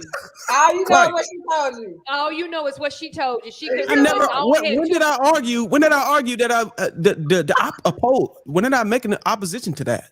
Hey yo, y'all leave that man alone. I never made an argument against you. Yo, chill, man. He gotta go back to his bedroom tonight. I had to take up for Mommy 3. He was on her head. That's all these dumbass questions. Leave that damn girl alone. My argument on body count was about demographics and the emotional toll it plays on you. That was my argument. Leave her alone. He gonna be like, listen, we don't need to so we joking now. Okay, let me get in joke mode. Hey, yo, we don't need to see Bruce on the shade room, and then we gotta make him the topic of the next. Y'all trolling. Go back to his wife, and he like, look, real quick, wake up, real quick. So hell no. You said that you had maybe like 2 relationships. I mean, with them 2 relationships, did you have like any one night stands in between? I mean, because we ain't really touch on that. Veronica, she gonna be like, well, I didn't think it was. He didn't important. say. She didn't. She said she had 2 partners and 2 relationships. The guys you had sex with, she had a relationship with. No kids yet. Hey yo, why we ain't had no kids yet? I just want to know why we ain't had no kids yet. Who, you and Veronica? No, you and I'm joking, wife. Bro. I'm joking. Yo, Bruiser. Bruiser really thinking about going back in there. Like, listen, how many body counts you have for real? Like, hold on, wait. I can't understand what y'all asking me. All this time, why the hell we ain't had no kids yet? I just want to know. He did. No, they just had a baby. Y'all just had a baby, right? Yeah, they just had a baby. Yeah, this is exactly. That's what I'm saying. Like, how is this funny, bro? You know I had a son. This is how it's gonna go down. He gonna be like, "Yo, babe." So, okay, I just want to get some straight real quick. Like, I know you said that you had like a couple relationships. Like, how many body counts did you have? She's like, "Listen, just go to sleep, babe. Don't even worry." She's like, "No, babe. I'm serious. How many body?" I don't even listen. I don't even talk like that. We don't know. You did the same. You did it to Mommy 3. Right. You grilling this damn woman for like 30 minutes. You ain't gonna grill your own lady. Did I grill you, mommy 3? Did I grill you, mommy 3? She lost opportunity at 21. And now I thought you were fucking me too. I was asking her questions. You had based mommy off the 3 look like she was in the information interrogation room. She gave me the I'm information. like, bro, leave the damn girl alone. How many times I say leave her alone, bro? You the one talking about somebody. You the one, bro. You the one talking about fucking changing tires and eating ass, bro. I stand on eating ass. I'm just saying you don't want to stand on what you had said earlier. But wait, Bruiser, you can eat everybody's ass, but I can't talk about body count. It's a double standard, bro. Hey, Bruiser, you forgot about tires. Yo. I'm just saying, you said if she had some work done and it's been 8 years and you find out that it was okay, you'll be like, all right, I'm okay. And we was just like, depending on what the work was done, that's all we was saying. Bro, I'd be fucking furious if I heard some shit like that. I mean, I was lost. Simply Indy hit Bruiser with the question today, though, bro. I'm trying to make Rashad number 9. What question she hit me with? Rashad, you gonna bust that down or no? Hey, yo, come on. Rashawn, go on and bust that down, bro. She trying to show you her titties, bro. No, I'm still tripping off the fact that Mr. Lego said, is your husband or your boyfriend dick is a demon dick. I'm like, yo, what the fuck? What I missed that. What happened? Yo, she said sucking dick is demonized. She said, is it a demon dick? I'm gonna take your soul. I'm gonna take your soul. Hey, yo, y'all funny. Yo. I ain't gonna lie, some demon dicks out there. Oh, Jesus. Yo, bro, that's the worst word you can say right after that, bro. No, so I got a question. I do have a real legitimate question though for the ladies that recently or got out of these long-term marriages / relationships. Did the next dude or the next whatever dudes that y'all had wind up getting in bed with, did they unlock y'all? Did they show y'all something different than what y'all had been dealing with in y'all relationship? Look at Mommy 3. She a whole nother person. What happened, Mommy 3? I mean, I don't want to discuss too much, but like he unleashed some a different level. I didn't even know that I could even reach. What'd he do? What'd he do? He spit in it.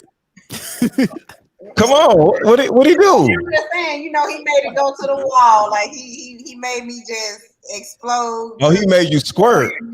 I feel like. Guys, I got a question. If hold you on, date hold a on, woman, hold on. I just felt like, I don't know it because I was in that long relationship. I just felt like we didn't explore more.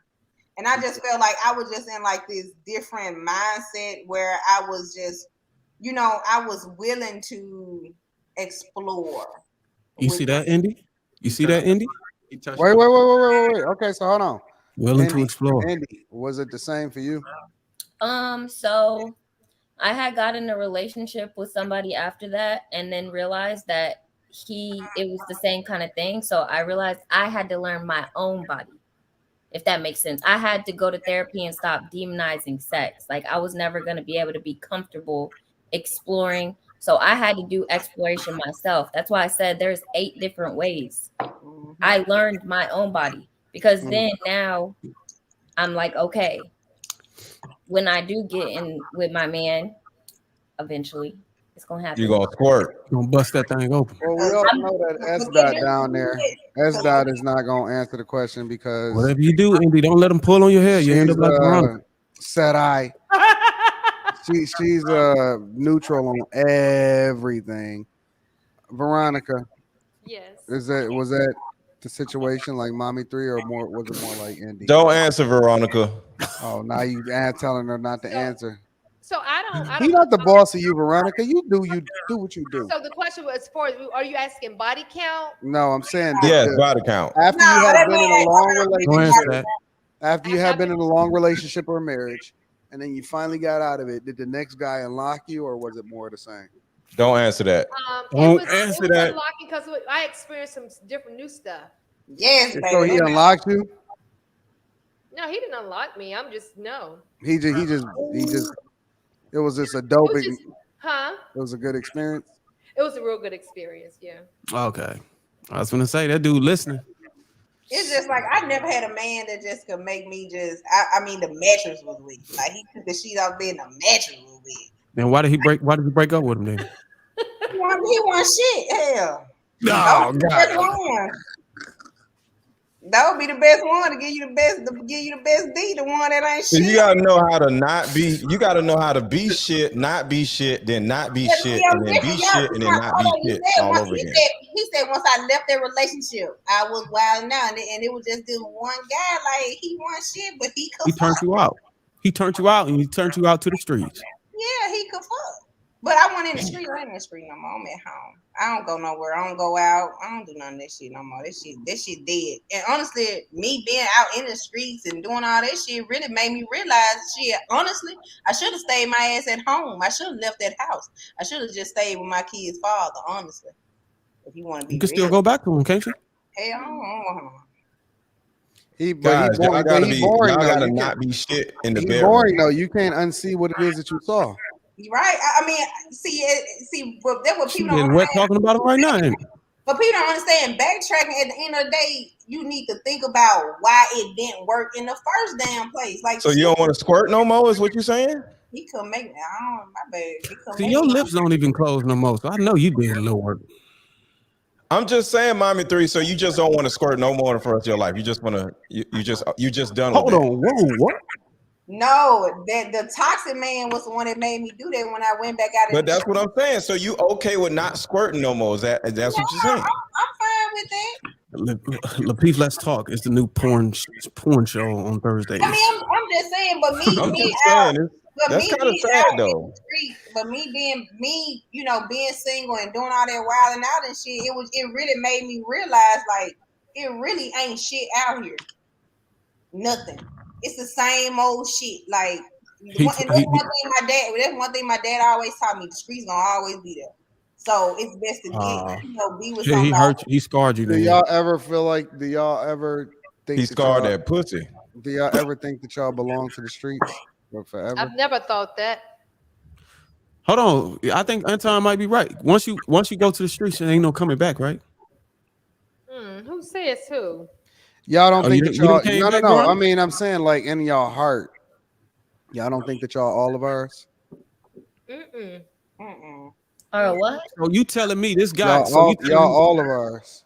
So you telling me when you meet your new man, mommy 3, when you meet your new man, you telling me if this dude ain't putting it down right, when you and he don't make you squirt, you ain't gonna miss that. You shit. ain't gonna think about the other nigga so you can get off. No. You a goddamn lie.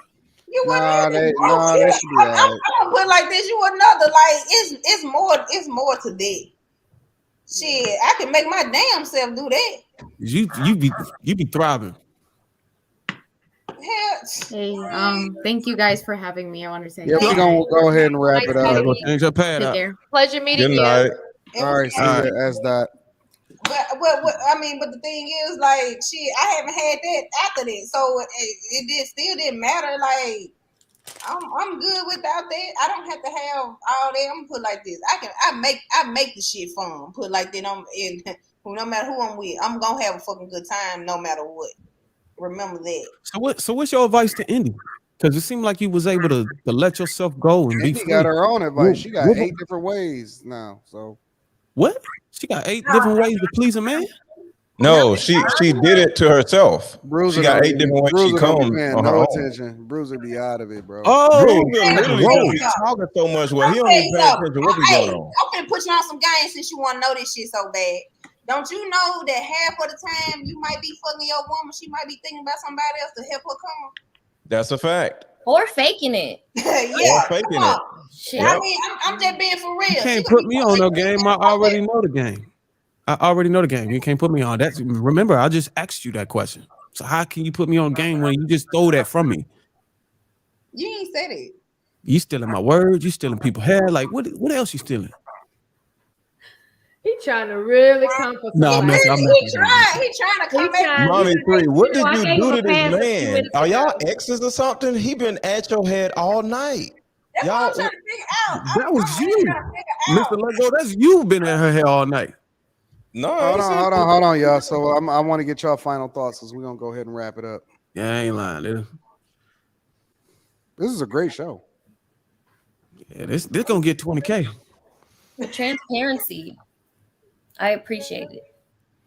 Yeah, we appreciate all y'all. y'all. We appreciate And everybody for chaotic sharing. exit. I didn't even see. He must have left when I stepped away. Oh, y'all talked about his wife. That hurt him. Stop talking about. No, I started to, but then I said no. I couldn't do that because she has nothing to do with it. Right. Yeah, no. She has He's the one that said she was a model and then turned around and said she wasn't a model. So I didn't know what the hell was going on. I don't know. He didn't say she was a model. He said, I don't remember what he said. Thin like I she's don't know tall what the hell and he was thin talking like a model. I think he young, just unlike be me. babbling, to be honest with you. I just think he be babbling in order to get. No, he just I say don't the know. same thing every time. Yeah, he just sits around saying stupid shit and make. I don't know.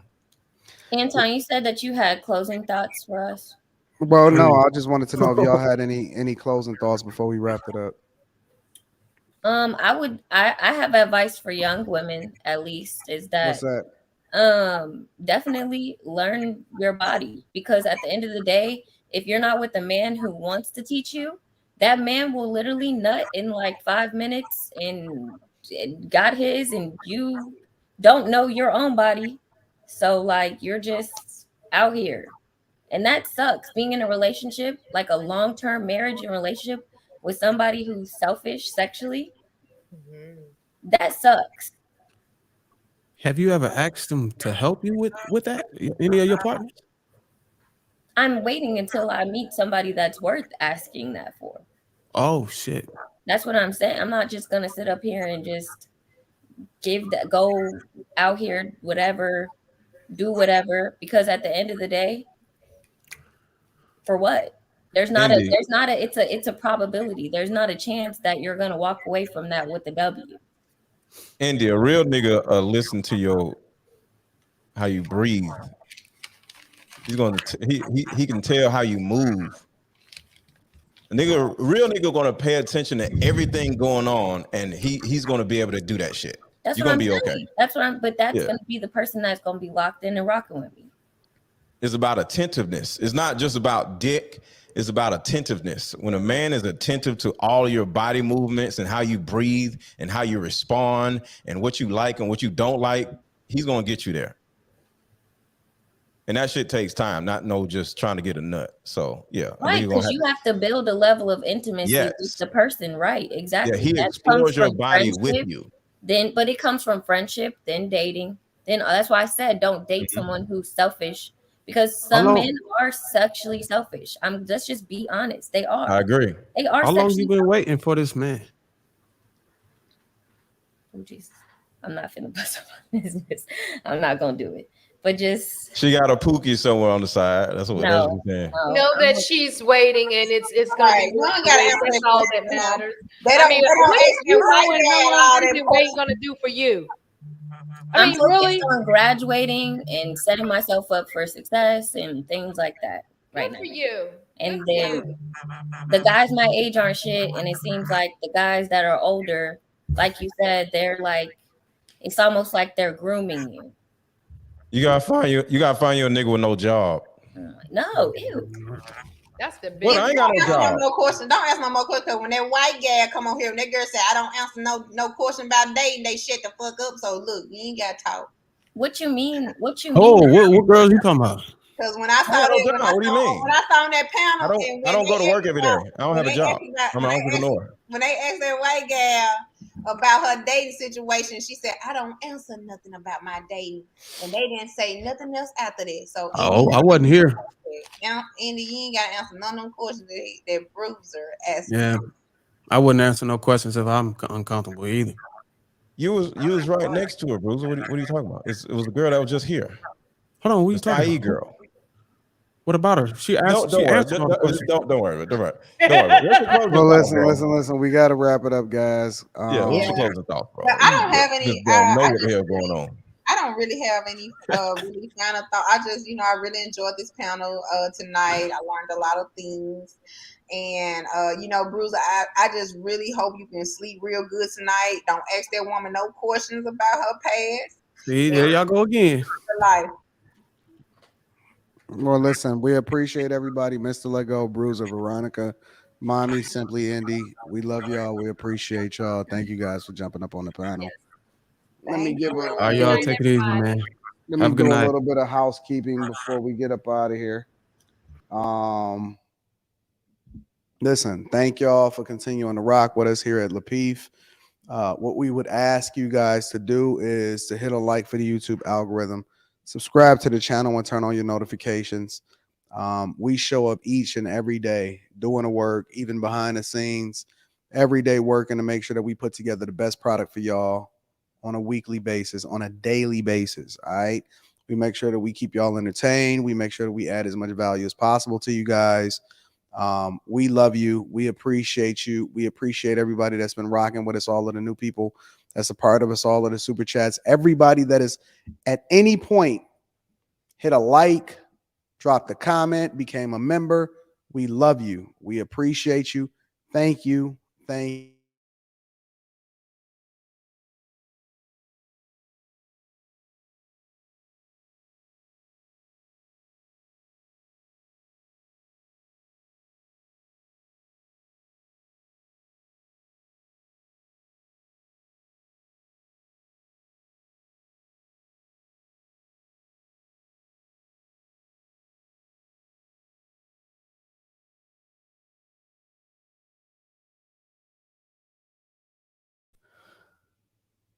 I guess my connection is back. Yay. But anyways, we appreciate y'all. We love y'all. Thank y'all. My connection is went in and out for some reason. But no, we love y'all. We appreciate y'all. Check out T-Channel, 30% off your first order plus a free gift. Thank you. We out. Peace.